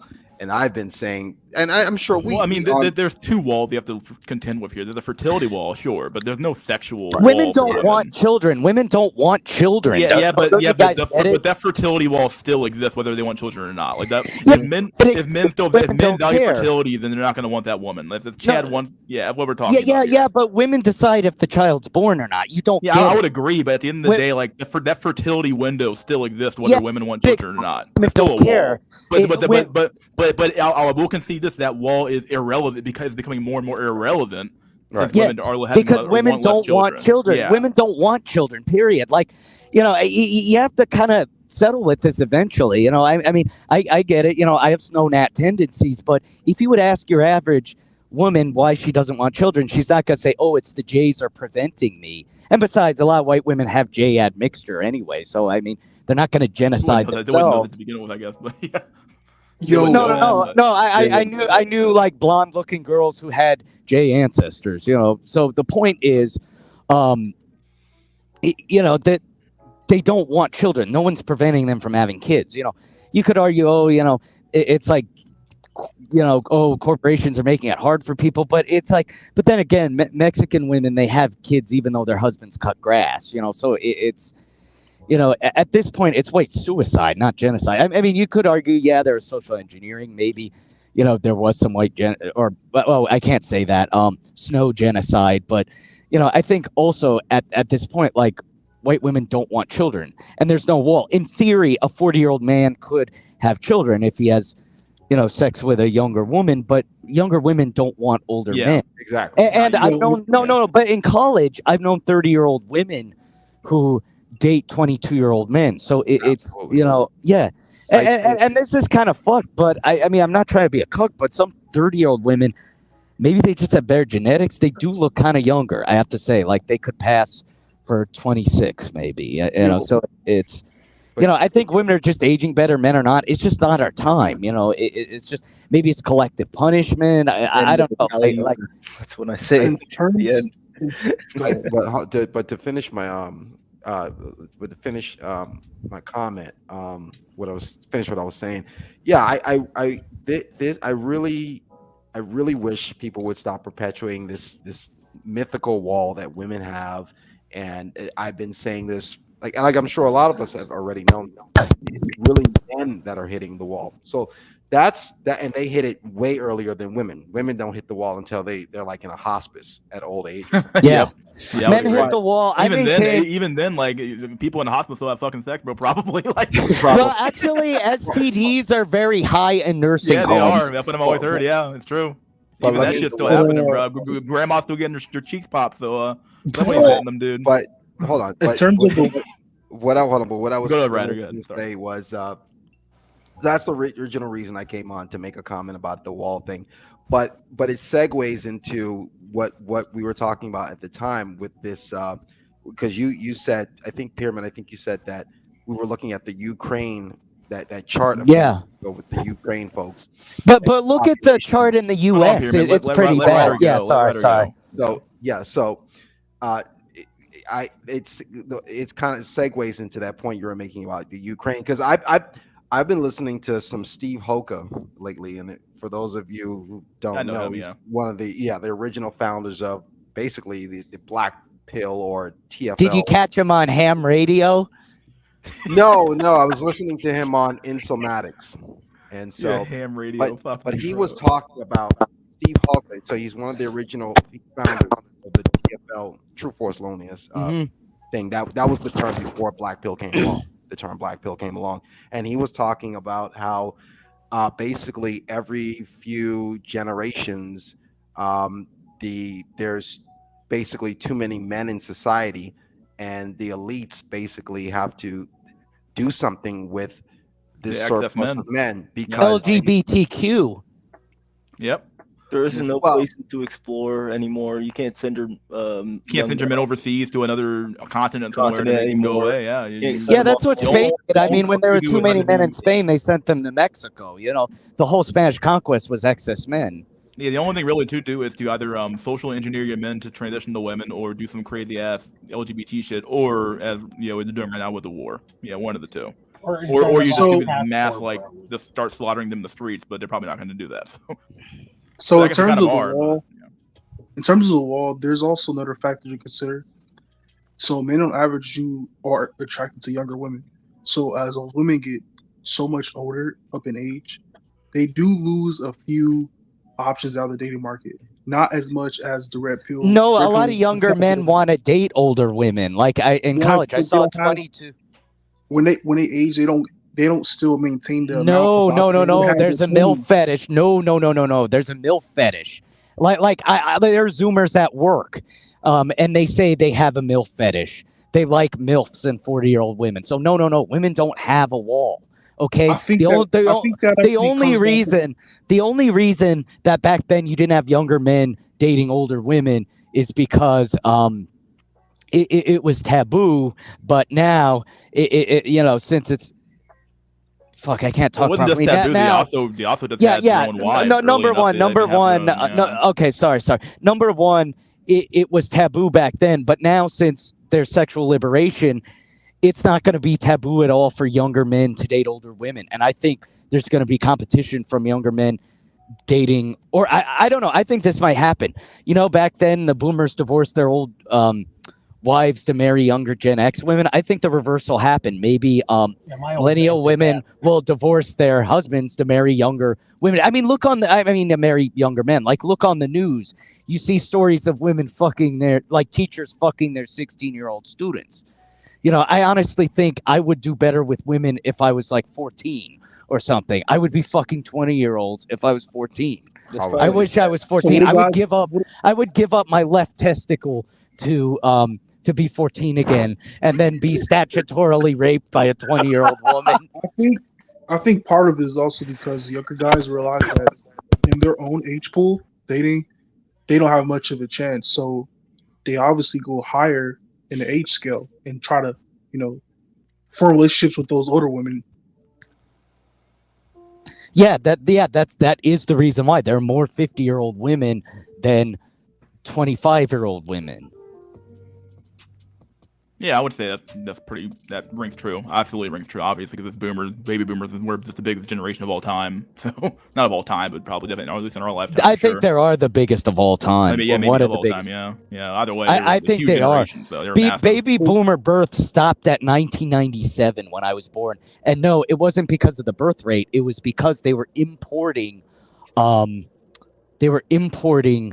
immigrant boomers from like the USSR, Yugoslavia, those countries. So, it's just in fact, America was very economically powerful during the 90s because we had a lot of immigrants. But then now we're on the decline because now these immigrants are all old and, now we have to take care of them,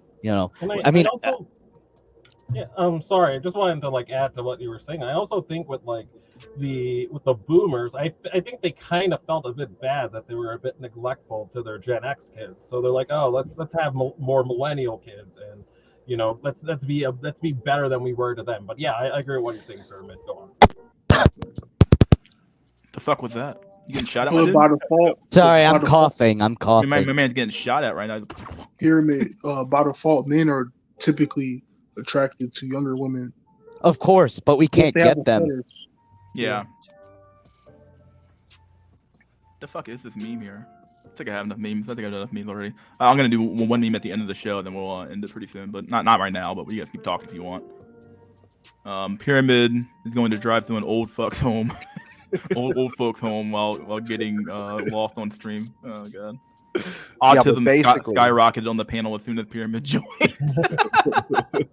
Oh man. No, but basically, I've been listening to some Steve Hulka lately, and he was saying, every few generations there's a surplus of males, and the elites have to kill them off because the elites know about this TFL problem, true force loan. Like they've known about it forever.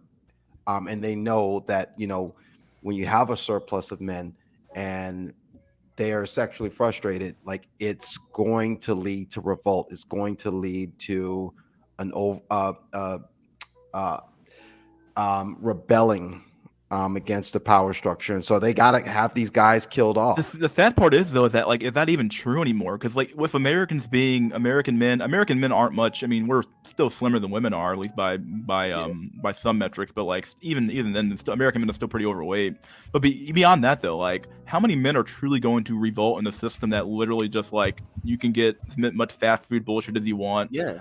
You have as many Bread and porn. circuses. You have porn on tap. You have in theory, you have video games. There's so many things. I you think can porn do and now. video games is a release valve to deal with those excess Yeah, men. that's what I was talking about. Yeah, it's all a huge release valve to just like deal with your excess men. Like, if these men have all these copes they can just deal with their loneliness with, like, will they ever actually do anything? Like, as long as the dollar doesn't collapse or some shit. Well, here's what happens. Even if it did, would they even do anything? Like, here's I don't what know. happens. No, here's what happens. Men will so here's what happens. Notice a lot of men kill themselves at 40. So here's what I think happens. Wait, there's a cat in the street. Give them goy. Okay. Sorry. So here's what I think happens. So a lot of men kill themselves at 40. Realistically, the wall for men is 28.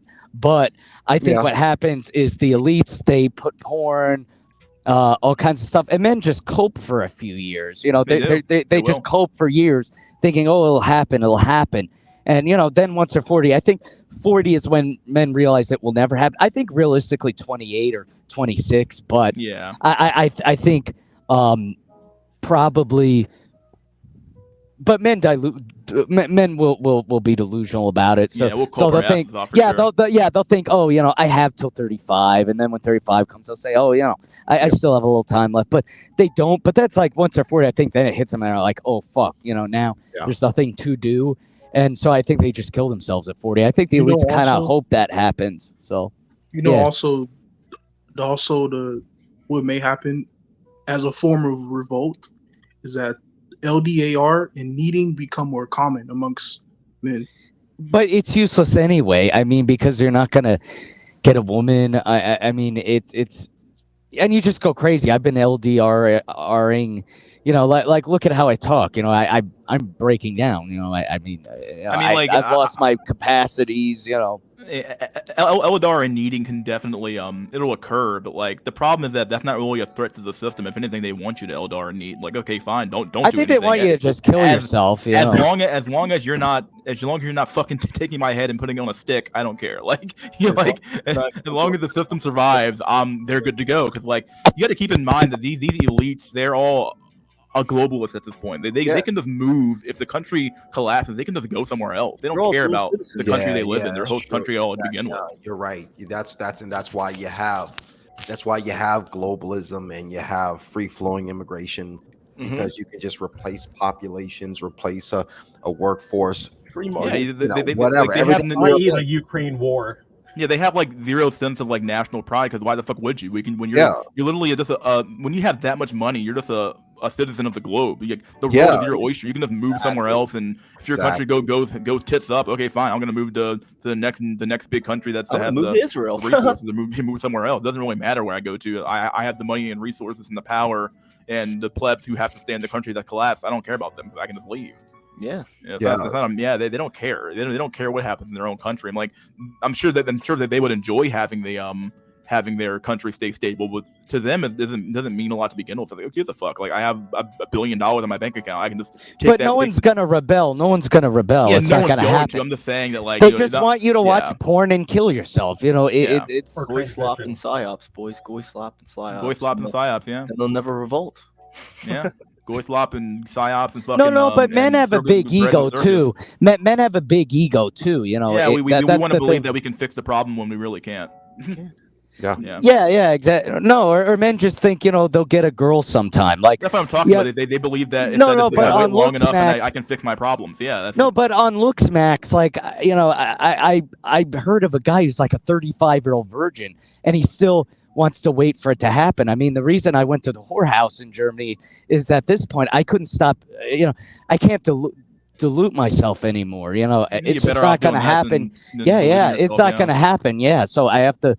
You know, it was fucking terrible. It was sketchy as fuck. I think that bitch robbed me too. I mean, I missed my $20, but you know, at least I got it done. But you know, a lot of men, surprisingly, I think maybe more men are virgin than we think. You know, I wouldn't be surprised Absolutely they are. if I they're, am. but I wouldn't be. But I wouldn't be surprised if they're 30-year-old virgins. You know, I mean, there's a guy. I know a few of them. Yeah, no, but there's a guy on my server who's a 50-year-old virgin. I mean, we even asked like, why doesn't he just pay for sex? But it's like he even admits, you know, he hopes something good will happen. He even admits, you know, it's delusional, but he says he hopes that something good will happen one day. You know, but it's like, man, you're 50. You know. From who? Like another 50-year-old woman? Like something good happens from who? I mean, I'm sorry. He even asks how he can get invited to college first. I have to give him this. He's very ballsy. He actually re-enrolled in college, and no. But he worked at a restaurant, and some of the women gave him rides and were nice to him. So he had some success. He didn't get laid, but he had women. I mean, the women don't look at him sexually. They look at him as like a nice father figure. But you know, I got fun of him, but it's kind of ballsy what he did. You know. I don't even think there are that many college parties out there nowadays. Like not how it was back in the 80s and the 90s and the early 2000s. Even 5 years ago, there were a lot of college parties. I just don't think it's happening anymore because of demographics. I think people are just sitting in their rooms watching Netflix. You also have to keep in mind that when it comes down to, like we were talking earlier about rebellion, right? And rebellion is a young person's game. It's not an old person's game at all. Mm-hmm. And like Zoomers, like some of them like dropped out of college because of COVID interrupting them and stuff. Like you're cutting off. I'm not sure. Yeah. It's a young person's game. So if you just flat out have less young people, you have less chance of rebellion to begin with. So like the demographics are completely fucked for a rebellion to even occur. In we would get crushed. We would get crushed. Like and besides, it's like rebellions are funded by other powerful groups. So with the American Revolution, it wasn't a bunch of rednecks defeated the British Navy.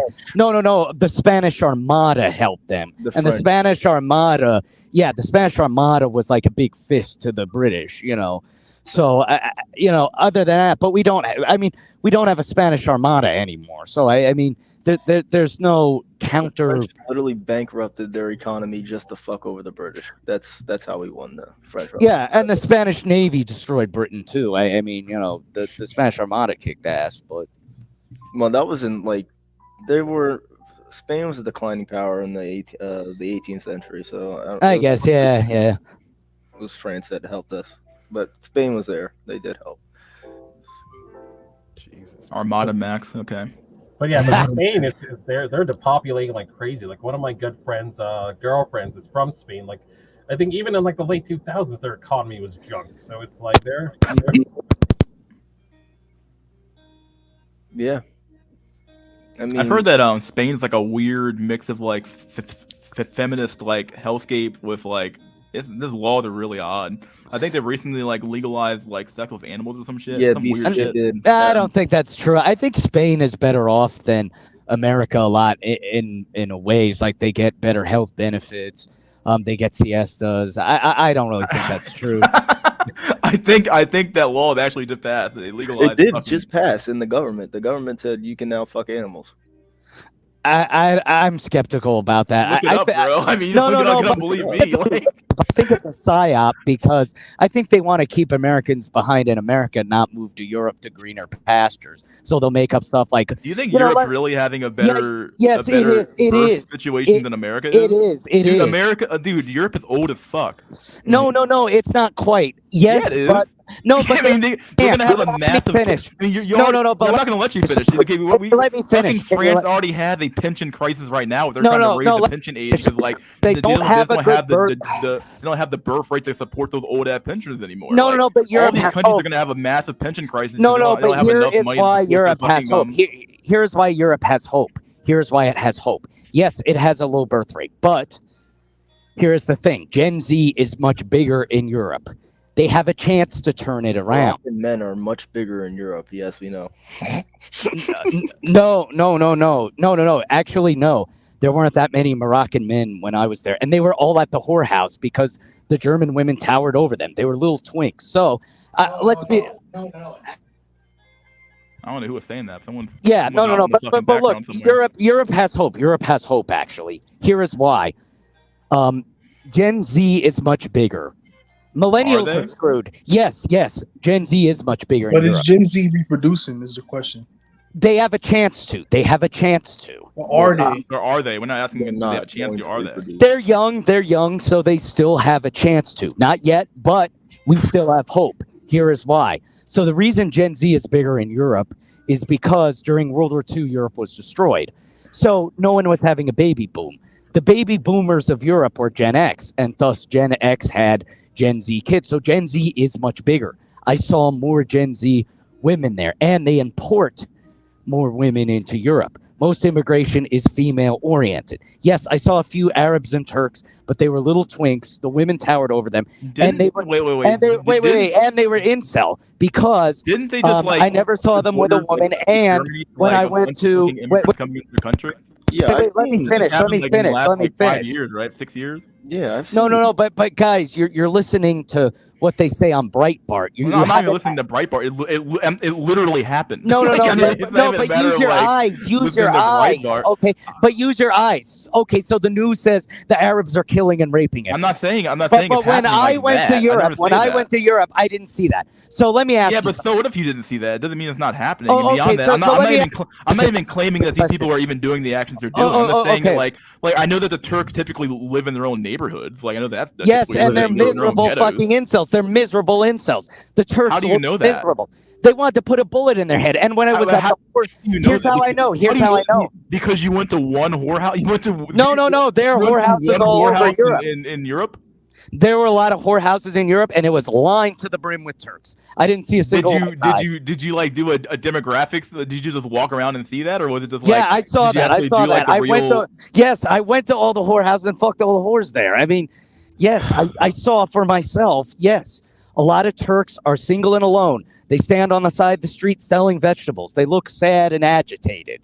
Okay, but then you see them just lined up at the whorehouse looking miserable. The white women in Germany tower over See, the look, Pyramid, this is like my main problem with you, that you take your own personal experience about stuff and then you extrapolate it out to an entire country and say, well, what I experienced in this country is what's actually happening here. It's like, but in we the don't USA, know that. Like, but in the USA, the Turks are doing well. The Turks are dating white women, but in Germany, the Turks are miserable.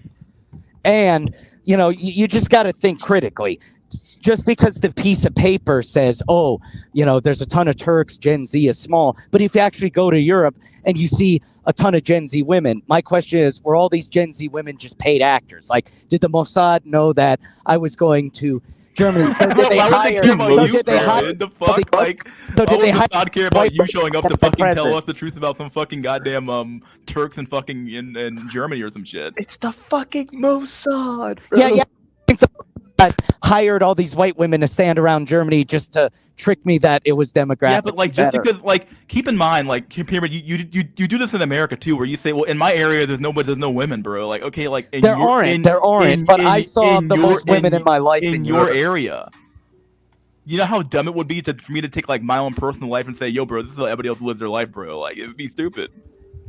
Yes, but I'm saying in the DC area, it's pretty bad, especially in the DC area. There's more women than men. Yeah, it's more little beast black women than men. So who wants that? Yes, there are more women, but it's all black single mamas. How do you know that? What? There's a lot of white women down in DC nowadays because the fucking job market's crazy here for women. Yeah, like, they're all career women. Like, but they're all career women, in my opinion. But one, they're not very attractive, and two, they're not native to. How DC. do you know that? I know girls. You just say you just say you didn't know any girls. What are you talking about? Like, I don't know, man. Like, I don't know. No. Just let me explain. A lot of the white girls. You gotta explain, bro. You're losing. That's what it comes down to. Okay. If you stop clowning me and let me explain. So a lot of the white girls in DC, they're not native. They're from like the Midwest, and they come to DC to do government contracts and shit like. Isn't that a good thing? Like, they're coming from another area, so they're filling in the area that you live in. Yes, you should be happy with that. They're in dating limbo. They're not interested in dating or sex. So it's bad. The only women native to DC are fat black women, and no one fucking wants black women. Not even You don't black think there's men any white want people them. white people in DC like at I'm the all? only white person I think in DC. It Are you feels serious, like bro? No fucking way, You're dude. wild, No, bro. no, You really. just have to I'm go to being the I'm being Capitol. facetious. I'm being I know, but facetious. still, but I mean, the come on, point man. is, but the point is, all the white people are old in DC. All the Are you young white sure? people. Yes, if you look at demographics, there are more old white people than young people. In The DC? average, Or in the DC area, rather. yeah, and in a lot of America, the average age of white people is 50. White people. Is 58. The average age of Well, black people is I guess if 27. you're going for like if you're going for white only, then I guess that would be a huge Yes, issue of for you, I course, suppose. we all want white only. Well, I wouldn't say we all, but yeah.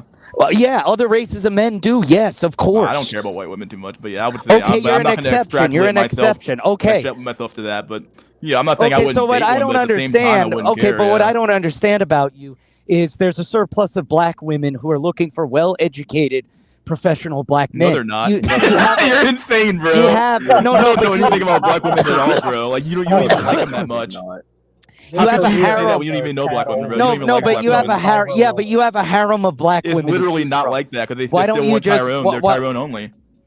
Pookie's Okay. and Ray Ray's only, bro. They want their Pookie and Ray Ray only, bro. Yeah, These Tyrone. women Yeah, still black expect you to be a thuggo and still. Okay, and some, so they just want, get they some. want a, Okay, so here's what you do. Here's what you do. PhD.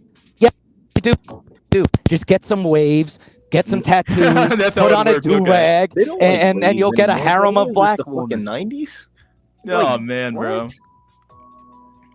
They don't care about professional black men, but black women are like literally the living contradiction. They simultaneously want two things at the same time, bro. Okay, They're literally so fucking insane. They're just, okay, they're just as insane as white sell women some are. drugs. Sell some drugs in GTA No. 5. I'm You know, Oh, and you'll man. get some black women. I'm not doing that shit. Yeah, That's I'm not good. me. Nah. I'm not going to jail for no The fucking. thing is about being a thug and having that Get type the of occasional mentality. white chick, whatever. It's Or basically even ingrained into black you. woman. You can't really fake it. If you try to fake it, they'll see right through it. They will. And I'm not trying to get shot. Yeah, so don't fake it. So push some rock. Sell it to some white girls on A video campus. game. No. In video game. No. Oh man. Well, all I gotta say is this, Pyramid. Like, you can't take personal experiences and extrapolate that out to the population in general. It's just not. Yes, How but it's not how we do no, data but this statistics. It's is not- factual. This is factual. So What? Yeah. the what about that? millennials in the United States, they had a chance to We turn did. down the birth rate, but they We didn't. fucked it up. Yeah. Yeah, you fucked it up. Okay, I fucked it up too. I'm a The elder technically. millennials did. I think the elder millennials economically, they're crushing it. All okay, my older sister was born in 78, so she's an Xer. My other sisters are 83, 85. They're crushing it economically. Like I think like I see this a lot. Like the elder millennials, they're crushing it career-wise. I think they could have had kids. I think they're the only millennials that'll really have kids. If they freeze their eggs, yada yada. But I mean, everyone born after the late 80s or to fucking 2000s, we're screwed. Yes, I'm screwed. We're doomed. But here's the thing with Europe. You have to here's the thing. I think there's a psyop going on. The birth rate no wait, let me explain. I agree. The Europe is terrible. The birth rate in Europe is terrible. But Gen Z in Europe has a chance. Okay? They are much bigger than in the United States because as I explained, in World War II, they didn't pick up their birth rate until 1970 because Europe was bombed out and war torn. Yeah. So the baby boomer generation of Europe is Gen X, and they had Gen Z kids. So the echo boom is Gen Z. So you still have a chance. And Gen Z is very young in Europe, but they have a chance to raise the birth rate and, But do you think they will? I think they will. Yes. Why do you think they will? Because when I was walking through Europe, you don't see this in the United States, but I saw hand holding, PDA, and that kind of behavior. Because I saw stuff. That's your. Okay, but who are you extrapolation from gonna that? believe? Fox News or your own lying eyes? I'm not gonna believe Okay. either one of those. I'm gonna look at like, okay, I'm gonna wait till like 10 years later and look at the pyramid and say what the fuck happened. Like, I'm gonna say where the fuck's the goddamn where the fuck's the baby at? I Like, have faith that Europe will recover because they have a big enough Gen Z, and I think Germany has a better economy. I had strong purchasing power. Germany's economy is America's bitch. Like, Yeah, I what are you know. talking We about? just blew up their fucking pipeline. What are you talking about? No, They dude. literally are bitches. No, dude. They have What are better you? blue- I mean, No, the entirety no, of no, Europe is really jobs, America's man. bitch, but at the end of the day, yeah, No. I mean, There's nuance to it. the only There's thing Germany really nuance to it. has is German engineering, and their equipment Yeah. crunch is pretty damn nice. No, but They have good trade jobs. Good. I have relatives in Germany. They have good trade jobs. Less unemployment. You don't see neets and incels in Germany, except the Turks. But good riddance. I'm glad they're incel. But I think I don't know. I mean, yes, the birth rate is bad in Europe, but I think they have a chance to recover. And I think what would actually recover the birth rate is if you know, like in Israel, there's the Return to Israel movement. If there's a Return to Europe movement, I think that would help. But I think the psyop here is a lot of news stations will overinflate how bad Europe is to keep people mentally trapped in the United States. I think if a lot of millennials just got up and left, where's the left overinflate? Europe. Like, I feel like a lot of Americans, especially on the left, they like idolize Europe. Where they say Europe's like the bee's knees of all time, and like they have socialized medicine, and they fucking love European style everything. Dude. No, but here's the thing. I think it's propaganda. I didn't see a single tranny or a single homosexual when I was. What's that got to do with people idolizing Germany? Well, for their you see medicine? more trannies and you see more homos in America. Wait. What's that got to do with anything I just said? Didn't they just have a gay pride parade in fucking Kiev? I'm being dead serious. What's that got to do with anything I just said? I just said that socialists, especially in America, especially the left, they idolize European culture and European medical because system it's healthier in Europe. Yeah, like they idolize that system. So, like, and it's not necessarily socialist. So you pay for your own health care, but it's done in a different way. The tax dollar certainly help a lot, right? Yes, okay, but I'm willing to pay more taxes towards healthcare. I mean, in places like Canada, you basically like work for the government like 8 months out of the year to pay for your socialized medicine. So I don't know if it's worth it that much, but sure, it's you pay more taxes, but it's like your taxes go to keeping your citizens strong. So I mean, you pay taxes for bridges, you pay taxes for everything. I would rather pay taxes for my health care than pay taxes to trannies and fat Honduran women to have illegal immigrant kids. Pyramid. One of the reasons I'm going to disagree with you about the increase of the next generation is simply because it'll take an effort from the entirety of Europe to increase the birth rate enough. It's not gonna happen if not at least 90% of Europe are reproducing. If only a few countries are doing it, they're gonna have to carry, and they don't have enough people in their population to reproduce anyway. I think they will. I think they will, because the Ukraine war sent a lot of young people, and especially young women, into Europe. And guess what? Men are going to be dating these Ukrainian women, having children with them. So I think Europe got a big influx of young people. I think they have a chance. We don't know if they're going to blow their chance, but right now they have an opportunity to raise their birth rate. Who knows in 10 years? I mean, I would say Europe is 5 to 10 years. I would say Europe's like 5 years behind the United States, but they still have hope. Okay, but definitely a late millennial Gen Z in Europe, in the United States, is doomed. Okay, it's over. It's like we have no chance to raise the birth rate. Bro, we have immigration in America. We have immigration in America. Yes, but it's all male Hispanic immigrants. It's male Hispanic immigrants. Hold up. I got a population pyramid right here, buddy. What do you mean Germany had the chance, bro? What the fuck is this shit? I know. I'm sorry, bro. I had to bring it up. They don't have a fucking chance. Well, I what told on God's you. green earth is fucking this? This is Germany, bro. This ain't a big generation.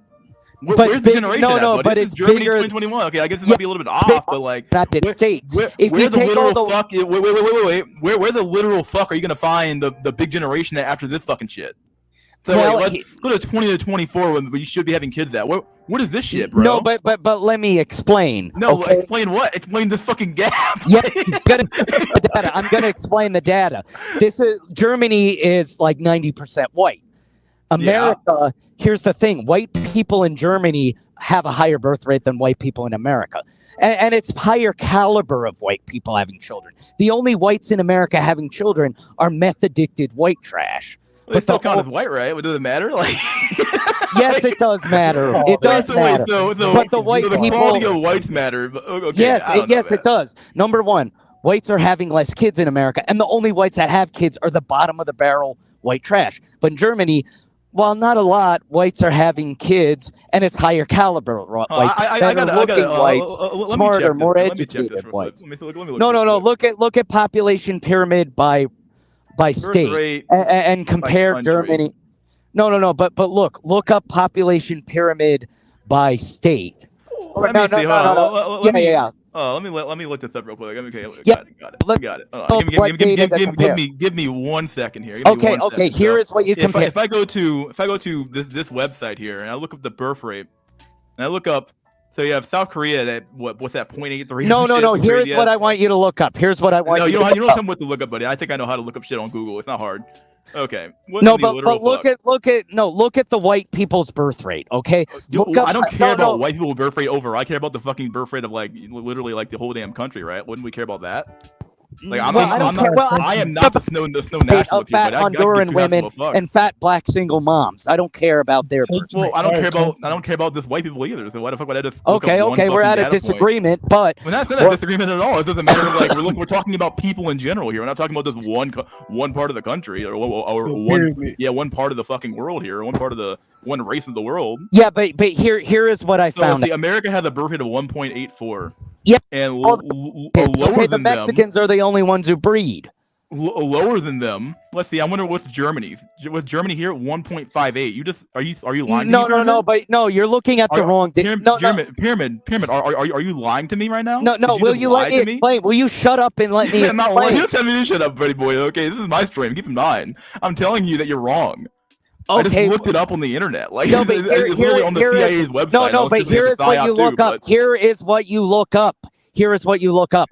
Look up population pyramid by state. And then when you're on the webpage, select by race. Hit white, non-Hispanic. And then compare the amount of white people? Yeah. Just white people. Yeah, just white people in Germany and the United States. Germany has more white people than the United States. 18 to 25. That is what you look up. Okay. Let me see. Hold on. Let me do this real quick. Germany white birth rate. No. Germany's like 90% white, so you don't really have to look up the white birth rate more or less. But what you do Germany is white population. Let's look at that. Let's look at that real quick. Okay, but here's the website Let's want see. you to Germany's look at. population. I can look this up real quick. Hold on, give me a sec. Let me see. Give me this proper data right here. Let's see. What's that? 84 million. Let me see. What's the actual? There's no migrants here though. There's no 1.06 migrants per 1,000 people. 3.46. Okay. Fertility rate male to female 71. And then go to this website. Go in Google and type population pyramid by state, and then it has census data from 2017. You click on each state, and then you can narrow it by race, and then if it's white non-Hispanic, you will see that Germany has more white people, 18 to 25. Okay, but why does that matter? Than a state, because it shows more white people and higher quality are breeding. But like this is just basically a snow nationalist movement. Like I don't care about that.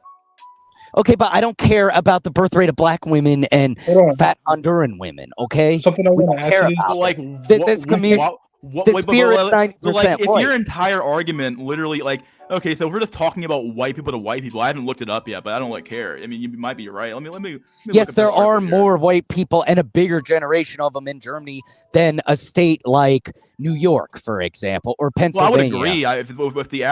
If the average age of a white person in America is like 58 years old or some shit, then yeah, I mean, I would assume that like they have a higher birth rate in Germany of white people, which makes sense. Yes, that's what I'm saying, and so that's why I think Gen Z has a chance. Why it would matter why there's more white people in Germany versus America because I think Germany has a chance because Germany has a chance of what compared to America. America of what?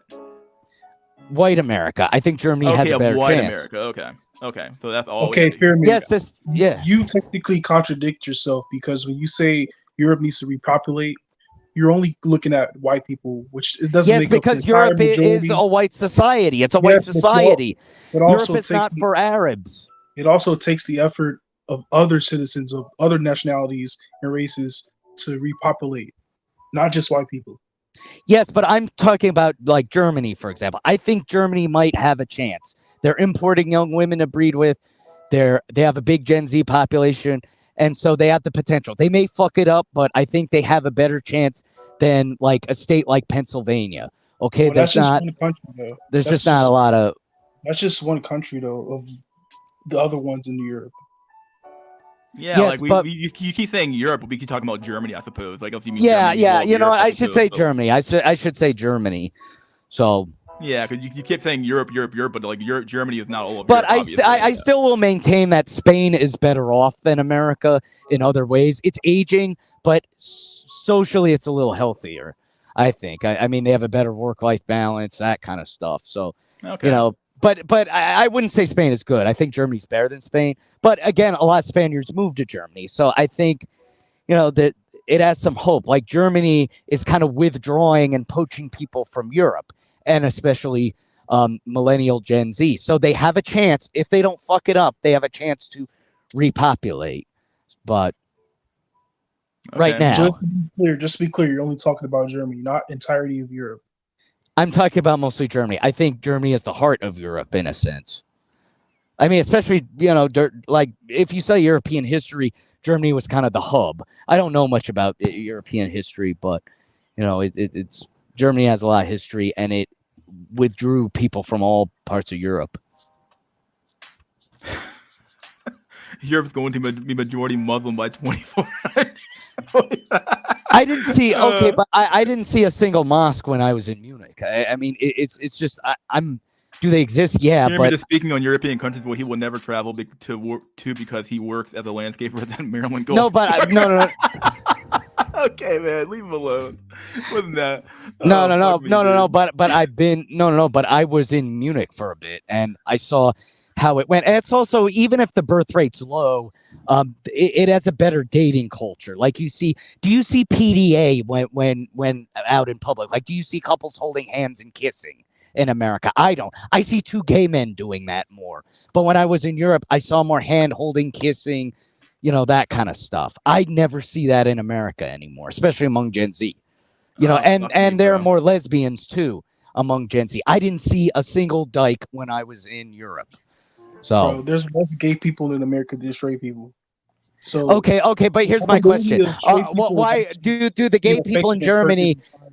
Okay, but my question is, do the gay people at Germany hide and come out at night? Okay, how come I didn't see people? How come I didn't see gay men holding hands and kissing each other? I see that in America. Of the population, right? Like, no, but among Gen Z, they're much bigger. Okay, you don't have 90-year-old grannies. You don't see 90-year-old grannies lesing out and scissoring each other in the nursing homes.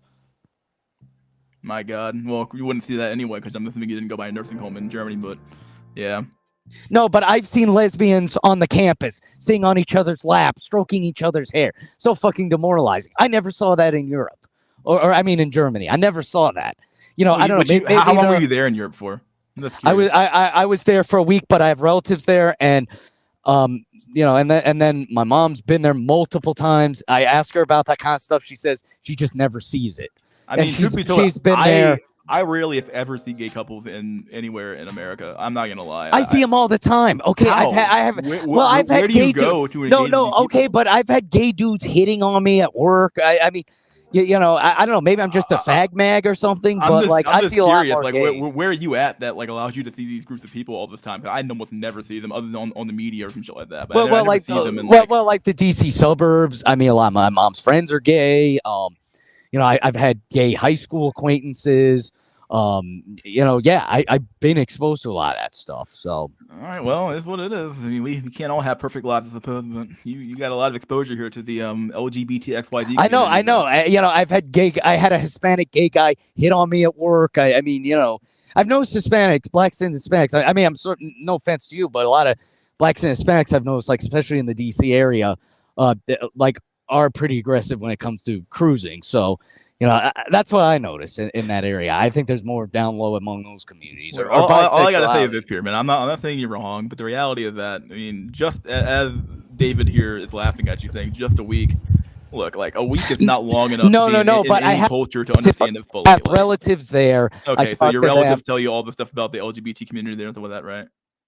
They're just not seeing it, and then see it. Okay. And then my mom goes there multiple times throughout the year, so she just doesn't see it. So I mean, I don't know. Maybe they're just making it up, but I'm skeptical, and I've seen it myself. I don't see any of the gay stuff. I mean, I see rainbow flags, but I don't see I see him in DC all displays the of time. it. Yeah, that's pretty common. Yeah, but I don't see displays of it. I've seen open gay behavior in the DC area, but I just didn't see it in Europe. I saw couples holding hands. I saw men and women kissing. You know, it's just healthier all around. I think. I mean, I think the gender relations are better. There's less adversity among the sexes. So even if the birth rate's low, I think the reason it has a chance is you have people with a more positive outlook, that kind of stuff. Do So they? I don't know. Like things like I don't know. Like Germany, the economy's been pretty in tatters, kind of like right not tatters, but you know it's not doing as well as it could be. But no, yeah, who but knows? I have maybe with the relatives. baby boom, No, they'll no, have a better economy. Who knows? No. But I have relatives in Germany. They've gotten good jobs. They have better careers than me.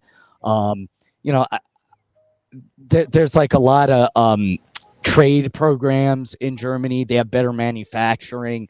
You know, so I'm not saying it's good, but I'm saying overall it's better than the average American. You know, and also the problem is like GDP and all that stuff in America and the higher standard of living, it counts the elites, but the average American is not living well. But the average German, like the average poor person in Germany, lives better than the average poor person in America. So I got a cash app from Truth Pill. It says, "Thanks for having me on." This is Truth Pill. Thanks, Truth Pill. Thanks for the shekels, my dude. All right, well, Pyramid, I think I've had enough of you. So you have any last words for the chat, my dude? I mean, I don't really. I mean, there's just no hope. I mean, we're fucking doomed. That's all there is to say. All right, man. Thanks for coming on, my dude. Oh shit. All right, Chaos are the last words. I'm not ending the stream yet, buddy boy. I'm still gonna do. I have like 2 things I want to read or show, and then I'm gonna keep I have 1 thing I want to read, and then 1 thing I want to show. So we're gonna keep going for like about 20 more minutes, and I'm gonna leave. Chaos All right, are I'm just gonna any chill last in the words, chat. my dude?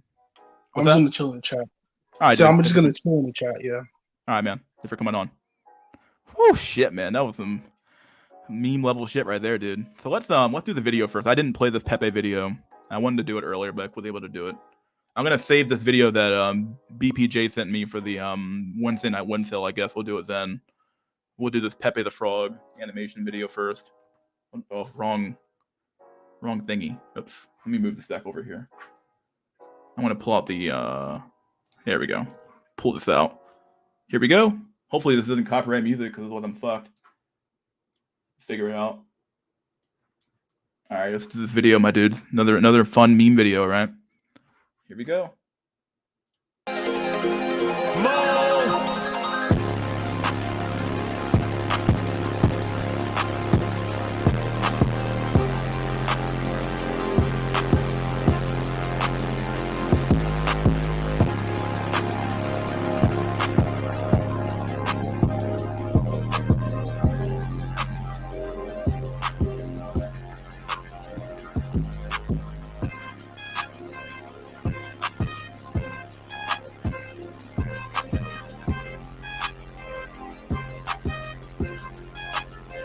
Wait, why are they cutting open a frog when they are frogs? What the fuck, dude? Oh my god. This literal... Oh, he's crying about it, my god.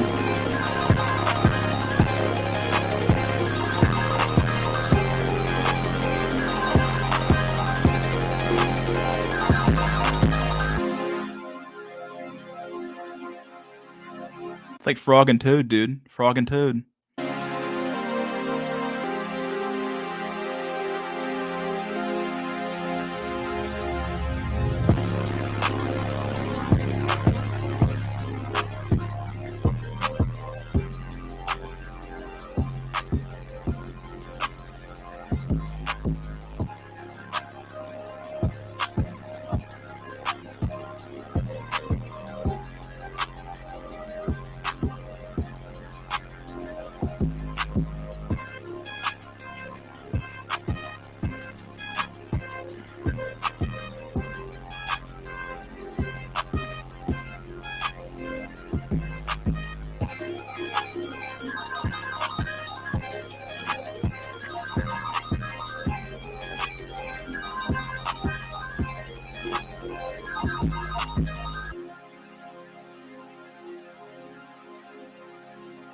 Aw, shit.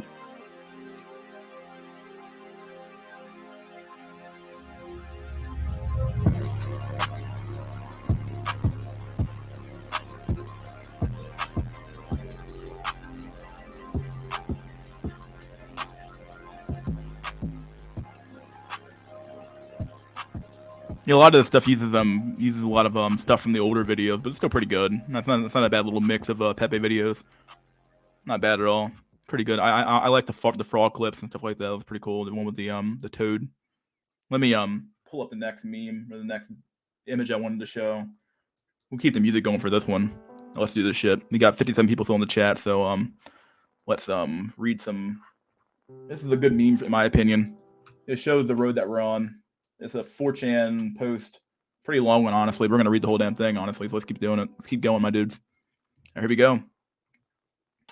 You probably can't read some of this, but it's okay. You don't have to read all of it anyway, so it's fine. I'll read it. I'll read it all for you. The precariat and the last exit before fascism. What causes a revolution? Why does violence start? To find the answer, study one group: dissatisfied, angry young men. 100% of every revolution in human history has been started by this cohort. If you want to know how likely you are to have a revolution, ignore everything else and study the angry young men in your society. Why are they angry? How many of them are there? Do they communicate regularly? Do they have weapons? Are there political movements in that address their grievances and diffuse their anger, or are they mocked and shamed? Do they have a stake in society, and do they have incentives to maintain stability and keep things as they are? These are the questions you have to ask to know if landlords are about to get dragged out of their houses and shot. These are the questions you have to ask if you want to know if celebrities, academics, journalists, and politicians are about to be beaten, raped, stripped naked, and paraded through the streets. These are the questions you have to ask if you want to know when small hats are going to be genocided next. It's happened hundreds of times, dozens in the 20th century alone, and it's about to happen again here in the USA. Maybe not. Who knows? Maybe this guy's coping a little bit here, but who knows? We are coming up on the final chance for political solution in the USA's problems before we enter a full-blown violent revolution. We had multiple missed exits to political solutions to violence, which I will describe below. Missed exit number 1: the 99% in Occupy Wall Street. Pluto is live streaming. Okay, that's cool, dude. The first missed exit was in 2008, 2010. 2010, yeah, in the form of Occupy Wall Street. Young millennials protested the banking system and their exclusion from the normal avenues of building wealth and buying property. The Occupy Wall Street protesters didn't want handouts. They weren't calling for UBI or more welfare. They didn't want Latin America gives me that, Veno socialism. They simply wanted wages commensurate to the value of their labor and a chance to buy and own a share of America, a slice of American land and stake in American businesses. Millennials were the first American generation in living memory to have no hope whatsoever to own land and build wealth, and they knew it. And they protested. They wanted a dignity. Instead, the banks got bailed out, and one of the largest wealth transfers from the middle class to the hyper wealthy took place. Occupy Wall Street was not identitarian. At least it didn't start off that way. Then it became more fucking that way. It cuts across lines of race, gender, etc., and it dissolves along these lines. As identity politics emerged to dismantle the movement, progressive stacks, social justice, restorative justice, and white guilt were introduced. The 99% died immediately after, and the actual class politics have never come back to mainstream discourse. Missed exit number 2, Me Too, number one of 2. The next large left-wing movement was Me Too, born from Gamergate. Angry, dissatisfied young men of the millennial and Zoomer generation, sick of being perpetually demonized as the villains of identity politics in their heretofore male spaces of gaming, as well as mainstream culture, and for Zoomers in classrooms and colleges started voicing their anger. #MeToo was the elite response, a broadside of thinly veiled managerial supremacism under the guise of feminism. #MeToo was exclusively bourgeois, exclusively moneyed, and incredibly politically influential. From 2015 to 2018, MeToo accelerated the reconfiguration of American pop politics, journalism, media, culture, and the Overton window of mainstream discourse. Identity politics was no longer just an obscure instrument to destroy class solidarity and Occupy Wall Street. It was now the official civil religion of the USA, a replacement of Christianity. No aspect of #MeToo addressed any kind of material inequality, wealth inequality, property ownership, land ownership, or traditional popular concerns. Around this time, the word populist became a pejorative, a perfect summation of the total capture of left-wing politics, of wealthy, white-collar, sanctimonious, and overwhelmingly female managers. Myth exit number 2. Me Too, part 2 of 2. So, hashtag Me Too was exclusively concerned with superstructural minutiae, tone policing, editorial decisions of fantasy novels, microaggressions, and policing the gray zones of human sexuality. Perhaps because of the astonishing vacuity and pettiness, it didn't last long. Left-wing politics soon pivoted to hashtag BLM. Proof that hashtag MeToo is entirely dead can be found everywhere. The Karen meme is clearly a sexist disparagement of women and is totally acceptable. A totally acceptable dinner table conversation. Bill Cosby raped some 50 women, confessed, and walked a free man. I don't think that's who knows. There were no protests and there were no vociferous objections. The feminists were silent, partly because they had nothing to say about the material world. Biden probably sexually harassed a woman or two. Nobody cared. Hashtag MeToo was more successful in reducing the breast size of Japanese video game characters than it was in creating any tangible improvement to the lives of Americans, male or female. And now hashtag MeToo, like Occupy Wall Street before it, is dead. Missed exit number 3. Hashtag BLM, 1 of 2. BLM is the largest social movement in post-war American history and the largest charity drive in American history. Damn. Although nobody is quite sure where the billions of dollars of donations have gone, but we know where they went now. And interracial trust is at a historic low since the civil rights era. The hashtag MeToo approximated a civil religion. BLM codified its doctrines in critical race theory, complete with foreign missions, European football players kneeling to the new American God, prophets, Robin DiAngelo, Ibram Kendi, etc., martyrs, Saint Floyd, or George Floyd rather, whose image is painted on the walls of every American city, caste, blacks at top, whites and Asians at the bottom, and motivated political party, the Biden administration. BLM's sister doctrine, diversity, equity, and inclusion, is the tithe that every organization, public and private, pays into the new religion. So that's a really good point, honestly. Pretty good. As the hashtag MeToo before, BLM is normally leftist. Nominally leftist, as was with hashtag MeToo, it's overwhelmingly bourgeois, openly disdainful of productive classes such as manual laborers, farmers, etc., who would openly mocks and despises cultural workers rather, teachers and government or corporate bureaucrats are the heroes of BLM. Farmers, oil field workers, and bricklayers are its deadly enemies. Mixed exit exit 3, BLM part 2 of 2. BLM has no plan whatsoever for fixing the wealth gap, and land ownership or public stakes in businesses is primary concern with openly empirical and educational policies which dramatically fail every time they're implemented. Conveniently, BLM is also strictly opposed to objective measurements and accountability, a sensible orientation that can't even read that word on the fucking screen. Hold on. That may allow it to endure for a year or two more than it would otherwise. Critical race theory is fundamentally a faith-based doctrine. Facts don't matter, only spiritual virtue, admission of guilt, and celebrations of the world. Unsurprisingly, the old atheist intelligentsia that castrated Christianity for young millennials, Richard Dawkins, Sam Harris et al., absolutely low CRT. Presumably, once people start realizing that defunding the police massively increases rape and murder rates, and that abolishing standardized testing doesn't improve Black illiteracy, there will be a backlash. From the public perspective, the best aspect of BLM is a typical Latin American style socialism based on demanding a vastly expanded government bureaucracy to give welfare and handouts to an elect class of professional elites. Even in this regard, it appears to have particularly failed. Blacks are no better than often before hashtag BLM, likely due to extremely corrupt grifters in charge of the treasury of the organization. That's very true. BLM has, however, successfully increased the proportion of white-collar managers and non-productive workers in every institution, and in this regard, it is a resounding triumph for the managerial elite. Back in 2000, boomers used to joke, "You'll never get a job with your degree in comparative African American lesbian basket weaving." The average diversity, equity, and inclusion officer earns $122,000 a year. This is, oh my fucking god, around 4 times more than the average blue collar productive worker earns. Is that joke funny now? Are you laughing? Sex in stable societies, one of two. Stable societies have to find a way to pacify young men. For the aforementioned reason, the young men are the only known cause of violent revolutions. If you piss off enough young men, your civilization doesn't survive. Throughout history, countries have found different ways of doing this.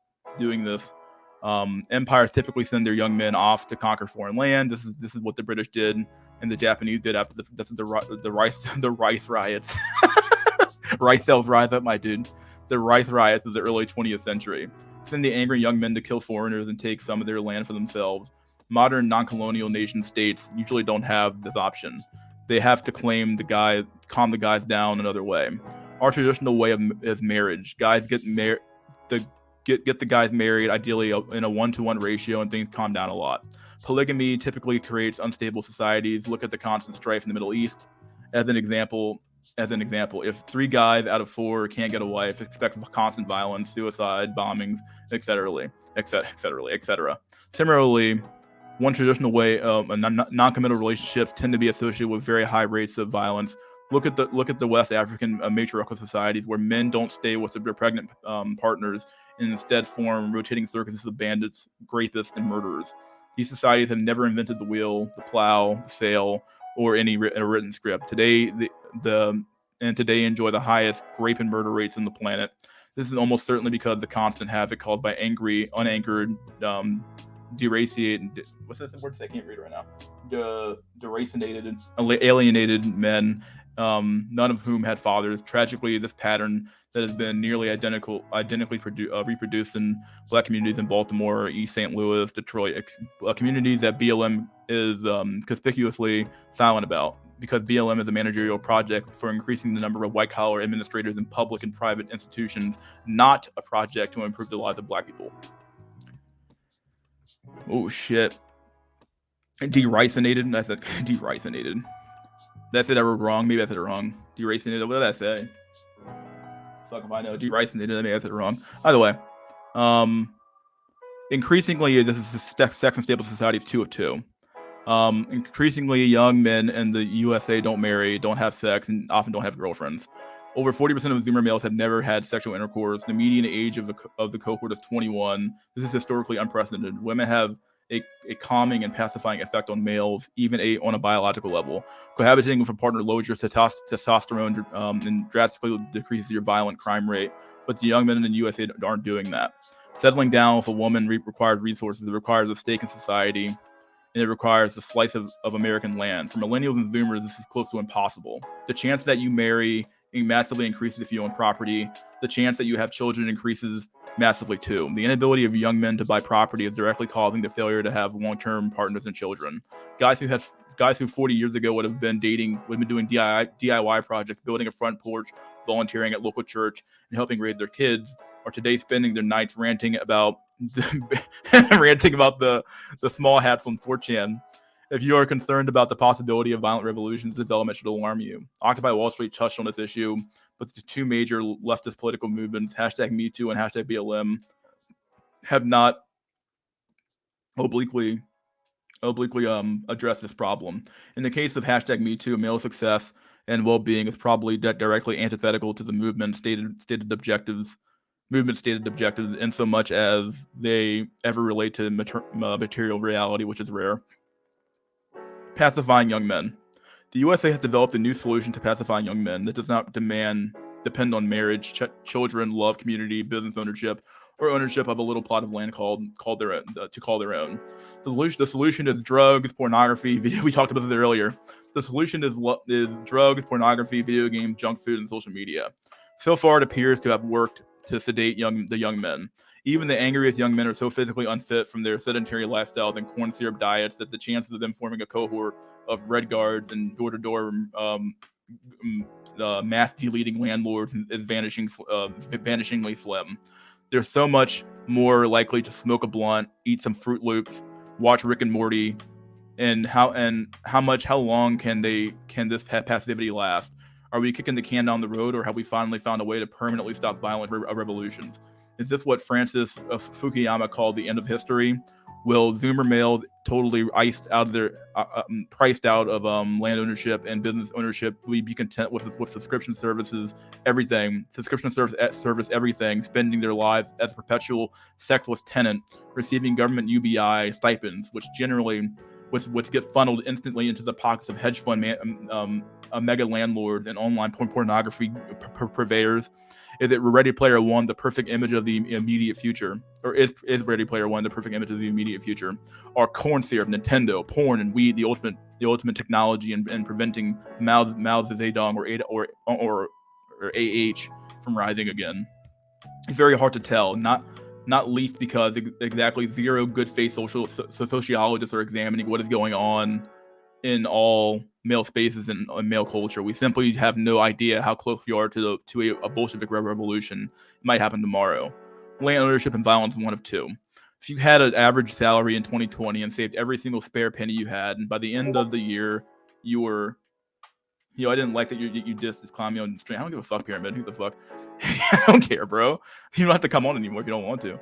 If you had an average salary in 2020 and saved every single spare penny you had, by the end of the year, you were further from purchasing the average residential home than you were at the start of the year. You've played by the rules and scrimped and saved. You were further from the American dream. This is obscene. This should be the top. This should be the top and possibly the only news story in our country. It's the largest problem we face as a civilization. Failure to solve this problem will lead to mass deletion, grape, and the total destruction of our civilization. Instead, the news gives us stories about how it's racist that Naomi Osaka, worth $60 million, is forced to give interviews and candid discussions about how much racism is faced by the British royal family, worth who knows how many billions of dollars, and Oprah net worth $2.7 billion. Land ownership, violence, 2 of 2. Here's an excerpt from the online forum popular of Zoomer males. I'm going to own a house by the time I'm 40. If I can afford it, I'll fucking take it. I'll delete someone and take their fucking house. I'm an American. I'm going to own a piece of America. My ancestors killed and took land. If I can't buy it legally, I'll do the fucking same. Fuck BlackRock Capital. Fuck the government. Fuck my I can't say that word. The thing we call the LGBT community, the bad word, the small hat landlord and his bitch of a wife. I'm not a rent cuck. How many young men feel this way? Do they speak to each other? How many more politically peaceful chances do we have to avoid them enacting this fantasy? Do wealthy Americans of the managerial class understand that there are increasingly angry, deracinated, alienated young men and with absolutely no incentive to maintain society as it is? The CIA, FBI, NSA have identified angry young men as the #1 terrorist threat in the USA. You should listen. Unfortunately, the proposed solutions are inevitably of the managerial type. We need more censors, more anti-bias training, more government spying, more anti-racist educators. Yeah, this is true. This is true shit, bro. This is true shit. This is what they've always been doing. More of this, more of that, more government red tape and bureaucracy and shit like that. It's always the same shit when it comes to these guys. Because of course they want more of their type in the system, right?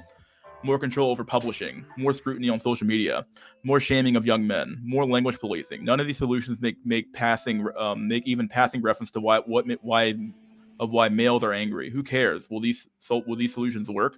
Yeah, they don't care.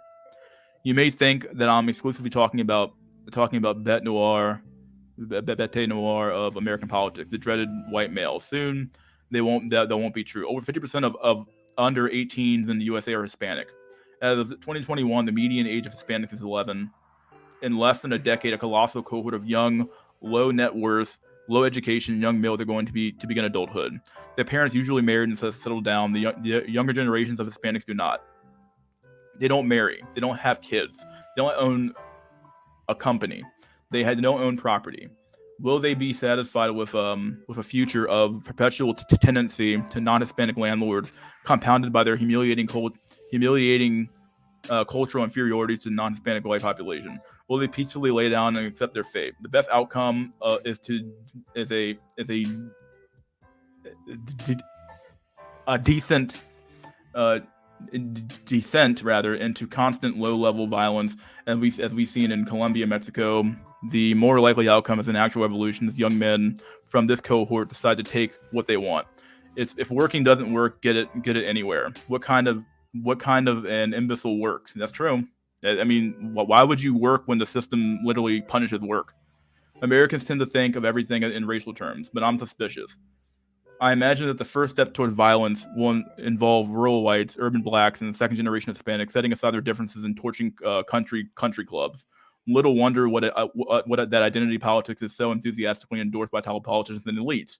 They're absolutely right. At this point in its history, actual cross-racial solidarity will almost certainly lead to violent revolution. If white young men and black young men realize that there are enemies or landlords, hedge fund managers, and their politicians to protect them, well, if that happens, I hope that you've stocked up on enough ammunition, and you don't have too many frail dependents. I encourage you to glance at the Chinese anti-rightist campaign, the Chinese land reform movement, and Soviet decolonization. Check out Pol Pot's Year Zero, when young men get angry, get together, and put on armbands. Truly remarkable changes start to happen in society. If #MeToo is a concern, please understand that mass rape is a mandatory component of revolution, and with no exceptions. If #BLM is your concern, please understand that racial genocides are a component of revolution, with a few exceptions. I would encourage intellectual and managerial elites to stop trying to find innovative ways to can't even read that word on the fucking screen. What the fuck to say? Remunerated for non-productive labor. Stop focusing on virtue and culture, and instead start worrying about material reality. Worry about property ownership, about who owns the country, and what is going to happen if we don't spread the wealth a little more equitably. UBI and fractional increases of peanut wages won't do the trick. I'm talking about land ownership. You should also worry about what exactly Zoomer males are thinking and feeling. Conclusions and recommendations 2 of 3. I'm not a cynic or an empty critic. I have suggestions if violence is to be avoided. I believe the politicians must address the following: facilitate residential property ownership in the U.S. by U.S. citizens. Every American should be able to own a piece of America. Inhibit mega landlords and absentee landlords. They are the direct proximate cause of nearly every revolution in human history. Holy shit. Inhibit hedge fund managers and banks from speculating in residential property. Inhibit foreigners from purchasing U.S. land. Ideally forbid it entirely. It's true. Yeah, this really should happen. Engage in good faith conversation about immigration that are not centered on racism. Increasing the supply of labor decreases wages. Increasing the supply of tenants increases the rents and housing prices.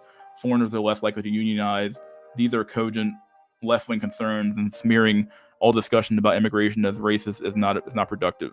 Discussing identity politics, poor blacks and poor whites have more in common than poor whites and with rich whites. Ditto women and men. Class politics has to be endorsed again.